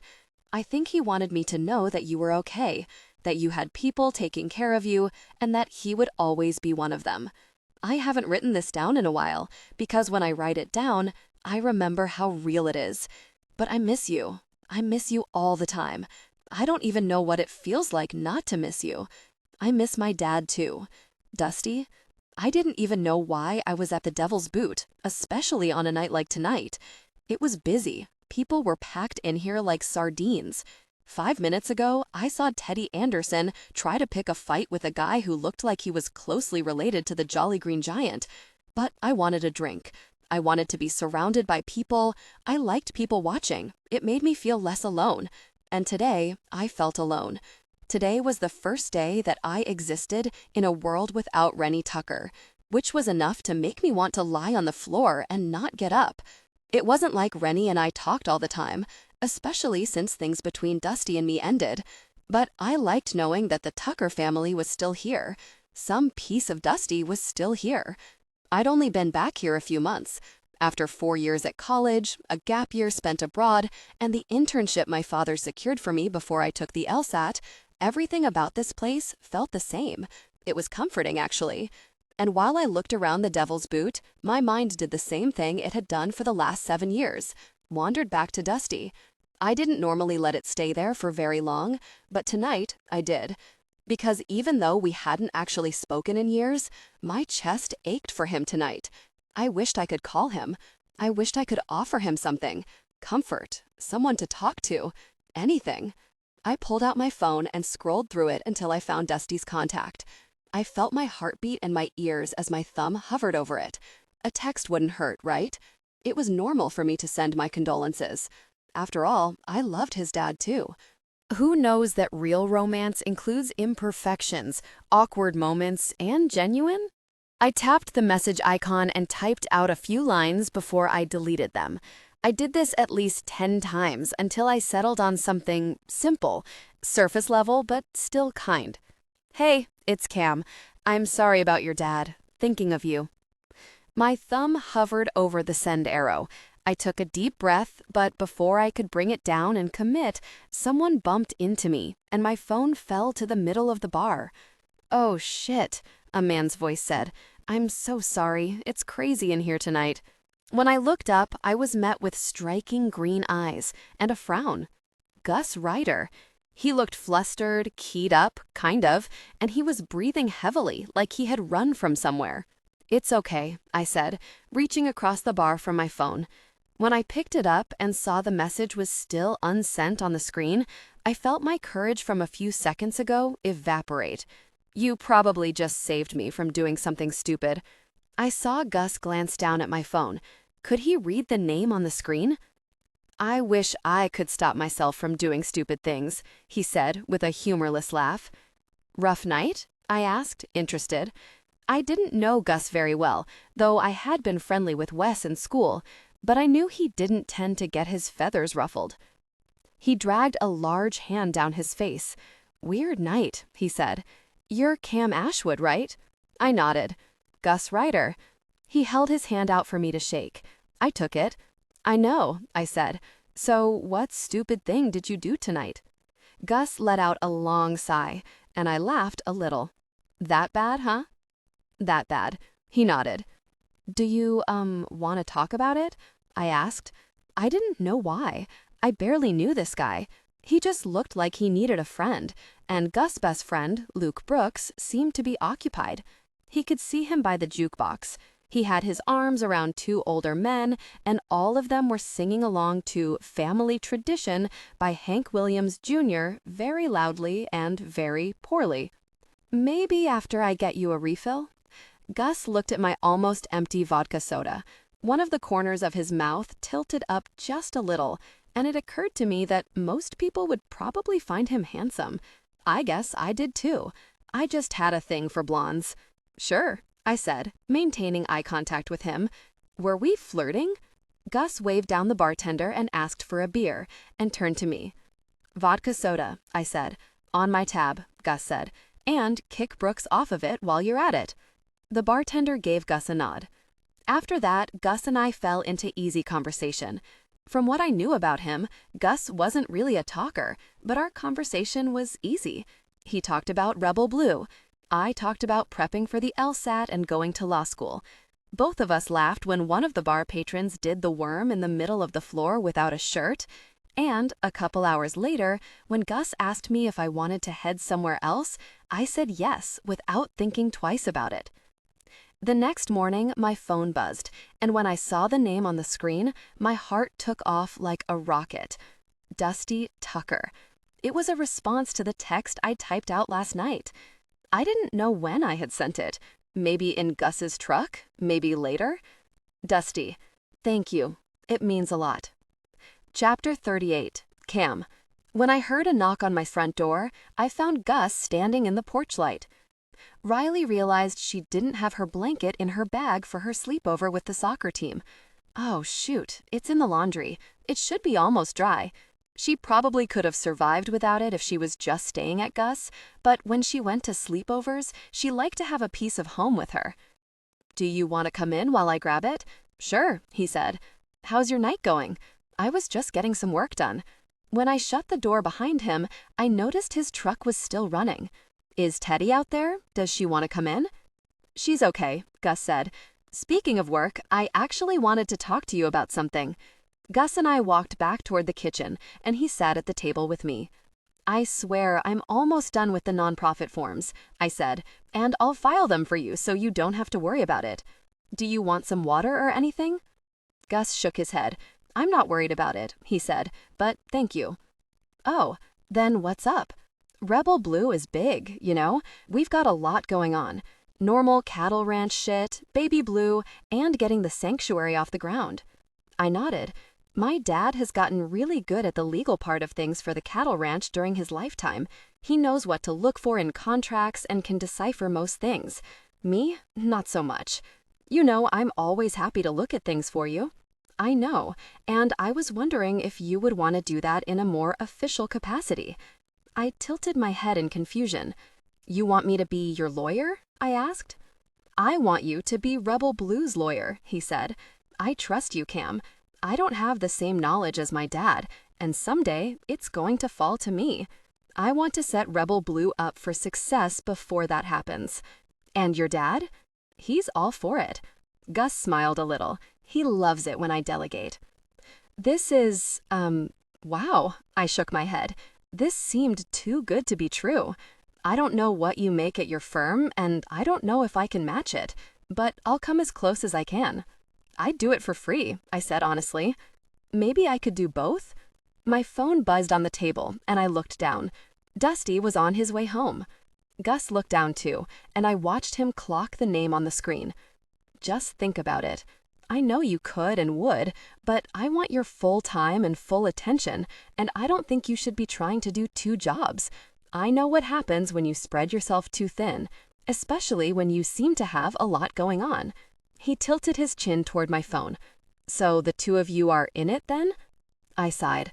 Honestly, Gus, I don't know if either of us have ever been out. And you're happy? Yeah, I said honestly. I tried to pinpoint it, the moment that my old feelings for Dusty became new, or the moment that I stopped pushing him away and started pulling him closer, but I really couldn't. For the second time in my life, I fell into Dusty. I let him sweep me away, and I had no regrets about it. When the wedding didn't work out, I felt like my life had been turned upside down, like all of the pieces of it that I'd picked out so carefully were just shaken up and thrown in the air, left to fall where they may. But now, I think they were all falling together. I have this beautiful house to raise our daughter in, I have our family, I have a life that's mine, and I have somebody who cares about me. Deeply.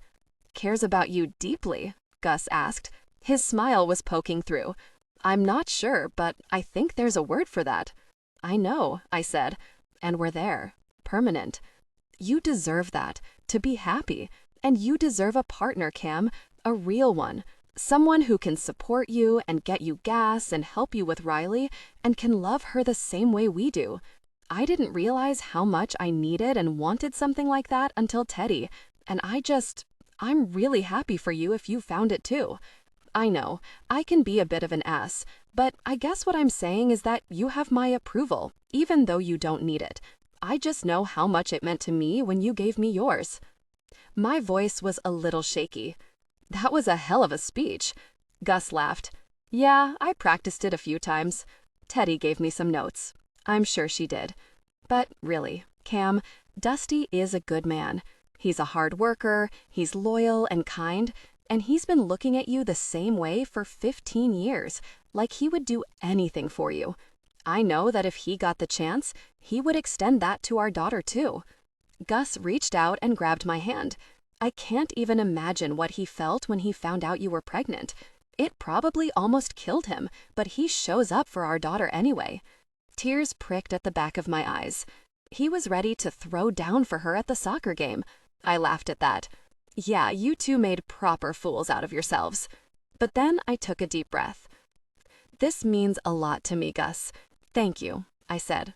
Who knows that real romance includes imperfections, awkward moments, and genuine? Who knew that when I got knocked up, I would get a damn good friend out of it too? Dusty Tucker is a good man, Gus said again, and you're one of the best people I've ever known. It sounds silly now, but I'm grateful for the night that brought us together, because getting to spend my life parenting Riley alongside you and Teddy and Dusty is going to be one of my greatest accomplishments. I threw my arms around Gus's neck, and he wrapped an arm around me. Did Teddy help you with that part too? Gus laughed. That part was all me, and it's all true. I squeezed him a little tighter before pulling back. The buzzer to the dryer went off. I'll get it, Gus said as he stood from the table. Let me know about the job, okay? I will, I said. Thank you. Chapter 39. Dusty. When I got home later that night, I sat in my car for a second after I cut the engine. I did this every night when I got home. Took a second to be still. I loved nighttime. I think I loved mornings more, probably because I had to learn to love them because of my job, but still, I loved the night. I think I loved them both because those were the times when the world was quiet. I liked the quiet. I liked the stillness. I liked the weird sense of calm and stability they evoked in me. No matter where you were in the world, there were always going to be mornings, and there were always going to be nights. So I sat in my truck with my eyes closed in the dark. I thought about this morning at the soccer game, about how much I loved being there with Cam, and how she didn't shy away when confronted with telling people about us. Something slammed on the hood of my car, and I startled. I think I yelped. When I looked up, Teddy Anderson was grinning outside my driver's side window. So much for quiet. What the hell is wrong with you? I said loudly so she could hear me through the glass. She tossed her head back in laughter before yanking the door open. Scoot over, she said. It's cold as shit out here. I moved across the bench seat, and Teddy climbed in the cab. What are you doing here? I asked. Riley has a team sleepover tonight, but she forgot her blanket. We came here to get it, so we could drop it off to her. That doesn't explain why you're sitting in my car, I said. Teddy shrugged. I wanted to talk to you. About everything, she said. We haven't really had a chance to debrief lately. What are we debriefing? Well, you and Cam is the obvious topic of conversation, she said. But after this morning, I wanted to talk to you about Riley. You showed up for her today. She asked me to come. I shrugged. And you nearly blew everyone's eardrums with how loud you were cheering for her. I think that was your fiancé, I said. It was both of you, Teddy said. Anyway, I wanted to see how you were feeling about it all. If you're with Cam, you've gotta love them both, she said. I do, I said without thinking. I thought about Riley a lot. Just like her mom, she was so easy for me to love. She was funny and smart and tenacious. I found myself wondering about her more often these days, curious about what she was learning in school or how her day was, or if she felt off-kilter in her saddle that wasn't quite sized right. I thought about the life that Cam had built for Riley. Not the life that she'd built with the help of Gus and his family, but the parts of Riley's life that Cam had built on her own. When she was at Gus, she had a seemingly never-ending group of people who wanted to see her and jumped at the chance to take care of her. When she was with Cam, it was just the two of them. Both of those dynamics were special, but I wondered if Cam ever felt pressure to be more.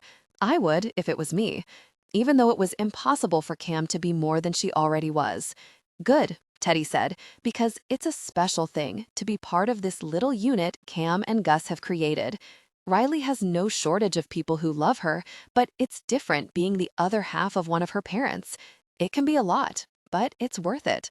Of course it is, I said, and then paused for a second. Do you ever worry about it? About how you fit into Riley's life? I want to be there for her. I want to be part of it all, but I don't want to overstep or anything. All the time, Teddy said. But we have the easy way out. We get to take our cues from Cam and Gus. It's their partnership that makes Riley's life so special. I nodded. Any advice? Teddy thought about that for a second. Don't put pressure on yourself to fit into their lives. The writers, and I'm including Cam in that family tree, are experts at making room for people exactly as they are. You're very wise, Theodora, I said after I let her words sink in. I know, Terrence, she grinned. I rubbed my hand down my face. I can't believe my mom blew my secret. That's why she's my favorite Tucker, Teddy said. A car horn honked, and she opened my driver's side door. That's my cue. I'll see you later. Thank you, Teddy. You're a good friend. I know, she said, and then she was gone. I sat in my truck a little longer, thinking about Cam and Riley and families and futures and love, all of it. I'd never fallen out of love with Cam, not in all the time we were apart. Cam taught me what it was like to love and be loved. I took that with me around the world. I built upon it, and every type of love I'd felt was compared to it, and nothing had ever come close. It was always her. It was always going to be her. When I got out of my truck, I saw the soft, warm glow that was coming from Cam's kitchen. I started walking toward it, like a moth to a flame. I paused when I saw Cam through her kitchen window. She had papers spread all over the kitchen counter and the cap of a highlighter in her mouth. Her laptop and iPad were set up near her too. Working, always worrying, always worrying. I walked a few more steps to her back door and tapped on it with my knuckles. She had music playing, so I couldn't hear it when she got up from the table, but a few seconds later, her back door cracked open. Hey, she said, everything okay? I nodded. It is now. Can I come in? Her eyes widened for a second. She said, yeah, but I feel like I should warn you that I'm not wearing any pants. I barked out a laugh. Wasn't Gus just in here? Whipped him off as soon as he left, she said. I think I can handle it, I said. She pointed a pink highlighter at me. No funny business. Me? I said with faux shock. Never. Cam opened the door a little wider, making room for me to step in. And sure enough, her bare legs were on display, from her feet all the way up to her thighs, until they disappeared under an oversized Blink-182 t-shirt. How was the rest of your day? She asked as she shut the door and made her way back to her seat and all of her papers. I sat in the seat next to her and draped my arm over the back of her chair. It was good, I said. Ran into Teddy outside. She pulled the full name on me. Cam's eyes gleamed. Well, Terrence, she said. Her tone was amused. I think it's safe to say you'll never live that down now. I reached over and flicked her nose. Little shit, I said. You wouldn't be happy if Teddy Anderson had her hands on ammunition about you either. Fair, Cam said, but I don't think your name is that much ammunition if I'm being honest. Should I start going by Terrence then? Cam laughed. I don't think so. Dusty is definitely hotter. I raised an eyebrow at her and watched a blush color her cheeks. Fuck, I loved when she blushed. How do you feel after Riley's soccer game this morning, and everyone knowing about us?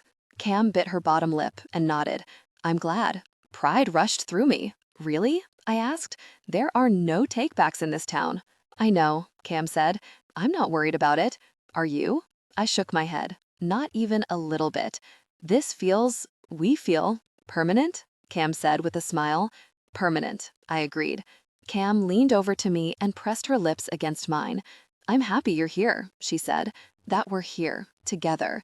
I felt her words like the sun on my face. Me too, I said, and then kissed her again. Longer, slower this time. Who knows that real romance includes imperfections, awkward moments, and genuine? I pulled Cam closer to me until she moved off of her chair and into my lap with her arms around my neck, all without taking her mouth off mine. When she pulled away, I sighed, and she laughed a little. "You're a good kisser," she said. "I like kissing you." "Then why are we stopping?" I asked, and tried to bring her mouth to mine again, but she smiled and pushed at my chest, so I stopped. "I just need to say this one thing before I start kissing you again and the world stops and the likelihood that clothes end up on the floor gets higher." I gave her an amused smirk. "I don't want us to waste any more time. We've already spent years apart, growing up and becoming our own people. I think the fact that we still fit together is kind of a miracle, and I don't want to miss another moment." "No more missing," I said with a grin. "You got it." This time, when she brought her mouth back down on mine, neither of us pulled away. Her hands roamed up and down my torso. They held my face and grabbed at my shirt, like no matter where they were, it wasn't enough. Cam kissed her way down the column of my throat until she found my tattoo. Then she bit down hard and sucked. My head fell back on a groan. "Trying to leave a mark, Angel?" "Yeah," she said against my skin. "That was the whole point of this tattoo, remember? A mark that doesn't fade." She sucked at it again. "Fuck," I breathed. "I love you being territorial." Cam's lips moved up the column of my neck again before she lifted her head and said, "Show me." I gripped her waist hard as I stood up, and I set her down for half a second only so I could pick her up again in a way that would allow her to wrap her legs around me. My hold on her was firm as I walked us toward the couch. "I like this," she said, against my mouth. "I don't get picked up very often. Tall girl problems." "That's the last time you're ever going to say that. I'll pick you up all you want. Toss you around a bit, too." When we got to the front of the couch, I held Cam close as I lay down so she would end up on top of me. "Smooth," she said against my mouth. "That was very smooth." I smiled. I let my hands roam all over her body, very aware now that she wasn't wearing any pants and that I was getting uncomfortably hard in mine. God, her skin was so fucking soft, and she smelled so good. It was like everything about her was specifically designed to lure me in and make me want her, and I wanted her so fucking bad. Cam sat up and I went with her, helping her pull her t-shirt over her head. She wasn't wearing a bra underneath it. "Fuck," I groaned. "You've just been bare under there the whole time?" I kissed my way down her chest and drew one of her nipples into my mouth. She inhaled sharply. "It's not my fault you didn't notice I wasn't wearing a bra." Her voice was shaky. I loved it.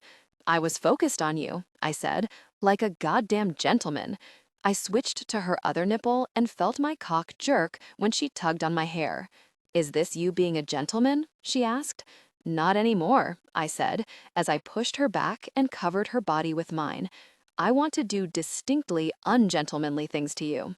"Like what?" Cam breezed. I kissed her hard and pushed my tongue into her mouth, wanting to taste every corner of her. When I pulled back, I slipped one of my fingers into her mouth and let her suck on it before I dragged it down her neck, chest, and abdomen until I got to her black panties. I brushed my knuckle over the top of them. "In a little while, I'm going to bend you over this couch and fuck you from behind. But right now," I moved her underwear to one side and slid a finger inside of her. "I want to feel how fucking soaked you are for me." Cam's back arched, and her eyes rolled back as I pushed my finger in and out of her. Fuck, the noises. Needy girl, I said softly, and Cam nodded desperately. More, please, she gasped. More what, Angel? Another finger? Or do you want my tongue? Either. Both, she said. I want it all. I kissed her again and pulled her panties down her legs, but I didn't throw them across the room. I sat back on my knees and brought the finger that was inside of Cam up to my mouth. Just a little taste. You're in charge here. Show me what you want me to do, I said as I licked her off my finger. Show me how you touch yourself when you're thinking of me. Cam looked up at me with hooded lids, but she did what I said. My mouth watered as I watched her drag her fingers down her abdomen before they slipped inside of her. I moaned at the sight of it. I unbuttoned my jeans and pushed them and my briefs down enough that I could pull my dick out. While I watched her, I wrapped her underwear around my dick and gave myself a few hard strokes. Both of us were breathing heavily, and I could hear my heartbeat in my ears. Oh my God, Cam said. As she watched me use her panties to stroke my length, her fingers sped up on her clit and her hips jerked. Before she could get much further, I grabbed her wrist and pulled her hand away. She let out a frustrated moan. Dusty, she moaned, but she didn't look at me. Her eyes were still on my dick, and they were heated as hell. You don't get to come unless it's on me, I said. Then get inside of me, she said. I'm ready. I want you. I stopped what I was doing and crawled my way up her body and leaned down like I was going to kiss her. When she closed her eyes to meet me halfway, I slid her panties into her mouth. Her eyes opened immediately. Remember what I said about rushing me? Cam's eyelids went heavy as she nodded, and I slid my finger back inside of her, and she moaned around her panties. Then don't rush me. I like taking my time with you, Angel. I like watching your eyes get heavy and your chest heave. I like watching goosebumps rise on your skin. I brought my thumb to her clit and pressed down. Cam jerked underneath me. I started working her with my hand, fast, like she was doing to herself, and putting pressure on her clit. Her hips bucked, and muffled cries came from her mouth. God, you're so needy, I said. You're going to come already, aren't you? I can feel your pussy tightening around my fingers. I brought my other hand to the bottom of her abdomen and pushed down. Cam's entire body snapped, and her eyes went wide. I felt her pussy constrict. Atta girl, I said. Come all over my fingers. Her body jerked over and over again as she rode the wave of her orgasm, and I took in the view. God, she was stunning. When her body went boneless, I reached up and took her panties out of her mouth and tossed them across the room before I brought my mouth down hard on hers. She immediately opened for me, and our tongues tangled together. You did so good, baby, I said. God, moaned. I can't handle it when you talk to me like that. Like what? I asked. I was grinning against her mouth.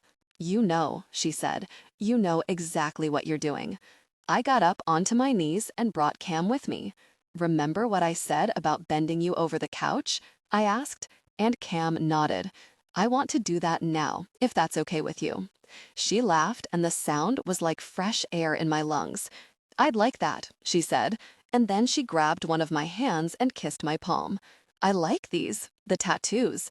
The hand she was holding had a rose on the back of it. You know where they looked best? I asked, and Cam tilted her head and nodded. I brought my hand up to her neck, right here. I felt her swallow under my touch. I squeezed and hauled her mouth to mine. I'm about to jump over the back of this couch, I said, and it's not going to be smooth or sexy. We'll see, Cam said with a grin.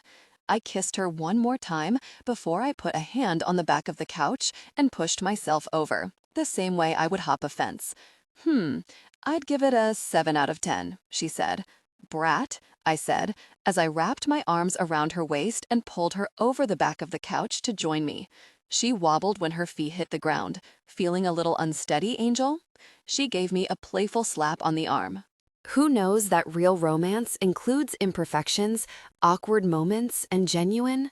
Maybe if you didn't feel the need to show off all the time, I'd be able to stand. Don't worry, I said. I've got you. I kissed her then, and she brought one of her hands to my aching cock. I gasped when she wrapped her hand around it and stroked me hard. Fuck, I gritted out. I clutched her face in my hands and licked the side of her mouth as she did it a few more times. I want this inside of me, she said. I want to feel you stretch me and fuck me from behind. Cam bit my bottom lip. Please. I brought my hands down to her waist and flipped her around. The front of her body fell over the couch as she gasped. I dropped to my knees behind her and licked up her center. I just need a taste of your perfect cunt first, I said. Cam moaned as my tongue went between her legs.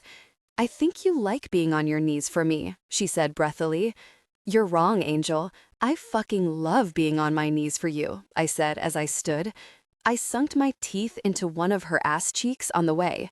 I felt her shocked gasp rocket through her body. Are you ready for me? Yes, God, Dusty, please. I gripped one side of her ass and started to ease my cock into her. I'll go slow, I whispered in her ear. It's going to feel deep like this, so I need you to tell me if it gets too intense, okay? Her body went rigid as I got farther inside of her. Relax, Angel. I've got you, I crooned, and kissed her neck. I've got you. You can take it, Cam moaned. That's my girl, I said. My perfect fucking girl. I looked down at where our bodies joined and cursed under my breath.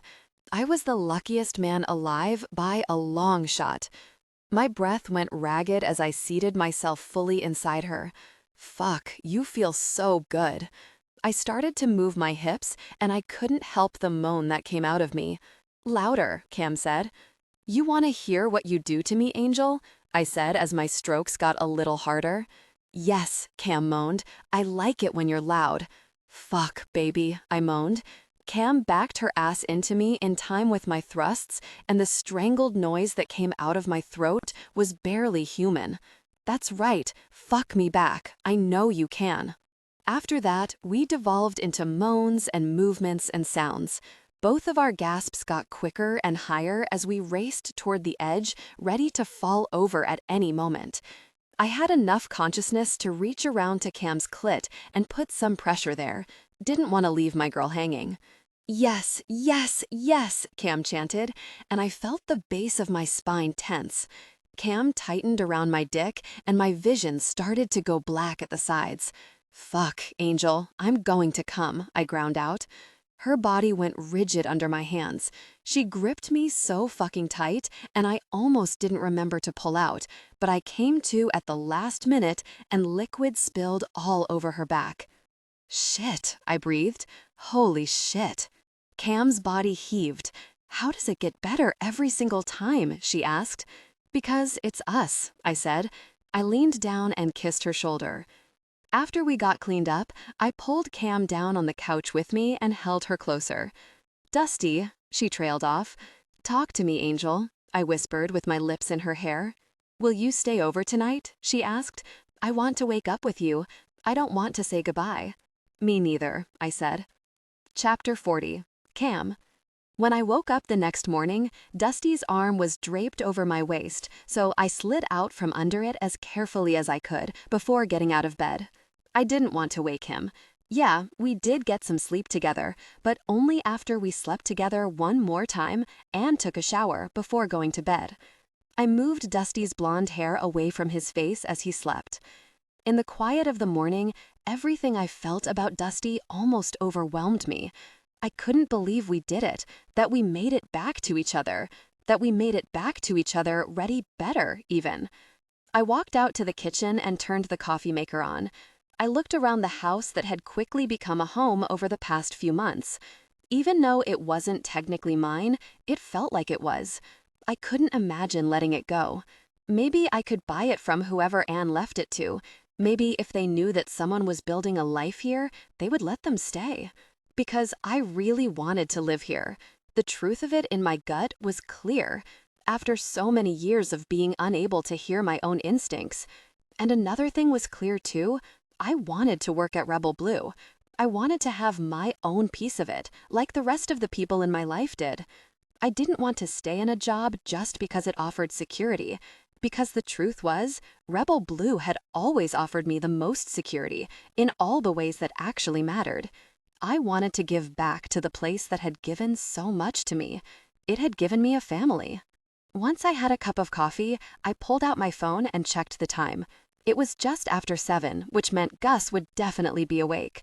Hello? He picked up on the first ring. I'll do it, I said. I'll take the job. Are you sure? Gus asked. I'm sure, I said. I'll call my firm tomorrow and put in my notice, and once I finish out my caseload, I'm all yours. Fuck yeah, Gus said. Thank you, Cam. Thank you, I said. I really needed this. I'll tell my dad and we'll make things official as soon as we can. Do you want to come to the big house for breakfast and celebrate? I've got some things to do here, but I'll talk to you later, okay?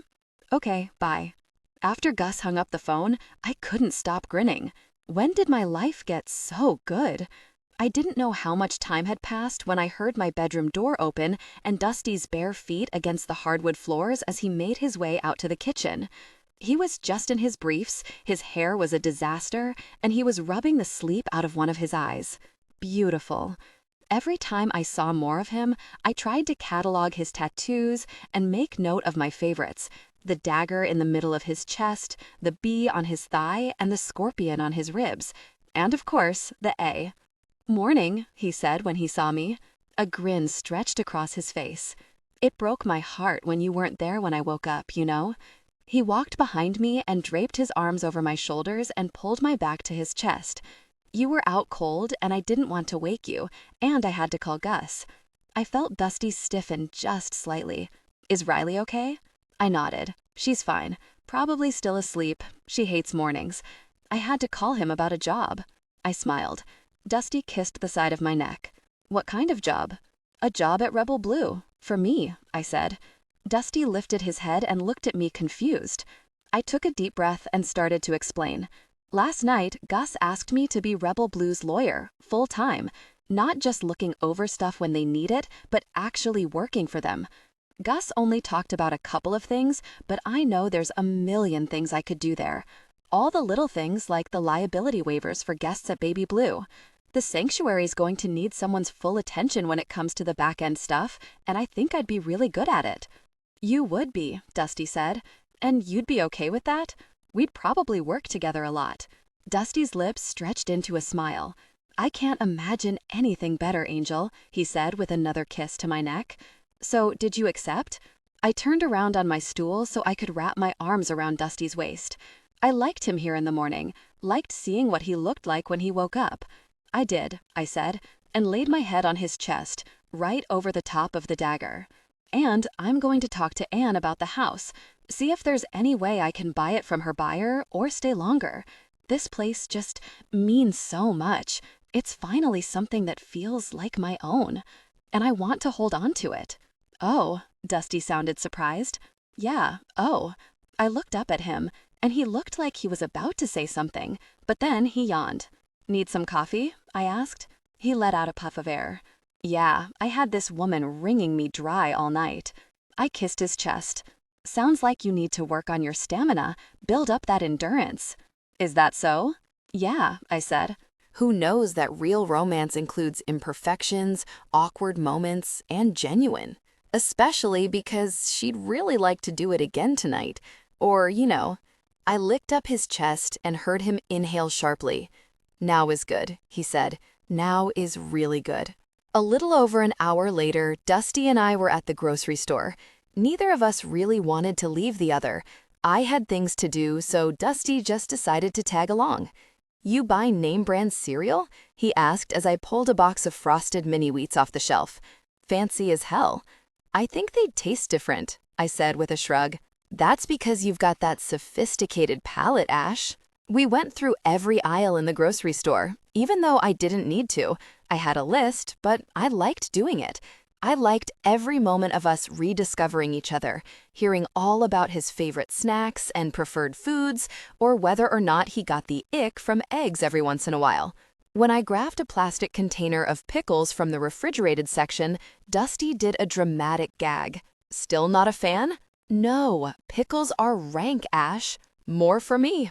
I shrugged and put them in the cart. Cam? A woman's voice came from in front as her hair was darker than it used to be and cut short. She was wearing black jeans, black boots, and a white knit sweater. "Chloe?" I said. "My old high school teammate and Anne's granddaughter." That was ironic. "Oh my God, hi." She walked toward me and pulled me into a hug, which was unexpected. I was awkward about it, but I hoped she didn't notice. "How are you?" I asked when she pulled back. "Good," she said. "Hi, Dusty," she said, shifting her gaze to the man next to me who seemed kind of nervous. "Hey, Chloe," he said. "Good to see you." "What are you in town for?" I asked. "Just a pit stop on my way to New York to see my mom." "How are you liking the house?" Chloe asked me, but it looked like she was talking to both of us. "It's perfect, really. It's such a great house, as you well know." Chloe smiled warmly. "I love seeing you two together still," she said. "I always knew you'd make it. How long have you been married? Like 5 years now?" My eyes widened. "Sorry?" I choked out. "Oh." Chloe motioned between the two of us. "Sorry, I just assumed that you guys were married when Dusty bought the house." "Bought the house?" I looked over at Dusty, who was looking at his boots. "Oh, sorry, one sec." Chloe pulled out her phone. "It's my mom. I've gotta go. I'll be in town until Monday. Maybe we can get coffee or something." "Yeah," I said, feeling slightly dazed. My voice felt far away. "Sure." Chloe gave both Dusty and me another quick hug and walked away, unknowingly leaving chaos in her wake. I turned to Dusty slowly. "You own my house?" There was hurt in my voice. "Ash?" Dusty was looking at me like I'd just kicked him in the stomach. "I was going to tell you." "When?" I asked. "When you made me fall in love with you again." "What if I didn't? Were you going to kick me out?" "Can I explain, please?" Dusty said. "Let's get your groceries and we can talk about it at home." "Whose home?" I asked, because apparently you own mine. "It's not like that. It's never been like that." "Well, I wouldn't know that, would I?" I spat. "Because you never told me." "Please," he begged. "I don't want to do this here." "Fine," I said, and then pushed my cart to the front of the store to check out. I walked ahead of him and didn't look at him. Not while we were checking out, not while we walked to the car, or when he opened my door for me, and not for the entire drive back to his house. The silence was tense and heavy, until finally he spoke. "I bought the house 5 years ago," he sighed. I folded my arms across my chest. I got that part. Anne's kids wanted her to put it on the market because she couldn't take care of it. They had a buyer lined up who wanted to try and get the permits to tear the house down and develop on it, condos or some shit. And when my mom told me, I knew I didn't want that to happen. "Why?" "Because it was your dream house," he said. "Because every time I came home and I passed the turn that took me up the drive, or when I parked here for a hike, I thought about you, and I didn't want to lose that. But also because I've watched places like this disappear around the world, and I didn't want that to happen to this house. So I called Anne and told her I would buy it, that I would pay for someone to come and do the maintenance that she couldn't do anymore, and that she could live here as long as she wanted." "And she said yes?" I asked. "And she said yes. She didn't really want to sell, but her kids and grandkids had moved all over the country, and they couldn't help her. So selling was the compromise. Me buying the house worked for her, and it worked for me. When I decided to come home, I knew I'd have the cabin to go to, and I would get a chance to do a lot of the maintenance myself." "Why did you rent it to me when Anne moved into the assisted living facility instead of moving into it yourself?" "I couldn't imagine living in it without you," he said, rubbing his neck, rubbing the A. "I don't know, Cam. I just wanted you to have it, I guess. I wanted you to have something that was your own." "But this isn't mine." I gestured around the house. "I just went from being trapped in one situation with a man to another." "That's not," Dusty's nostrils flared. "That's not fair, Kim. I wasn't trying to trick you or trap you. I was trying to help without being weird and invasive. I didn't know we were going to rekindle things. I mean, I hoped that we could maybe, but that wasn't the point of me renting you the house. Were you ever going to tell me?" "Of course I was." He ran a hand through his loose blonde hair. "I just didn't know when or how. I was going to do it earlier, but then we started picking things up, and I just wanted us to be stable, whether that was as friends or more. So when I asked you how you ended up in the cabin, you didn't think that was a good time to bring it up? No, Dusty said. I felt overwhelmed, I felt mad and sad and frustrated, and I didn't want him here. I didn't want to be around him. I needed space, I said calmly. Cam, Dusty tried to reach for me. You should go. Just leave. That's what you do, isn't it? Please don't say that, Ash. I came back for you. That's when I delivered the landing blow. Yes, you did, but you should have stayed gone. Chapter 41, Cam. When I got in my car, I banged on the steering wheel a few times in frustration. God damn it! I turned my car on and drove straight for Rebel Blue. I needed to talk to someone. How'd things get so messed up? Yesterday, I thought Dusty and I had a guaranteed future. Today, I wasn't so sure. And it wasn't just about the house. Maybe I was wrong.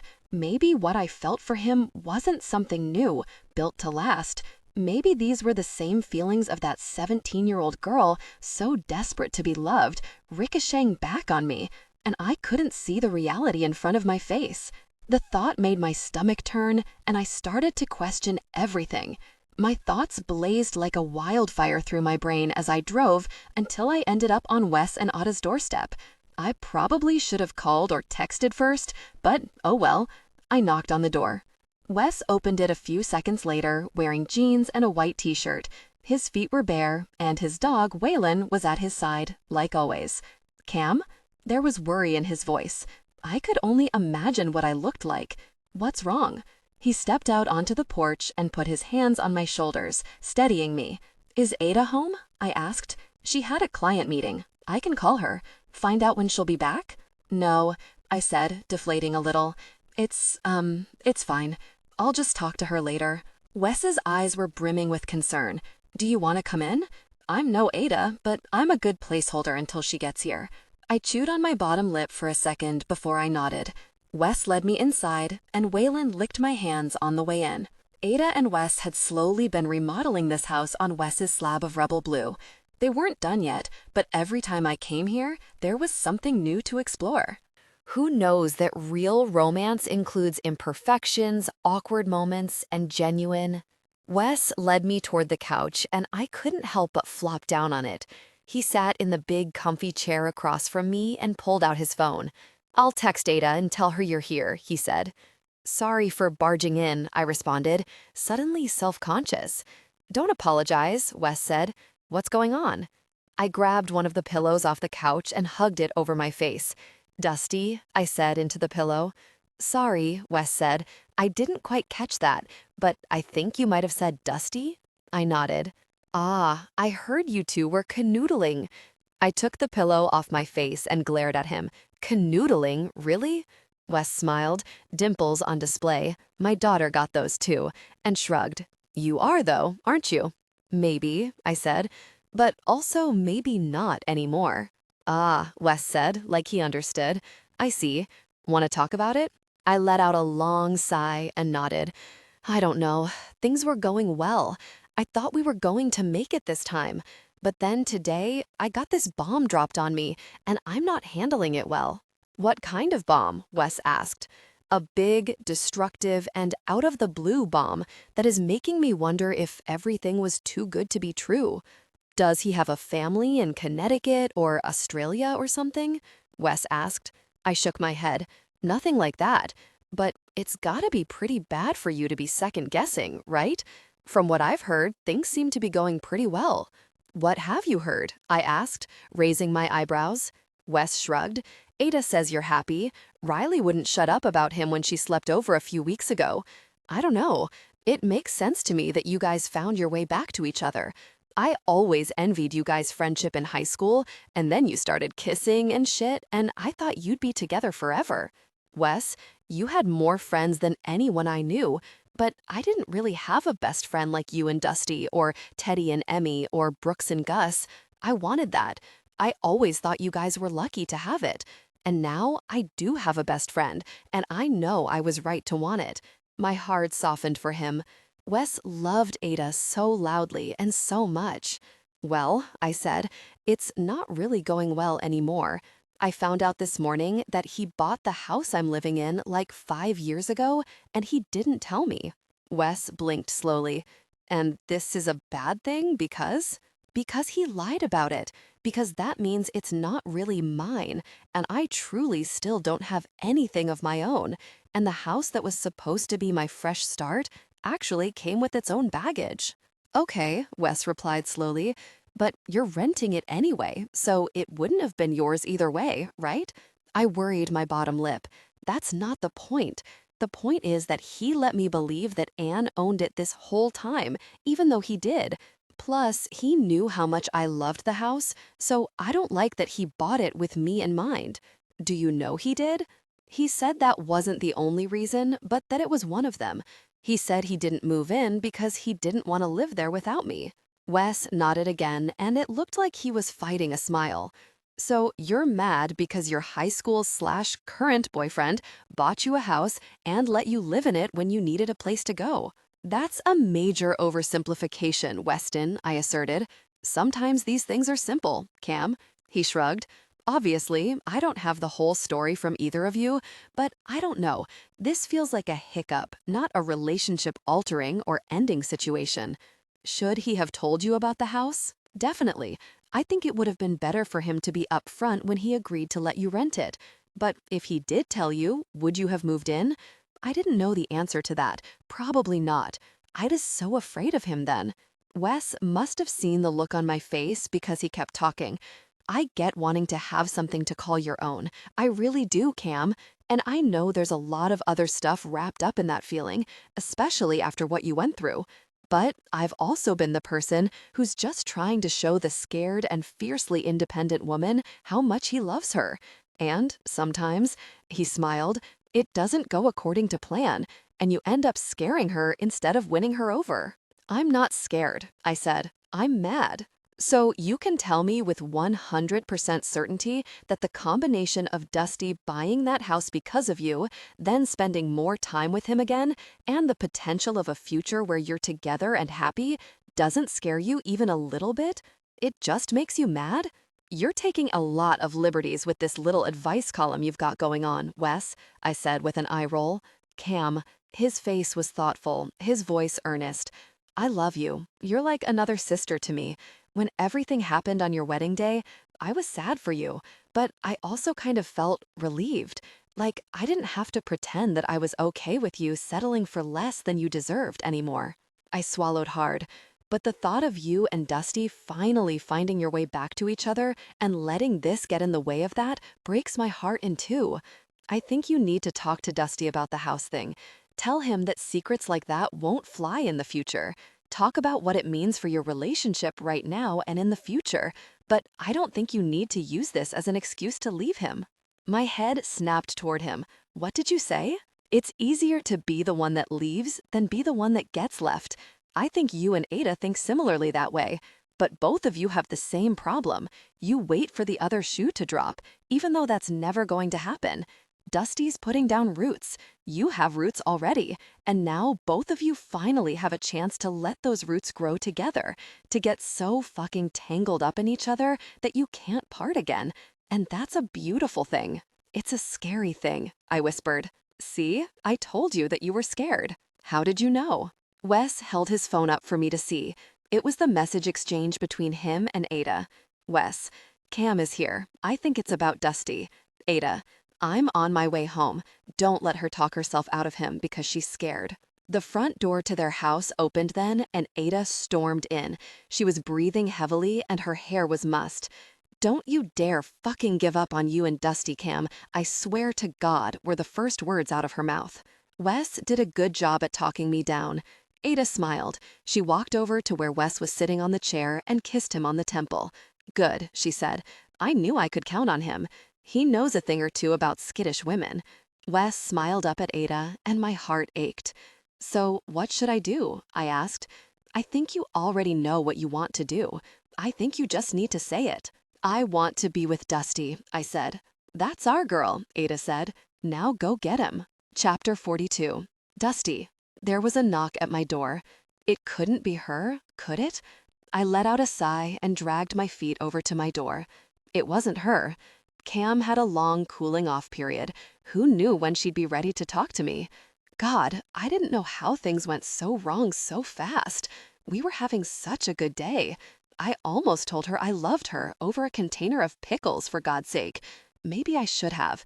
Maybe if I'd said it, things would be different.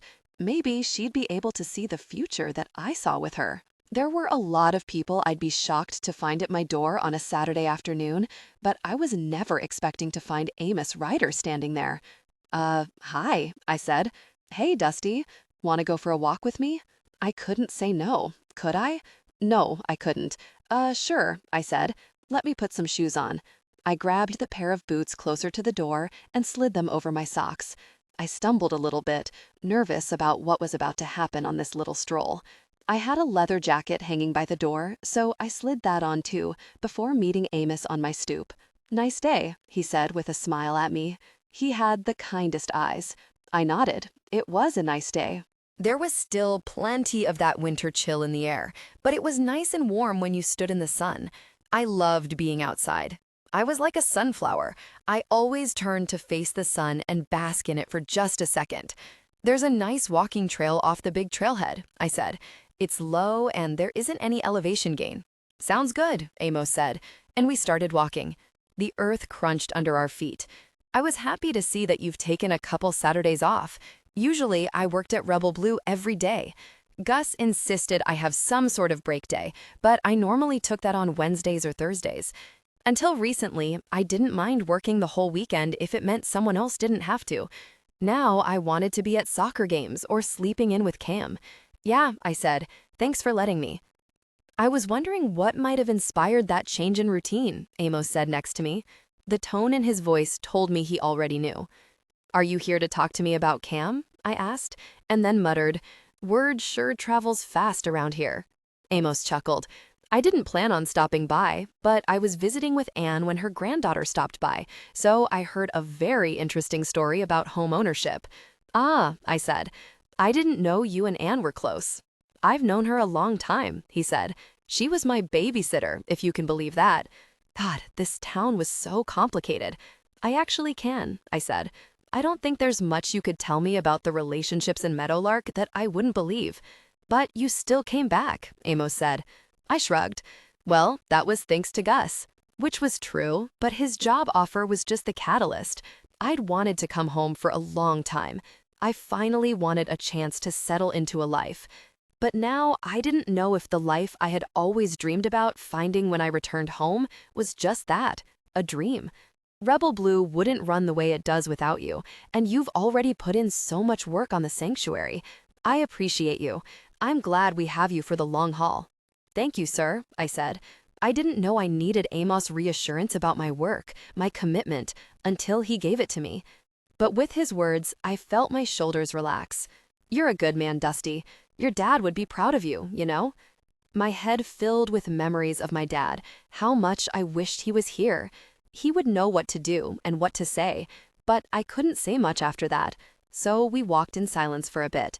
I listened to the noises in the trees and focused on the cool air filling my lungs.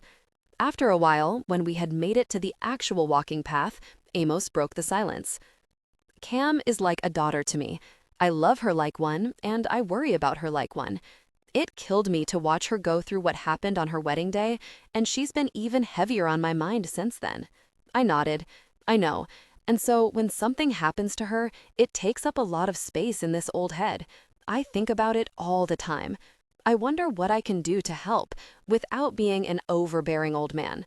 I was about to tell him he wasn't that old, but he kept going. Usually, I settle on talking, trying to pull out some sage advice that might turn on a light bulb or open a new door. And most of the time, it works. They find their way, whatever that way might be. And Cam is no different. I gave her advice about you last month, told her that it was okay to go after it, go after the future she really wants. I swallowed. I didn't know Amos was invested in this, in us. I'm hoping I wasn't wrong in saying that. Okay, ouch. No, sir, I said. I want a future with her. I love her.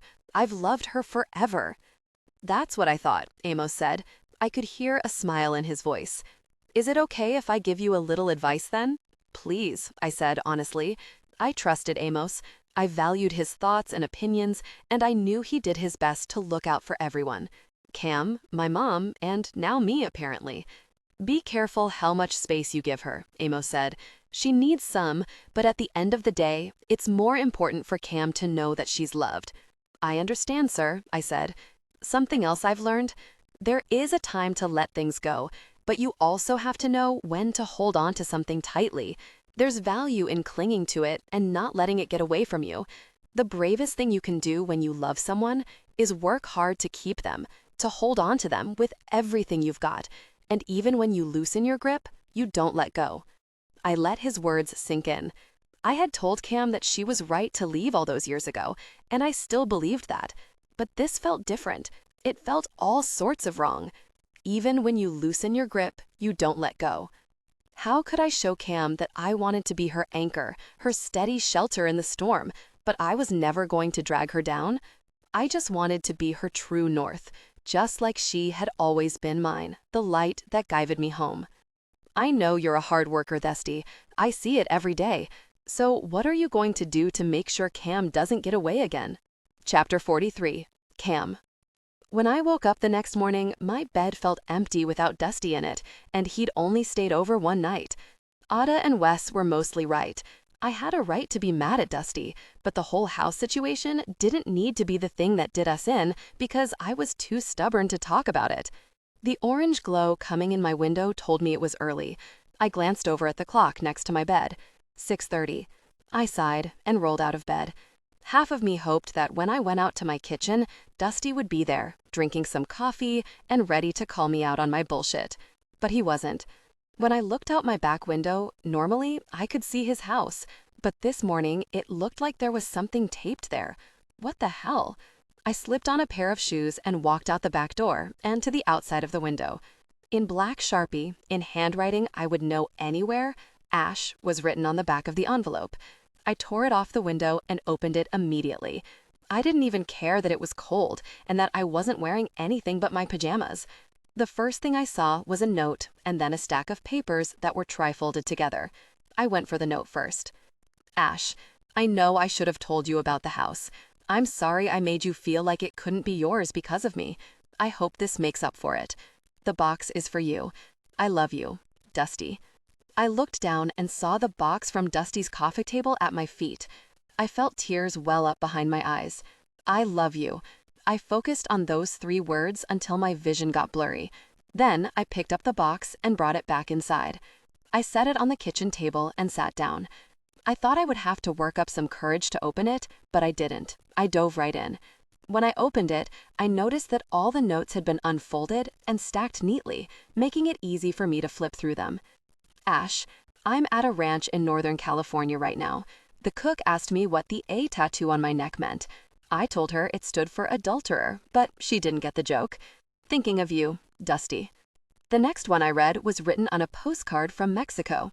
Ash, I'm at a horse rescue this winter.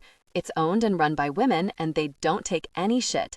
The owner, Paola, is what I think you'll be like in your 60s. Fierce as hell.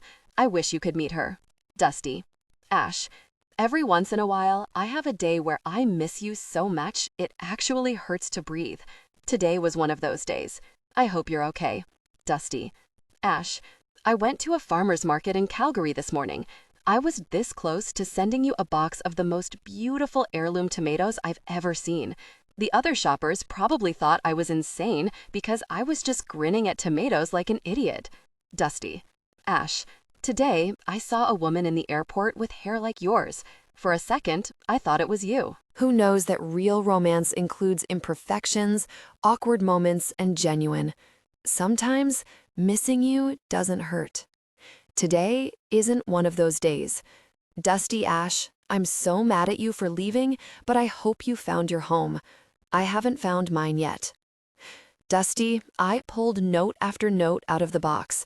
There had to be hundreds in here. Eventually, I saw the words change of property ownership on a paper near the bottom. I tore it out of the box. It also had the address to my house and deed, and I thought I was going to fall to the ground. Did he just give me this house? I looked over at Dusty's house and, without thinking, started making my way to it. When I got to his door, I pounded on it harder than I meant to. He opened the door within a second. He looked shocked to see me. "What the hell is this?" I asked, holding up the stack of paper. The note that was taped to my door included. "I think the technical term is a love declaration or grand gesture," he said, "and also a deed." "What the hell is wrong with you?" I asked. "You think you can just give me a house and tell me you love me and all is forgiven?" "No," he said, "but I thought it could be a good start." He moved to the side of the door, inviting me in, but I didn't move. He was wearing a leather jacket, but shrugged it off and brought it around my shoulders. The action brought us closer together, but I still didn't move. "Cam," he breathed, "I'm sorry I didn't tell you about the house. I know I should have.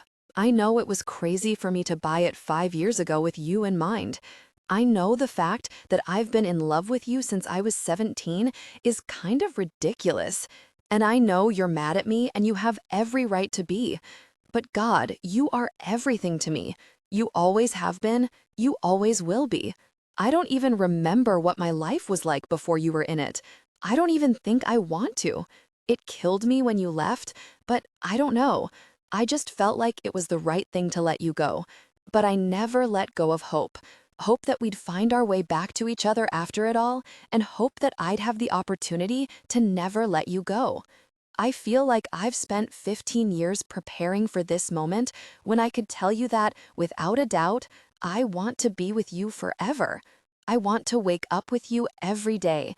And that means that I also want to be part of Riley's life. I want to go to Riley's soccer games and carry her to bed when she falls asleep on the couch. My breath was shaky as I exhaled. I've always wanted everything with you, and I'm sorry that I got so many steps ahead, but I promise I'll give you as much time as you need. The house is yours, no strings. I'll move out of here if you want me to. I want to do this on your terms, Cam. This note says you love me," I whispered. Dusty brought his hands up to my face and forced me to look at him. "I do love you," he said. "I love you madly and deeply. I love you in ways that people don't believe exist in real life. I love you for who you've been and who you are and who you're going to be, Ash." My throat tightened, and it got even harder for me to speak. I love you too," I stammered out as tears started to cascade down my cheeks, in all the same ways. Dusty smiled softly. "That feels like cheating," he said, "like you're just copying off my paper on the love confession thing." "Well," I said, "it's the only time I ever have, and the only time I ever will, so soak it in." "Smartass," he said, and then brought his mouth down on mine. We kissed in the light of dawn, a new day in Meadow Larka, a new beginning, the promise of bigger things yet to come. It was a new beginning for us, too. Epilogue. Dusty, 6 months later. Cam had set up her office for the day on the picnic table right outside the back door of the big house.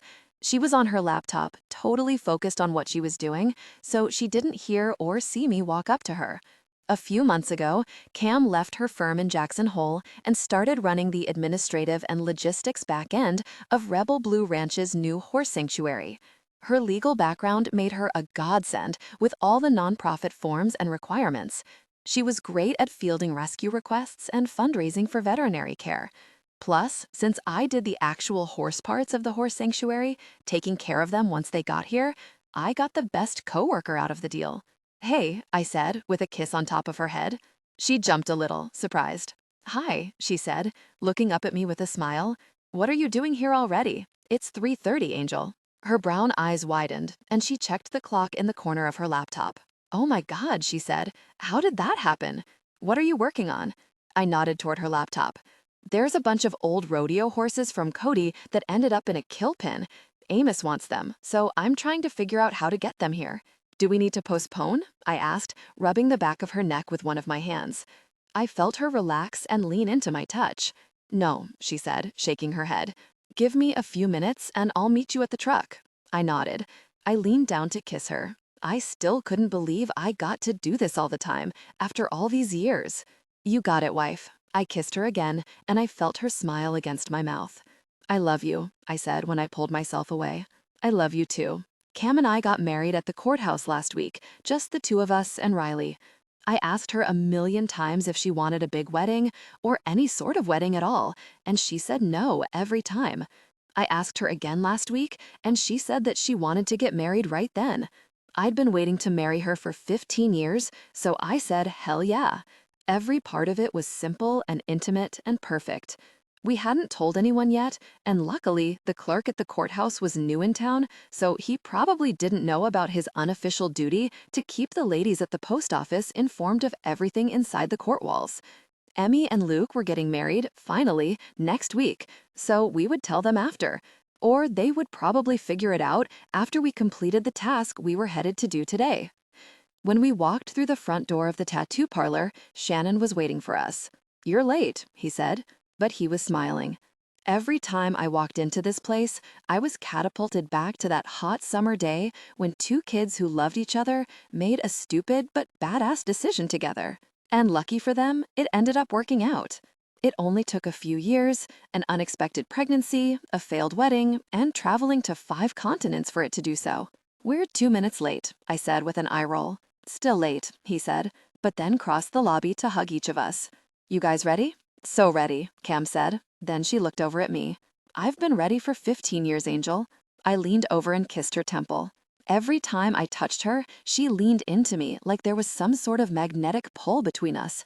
It pulled us together through time and space. It brought us here, and it would take us through the rest of our lives. When Cam's eyes were on me, all I wanted to do was kiss her. So I did. Shannon cleared his throat. "Y'all are worse now than you were when you were teenagers," he grumbled. "Whoever's first, go sit in the chair. I don't have all day." Cam laughed when I pulled away. Her cheeks were red. I wanted to kiss those too. "I'll go first," she said, and I raised my eyebrows at her. "What?" she asked. "You went first last time." Hand in hand, we walked towards Shannon's tattoo booth. Cam took the tattoo chair, and I took the one next to her on her right side so I could still hold on to her. Shannon got his stencil ready, a simple black line, and wrapped it around Cam's ring finger. When he pulled off the stencil, I had a hard time swallowing.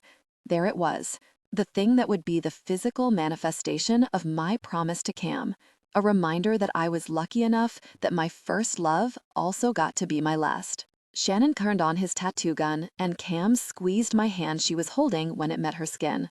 "I've got you, Ash," I said softly. "Permanent?" she asked. "Permanent," I agreed. Who knows that real romance includes imperfections, awkward moments, and genuine? Then she pulled me toward her so she could kiss the A tattoo on my neck, and my heart was filled to the brim with everything I felt for her. Camille Ashwood was the love of my life. I loved her with every part of me. "I love you," I said. Was I about to cry? From the way my eyes were welling up, I would say yes. "I'll love you until we're dust." "Until we're dust," Cam said back, and I kissed her again. God, I never wanted to stop kissing her. And even after,